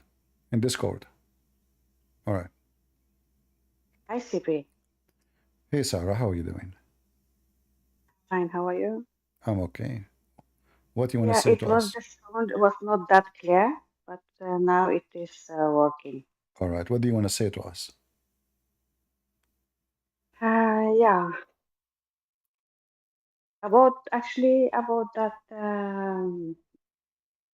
Aka, Yeah.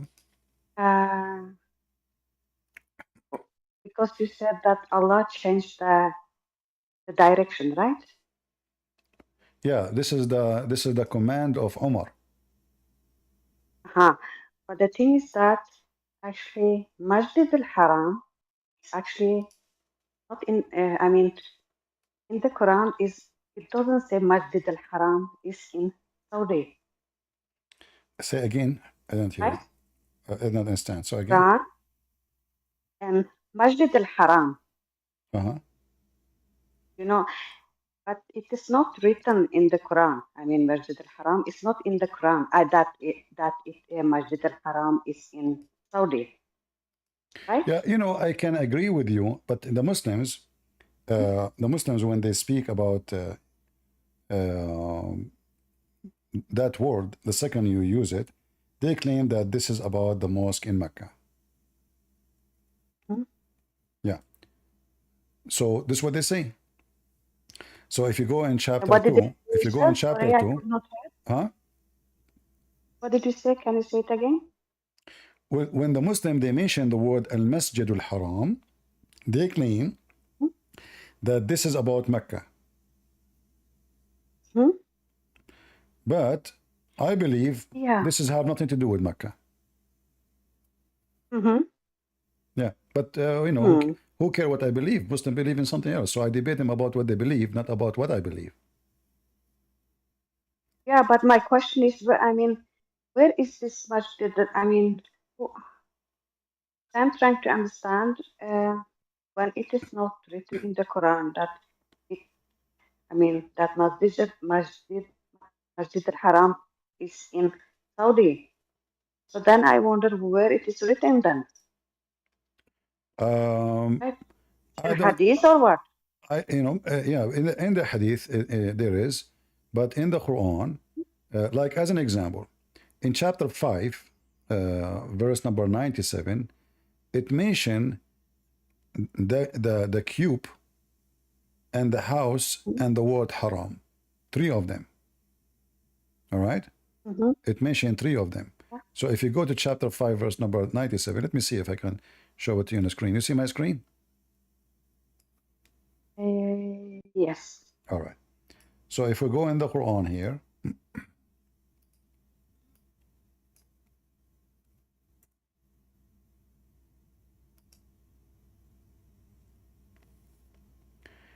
Allah made the Kaaba the sacred house.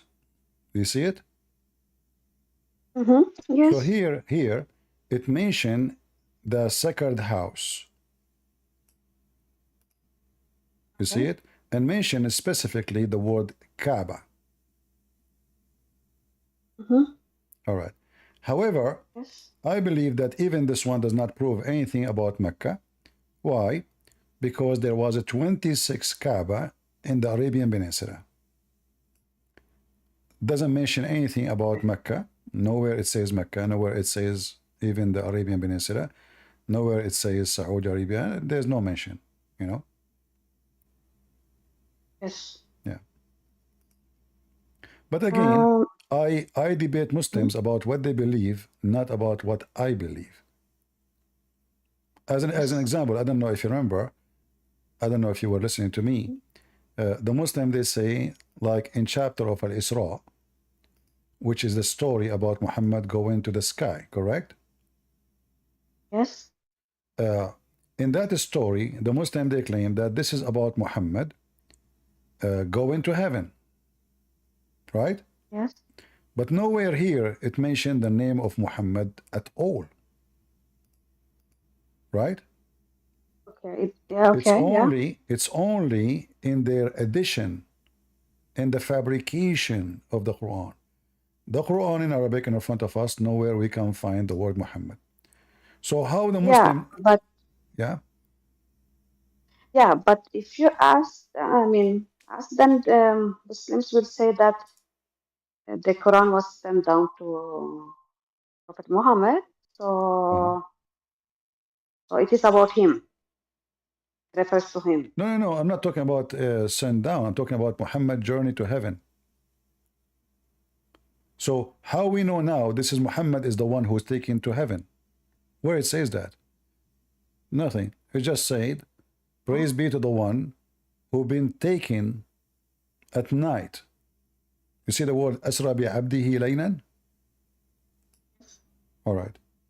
So he took his servant at night. Who is the servant?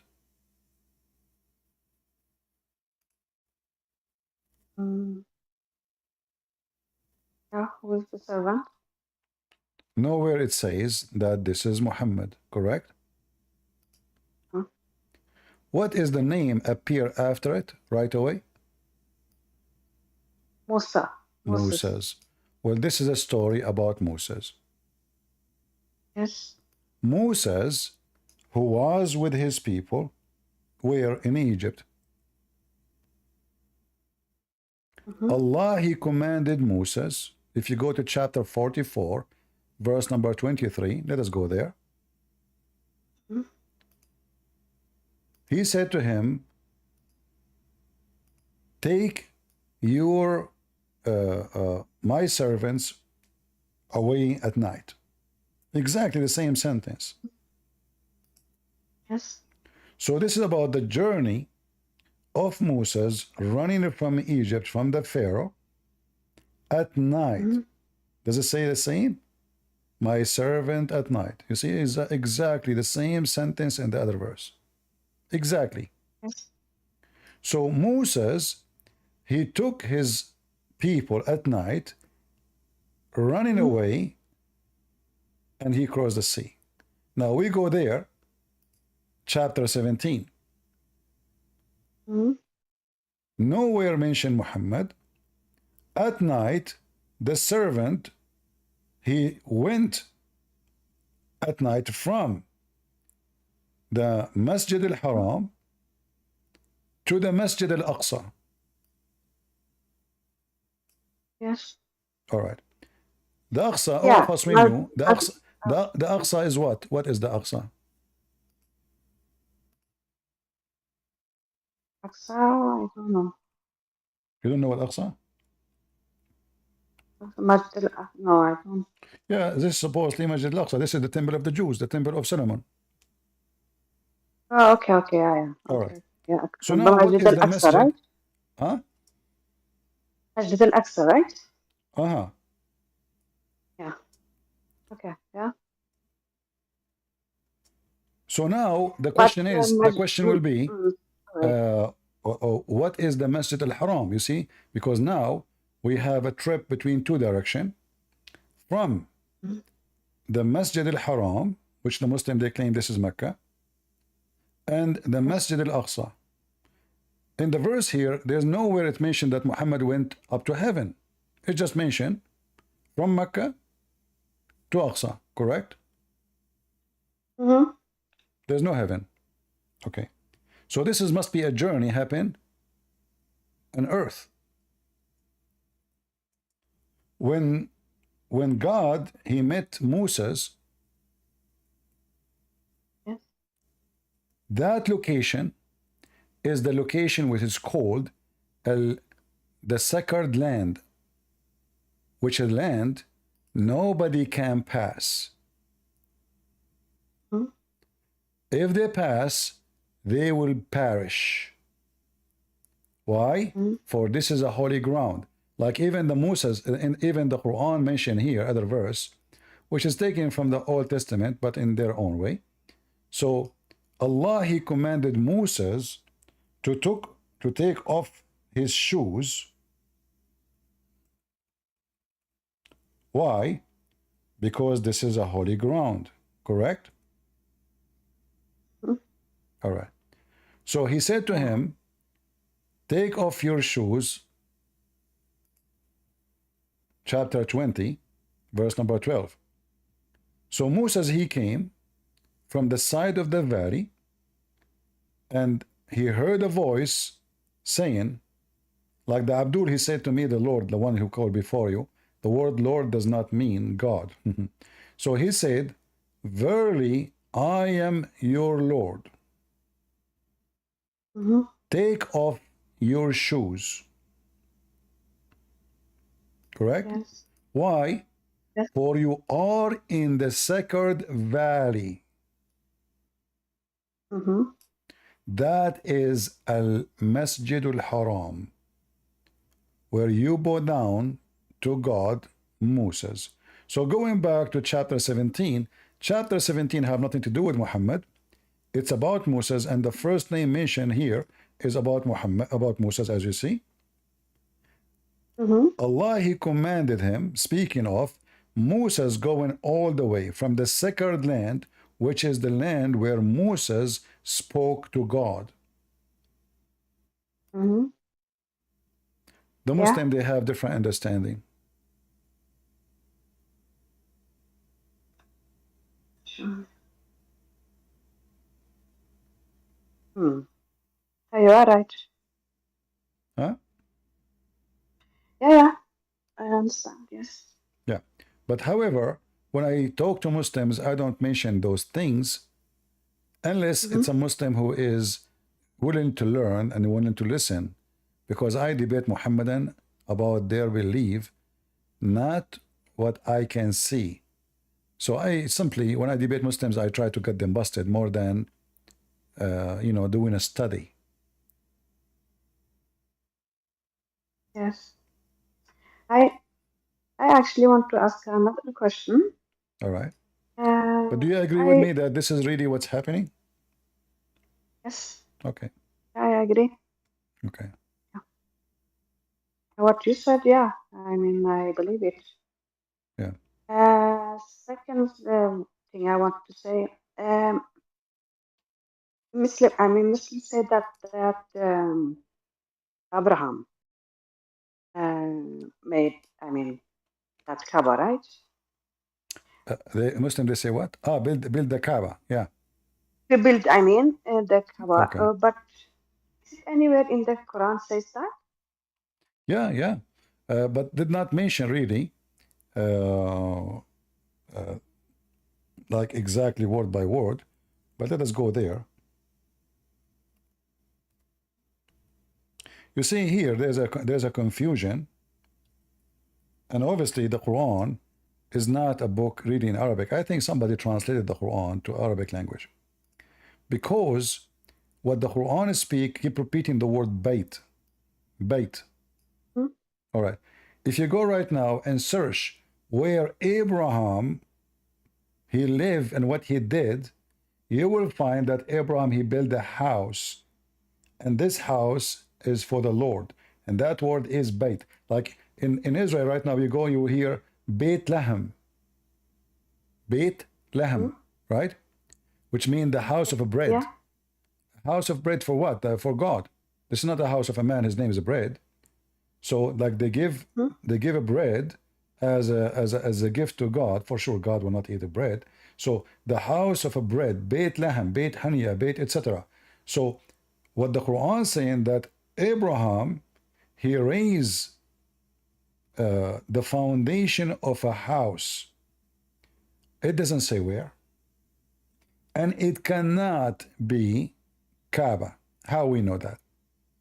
Even though the Muslims, they insist this is about the Kaaba. He was there. But if we go in the Quran, we will find that the Quran confirms that before Muhammad, no prophet was in Mecca ever. Yes. Who was not in the Mecca? No, nobody was before Muhammad in Mecca. No prophet, you know. In chapter 34, verse number 44 says, and we had not given them scriptures which they could study, nor we send them before you, Muhammad, a warner, which means a messenger or a prophet. You see it? Yes. So the first person who came to Mecca is who? Muhammad. Yes. So the story about Abraham is a lie.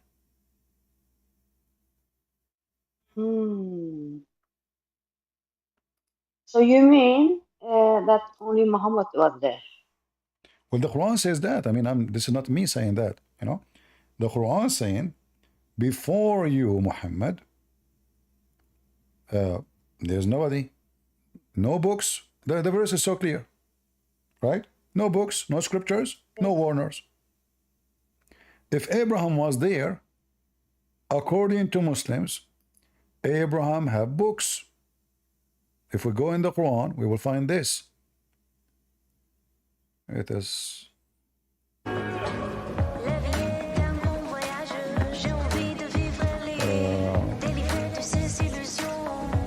You receive a phone call.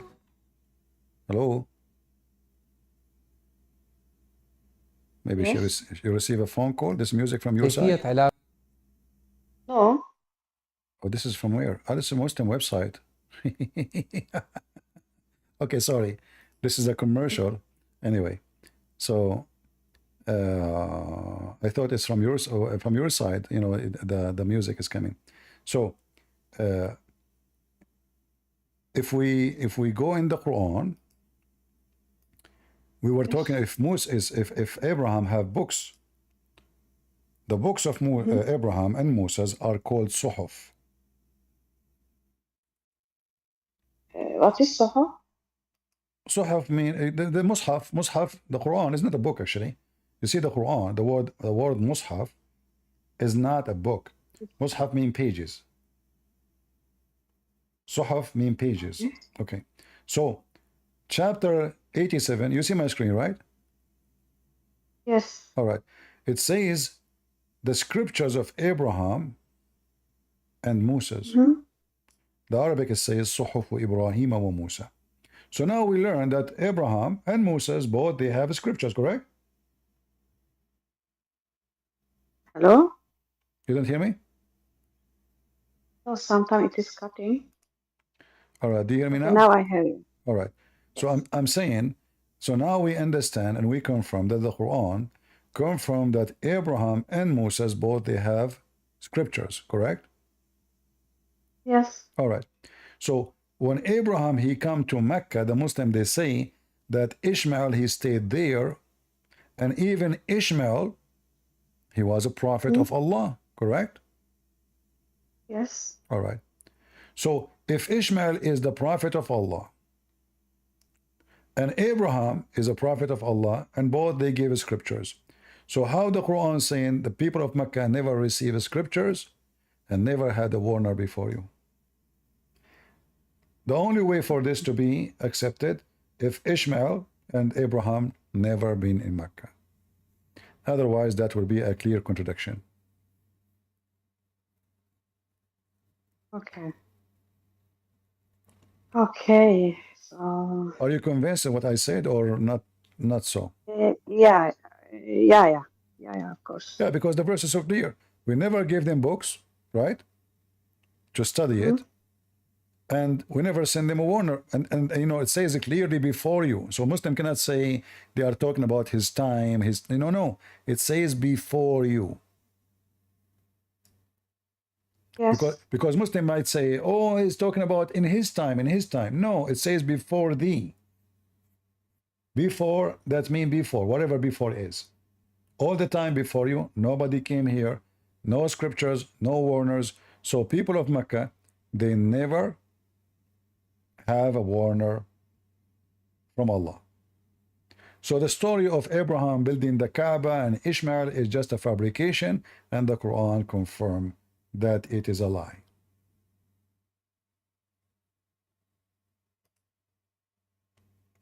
Sometimes your voice. Huh?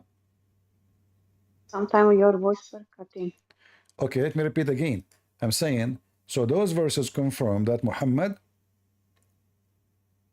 he is not a person who is descended from Ishmael, because that proves that Ishmael never been in Mecca, correct? Yeah. If Ishmael was in Mecca and Abraham, well, Abraham and Ishmael, they will tell their people about worshiping God, warning them, right? Yes. There's no way they are just building a house. Okay, so if Ishmael and Abraham never been in Mecca, so how Muslim they claim that Ishmael is the father of Muhammad, or Muhammad is from Ishmael? So Ishmael never been in Mecca, Abraham never in Mecca, and Muhammad confirming that the people of Mecca never receive scriptures, never receive a warner before Muhammad. Oh, okay. But again, I debate Muslims about what they believe, not about what I see. So based on what they believe, it is Abraham who built the Kaaba. I like that. I have no problem with it, because that will confirm that the Quran has a contradiction. Okay, it is in the Quran that he did it. Yeah, it's in front of you. Chapter 2, 127 says it clearly. According to Muslim, this is the Kaaba. This is the Kaaba. Well, but the thing is that, okay, so it's okay.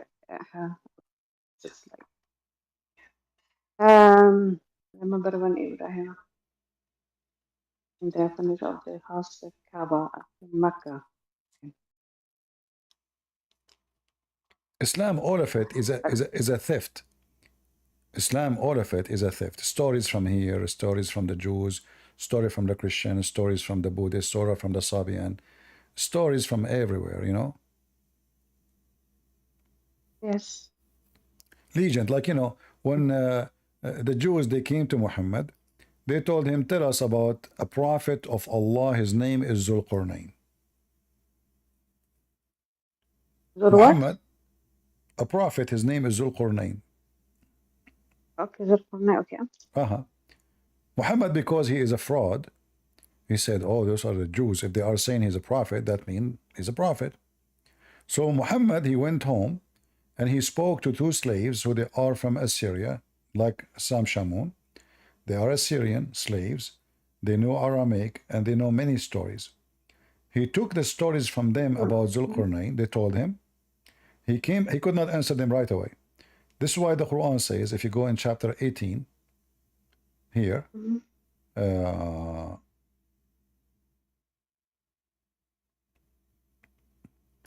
verse number 83, and they ask you about Dhul-Qarnayn. So what they did, they asked him, hey Muhammad, tell us about Prophet Dhul-Qarnayn. The stupid Muhammad, he took the bait. And he now believed that he start making Quran saying that yes, Dhul-Qarnayn is a prophet of Allah. And those two slaves, they gave him the story, which is written, fictional story by a person from Syria, which is about a real person, because Alexander the Great is a real person, but the story is fiction. It's like many stories in the world about Hercules, etc. The person is real, but the movie is fiction. So now, they are asking about Zulqarnain. Say, I will recite to you some of his story. Who is talking? Allah. Suddenly, it is Allah who established for him in the earth. So he occupied the earth, all of it, all of it. And we gave him the mean of everything. So now this guy, he have every power you can imagine. So he followed away, okay, until he reached the sitting place of the sun, and he found it sitting in a spring of muddy, boiling water. And here Muhammad, he started boiling his poo-poo. Yes. So the story, which is fiction, suddenly Muhammad, he make it a story from his God. And he found where the sun set, he found it sitting in the muddy water, boiling water, spring of water, and then He told Allah, as you see, he is a prophet of Allah. Hey Allah, what I should do with them? Shall I punish them? Those people don't believe, or be kind with them? And then he says, you know what? Zulqarnain, I receive a command from Allah, you know, and he said, but as for him who believe in Allah, oneness between two brackets, by the way, it doesn't say all of this, and work and righteousness, he shall have the best reward. So, and then Zulqarnain, he changed his direction. So now he finished his direction. He arrived where the sun set. He found the sunset location, which is stupid to say. He found it sitting in a spring of water, which is boiling, which is more stupid to say. He changed direction and he kept going until he came to the rising place of the sun. So now what does that mean? He reached the setting place of the sun and now he reached the rising place of the sun. What does that mean? Do you understand?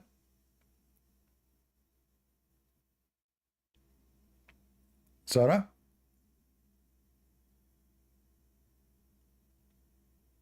Are you there? So guys, do you understand what does that mean? He reached, she lost connection. He reached the setting place of the sun, and now he reached the rising place of the sun. What does that mean? That means he occupied the whole earth, nothing left. Do you understand? Many people read, they don't notice really what this is talking about. So when he reached the setting place of the sun, that is a point of the end. That's it. He changed direction and now he reached the setting place, the rising place of the sun. So now he is controlling the whole earth. And now he is going between them. So now he took all the east, all to the west, but still there is the north and the south. He is going to go between them now. So he took another way, and then he arrived to an area where there is two, blocking ways, like mountains, or in fact, Saddain is not really a mountain. Saddain is like two dams.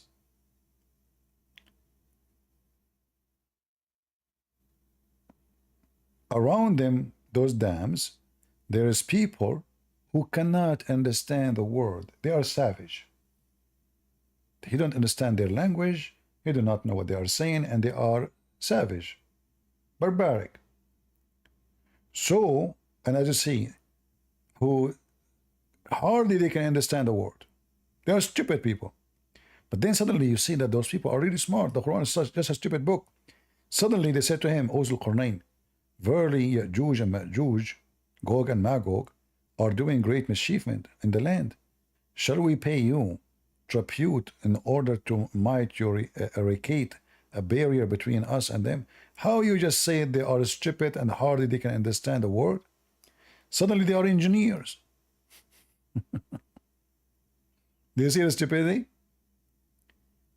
So suddenly the idea of building a wall between us and Gog and Magog, it was the idea of those people who hardly can understand the word.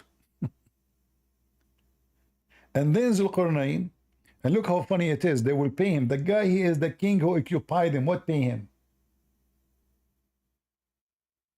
I mean, imagine a king, he occupy your land, you say him, shall we pay you, please, to build a... What, is he a contractor? This is a king. He's coming with his massive army. What pay him?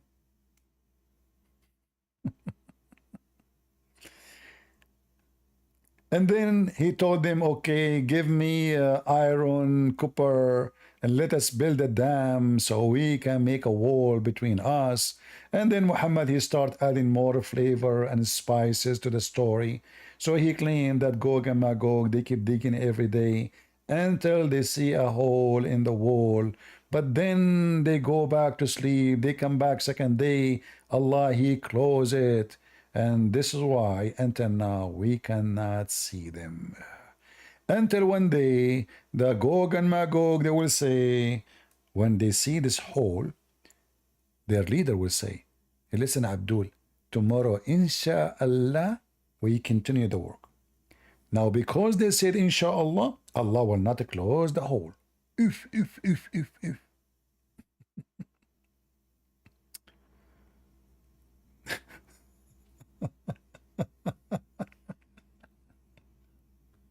Maybe we should continue tomorrow with more of the story of Gog and Magog so we can laugh more. Someone want to talk to me? Who? Is he from the CNN? Guri? Good, Yes, Guri. hi, CP. Can you hear me? I hear you. Go ahead. Hi, thank you. So just to let you know, it's a bit complicated with my faith. I was raised in a Muslim family, but I'm sort of in and out. So I got a few questions. I hope you can answer. All right. So I hear that sometimes Muslims say that violence is only permissible if you're attacked first, and I want to know, is that really the case? If you are attacked? If you're exactly, it's like you can only attack if you were attacked first. It's only in defense. Well, if this is the case, I agree with them. No problem. But this is not what the Quran is saying. In chapter 9, verse 29, it says, you know, kill the Christian and the Jews until they pay the jizya. Right? So it's not the Christians attacking Muhammad. The Roman, they never attack Muhammad. He sent a letter saying to them, convert, you will be safe. Or you have to pay jizya. They refuse. He went in war. In fact, he said to them, attack the Romans so you can get the blondie girls. So if we go to chapter 9, verse number 29, you will see Allah commanding the Muslims to fight, and he is saying why. Fight those who believe not in Allah, nor the last day, nor forbid what is forbidden by Allah. Does it say anything about they are fighting you? Yeah, no, it doesn't. No. So, and it says why they should fight us, right? Yeah, it's very clear. And make it so clear until they pay the jizya with submission and being not submission actually, صاغرون, which means subdued. They have to be subdued and treated like dogs. So the fight, the reason for the fight is not because they are fighting Muhammad, but because fight those who don't believe in Allah, nor etc., nor they don't accept Muhammad. Fight them. Either they pay money or we kill them. In fact, the verse before it says why Muhammad decided to go and invade. When Muhammad, he forbid the polytheist from going inside the Kaaba in the city of Mecca and the city of Medina. The people of Medina and city of Mecca, they said, but they are the one who do business. The Jews, the Christians, the Arab, how we will make money? That's why it says here. And if you fear poverty, Allah will reach you. And right away says, go and kill the Christian, the Jews, and take their money, jizya. Allah will enrich you by his bounty. You see it? Yep. If you fear poverty, Allah will enrich you by what? By his bounty. All right. How the bounty will work? Yeah, that's actually connected with the next verse. Yeah. Attack the Christian, the Jews, until they pay you. You see the word pay you? Yeah. Okay. If Muhammad, here by the way, this is expose everything about Muhammad. If Muhammad fighting for the sake of his God, and he don't accept us to worship Jesus, so how come if we pay you, we can still worship Jesus? Which one is more important? Pay you money or worshiping the only true? Remember, the reason to go to war because you don't worship Allah. So if you pay me, it's okay. How that can be from God? You know, either you fight them because they are bad, but you don't say to them, stay bad if you pay me. Exactly, yeah. It's like, you know, it's like a gang, it's like a corrupt police. He come and he says, hey, he see a prostitute. He say, you cannot do prostitution, I will take you to jail. But if you pay me, go, sleep around. So here you see that Muhammad is just a scumbag. All what he care for is money. He want to get rich. He want to be a king. The Muslim, they say, is the Arab, they offer him to be a king. This is your story. What the evidence in front of us prove the opposite.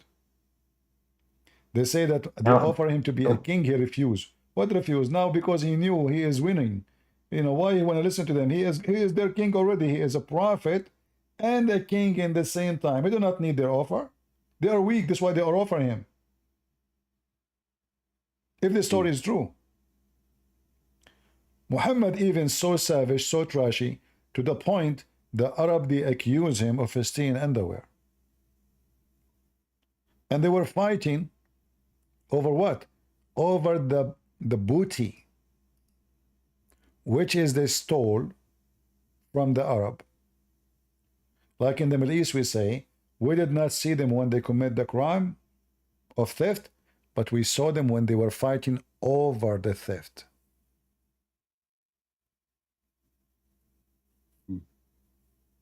Yeah, I see that.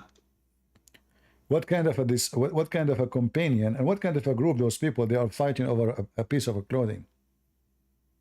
You know, this is telling you how trashy Muhammad is. Like imagine we are friends now, and you believe I'm prophet, and then you say to me, hey, Christian Prince, you took the panty? What? You took it, didn't you? It's you. I mean, who was there? Only you. So this is telling you how trashy is the companion of Muhammad. They are a bunch of pirate gang, a bunch of thief. Even the hadith confirm that the Arab called them sa'alik. The Muslim, they translate the word sa'alik as poor. That is false.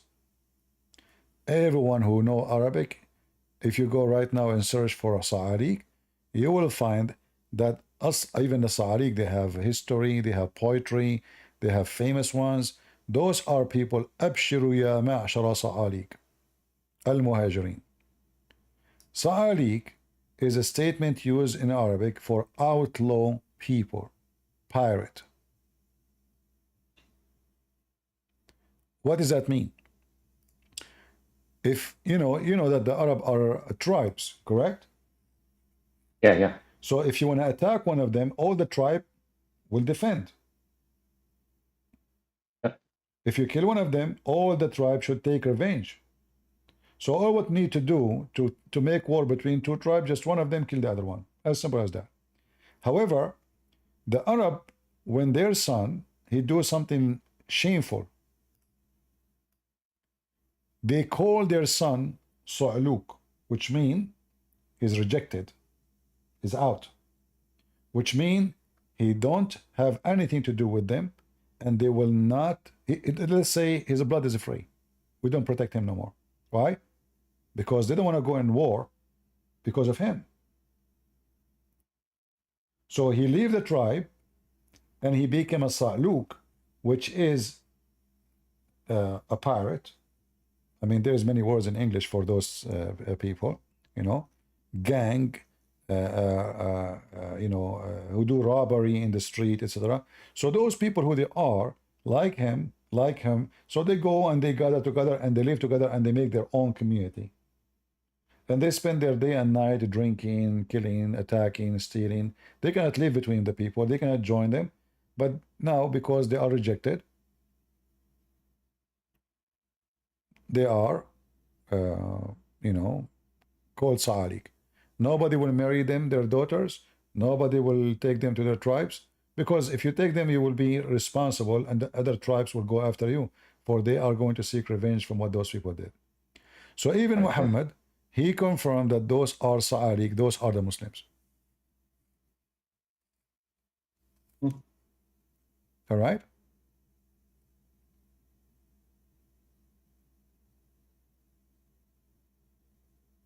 Are you there? Yeah, I'm here, yeah. So did you decide to leave Islam, my friend, or still not sure?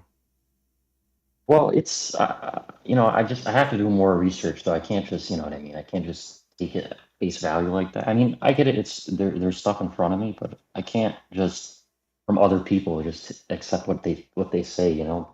I am not showing you what I say. I'm showing you what is there in your books. No, yeah, I get it. I get it. You actually show me the Quran straightforward. So, I mean, it's not your words. It's definitely the Quran. So, Yeah. But anyway, if you want to still follow a prophet being accused of stealing panties, well, this is up to you. Yeah. no. And by the way, this verse about the panty, you know, the first thing I ask myself, you know, when I read, even when I was very young, right now I'm 17, you know. So when I was very young, I was like, you know, 80. So I used to ask myself, why even this verse is saying what it's saying? Look how stupid it is.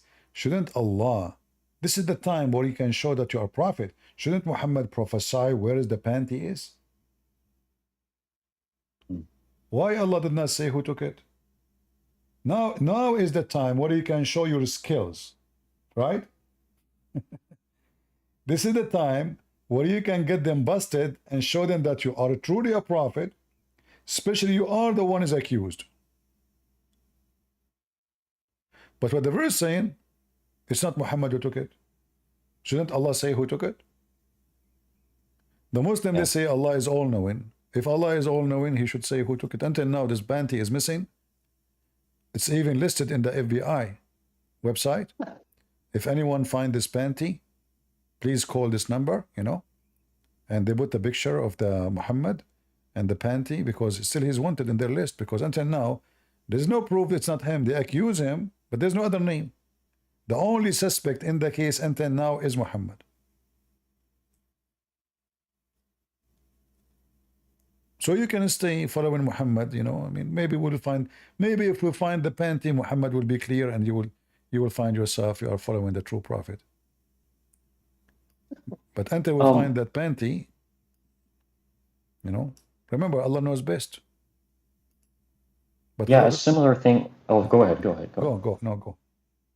Now, a similar thing, I think also when they talk about, you know, the Bible and Bible corruption, they don't tell you who corrupted it. This is not only an issue. First of all, why the Christians will agree with the Jews to corrupt the Bible, you know? Why the Christian did not say the Jews corrupted? They don't, you know? Why did they do that? And we know that the relationship between Jews and Christians are not honeymoon, right? Oh, yeah, absolutely, yeah. So how both of them, they will agree in something. Same time, why anyone in the world who's a believer in any religion will accept to corrupt his book? That's silly.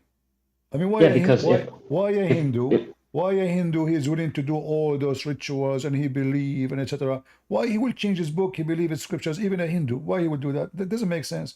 So because they could not find their prophet in our book, they say, they corrupted. Yeah. But you know what it is? It's like if Allah sent down the Bible and it was corrupted by man and he had to reveal it again, it's like, why did he even reveal it in the first place if he couldn't protect it or he didn't want to protect it? Not only that, why Allah allow it? Because Muslims believe everything is destiny. So was the Bible which sent by Allah corrupted by Allah will or against his will? If the Muslim agree that this is against Allah will, that means Allah will is not valid. He cannot protect his book. If they say this is Allah will, that means Allah is the one who corrupted it. That means Allah is Satan. That means Allah is a deceiver, as the Quran says. So either way, they accept it's a problem. Either you say by Allah will or against will. Anyway, my friend, I cannot stay longer. I'm losing my voice. My throat is hurting. You can join us again. But I want you to be, you know, you promised me you will search for the one who took the panty because this is a very historic one. It's very important. No, seriously, it's very important. And you know, I think all those who came to the Hajj every year, they are hoping to find the panty in the sand. This is why even some of them, they died because simply they wished that they would be buried there. And maybe when they bury them, they will find the panty. Otherwise, it doesn't make sense to practice pagan ritual, to go to the house in the middle of nowhere. And if you don't go there, there is something missing. Well, if God is God of everybody and his God exists everywhere, do I need to go to Mecca, make the Saudi rich, spend my saving, all my life saving those people from Indonesia, Bangladesh, very poor people? they go all the way there to practice this pagan cult, which is the Arab they used to practice for centuries and centuries before Muhammad. Right? Yep. Yep. All right. I will be waiting for you to report for me any news about the missing panty, and don't hesitate to publish it online if you find anything, because I don't want the Muslim to accuse you of hiding the treasure of Allah. For if it is touched by the Prophet, it is a holy panty. All right, CP. Thank you. I appreciate it. I'll see if I can go back on a future day, but I appreciate it a lot. All right. Take care. Take care, man. And by the way, me myself, I will give anyone who can find the panty which is went missing $100. $100 gift from me, which I will steal from somebody because I'm a good Muslim. Somebody is not Muslim, because Muslims, we are not allowed to steal unless it's from non-Muslims, because we are decent people. So I will steal $100 from the Christian or the Jews or the Hindus, and I will give it to anyone he find the panty, which is, I mean, look what the Quran is talking. We're talking about panties. What kind of God this God is? The God, he went to his room, his office, fax, he received a fax. They are accusing Prophet, you're a prophet, of stealing a panty. Oh boy. So Allah decided to do something. What he do? He write a verse, he give it. Always Muhammad, he have no witnesses. Allah witness for him that he is not him. Obviously it is Muhammad who took it. Because if it's not Muhammad, he will point his finger, says, this guy, he took it, or accuse anybody. He keep his mouth shut because he is the one who took it. It's not for a prophet to steal a law. But this is not the answer. You're God. You are a God who can see supposedly everything. So who took it? So until we find who took the panty, I leave you with the holy panty of Allah Prophet and the Holy Quran, which is full of wisdom, telling us that Allah Prophet don't steal, when the fact, the verse speaking about them, booty. Look, the verse says it's not a prophet to steal, but this is booty. What the heck? And look what they are stealing, clothing. I mean, if we are talking about gold, I would say it's okay, gold, silver. They are fighting over clothing. Clothing. When Zakir Naik will call me, no, Zakir Naik is on vacation. He's not here these days. So this is why he did not call me. I heard that he have hernia. Christian Prince, first of all, you are fabricating news about me and I'm going to sue you. I heard this, Musa's, the Jews, they accuse him that he have a problem with his testicles. I thought maybe you have the same problem. You have no balls to call me. Christian Prince, first of all, don't talk about my balls. This is very sensitive with you. And I don't allow you to speak about it. Hold on. First of all, I don't think you even have one ball. Christian Prince, I swear by Allah I have balls. Okay, what is the proof that you have balls? Christian Prince, first of all, I always play golfing. You play what? Golfing. What golfing have to do with the balls? I'm talking about the balls between your legs, you idiot. What golfing? Christian Prince, I'm very naive. I thought you were talking about golfing. No, I'm talking about your balls, balls, you know, like balls between your legs. Christian Prince, first of all, I'm from Bangladesh, and our balls is not our between legs. Zakir Naik, are you serious? In Bangladesh, the balls is not between the legs. Where are they? Christian Prince, if you look at my neck, you will find that the big ball in my neck. Abdul, this is not the ball we are talking about. That thing there, they call it the apple of Adam. This is not the two. This is one. Zakir, go down. Look down. Christian Prince, I have to go because this is the time of prayer. I have to pray. Okay. No comment. I just made this a story up, so don't take it seriously, okay? Because I know Muslims, they want to make a comment, they will say this is that Zakir Naik, this is somebody else making his voice. If you see the comment of Muslims, it's hilarious. They think this is really Zakir Naik. You know? Unbelievable. Abdul, no, I'm making his voice, and I just made up this story. All right? Yeah. Here we go, I just made Quran. See how easy? All right. Did we have a good time? Don't forget to leave your comment. Don't be cheap. I mean, people in the chat, their text is running like crazy. Then how come we don't see your text in the comment? You know, the more you comment, the more people will watch the video. The more Muslim you refute Muslims. I like to see Christians refuting Muslims. I like you to show yourself, not me, how much you learn, how much you are observing, how much strong you become in debunking the garbage of Muhammad. It's my happy day to see Christians. They do not need me. You know, time will come and I will never come here. It will happen. It's just a matter of time. So I want to see how many of you, and I'm so proud of all of you, proud of all those Christians who they are learning, debunking, the young ones, the older one, women, young men, it doesn't matter. All of you being given the gift of the Lord. And the gift have to be used. If you don't use it, the Bible says it clearly. Speak about the talents. Do you remember the parable of the talents? So you've been given talents. Don't say I don't have talent like you. Every one of you have it. Maybe you have better even way than me. Maybe I'm nobody next to you. But if you don't use it, how you will know even you have it?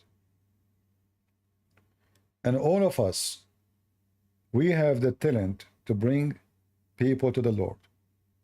And the talent can be strength. It's like, you know, cement. There's many kind of cement. There's a cement will make a crack a second day. There is a cement is cheat, you know, because they cheat or the maker did not make good. You can make the best concrete, solid ground by using the gospel, studying it carefully. So people cannot play with you, cannot fool you, cannot deceive you. Number two, by knowing your enemy. When we study bacteria, not because we are in love with bacteria. We study bacteria to see how we can destroy bacteria. So we spend a lot of money to build laboratories. People go to school, earning degrees, money spent to buy many machines, to make machines.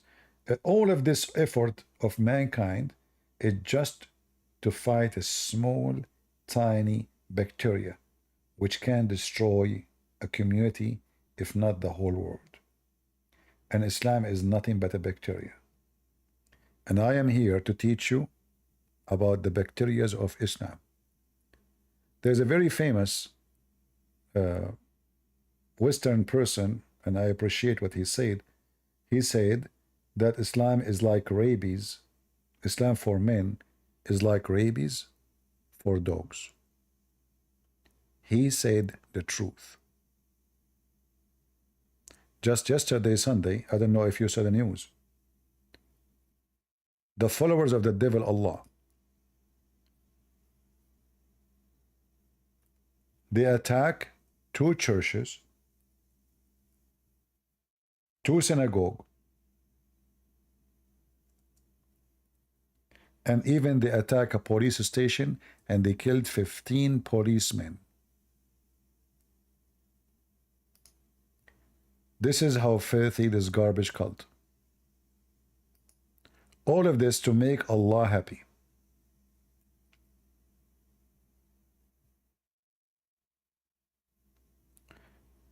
Allah now is happy because many people die. When people die, the devil is dancing.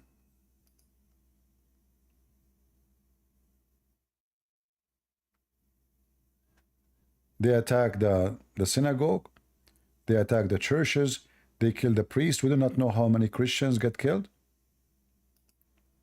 Obviously the crime and the attack done by many filthy, coward men. You see, they are coward.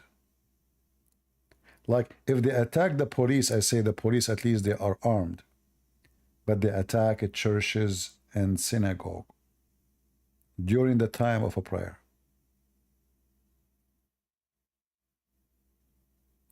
And I know that Putin, he will defend the Prophet of Allah. For Putin, obviously, he surrendered to the devil and he is using Muslims just for his propaganda. He don't care for being ethical. He don't care for being truthful. And he is obviously not a Christian. And he made a law that anyone who insult Prophet Muhammad, the filthy Muhammad, he will go to jail. Putin, he have respond.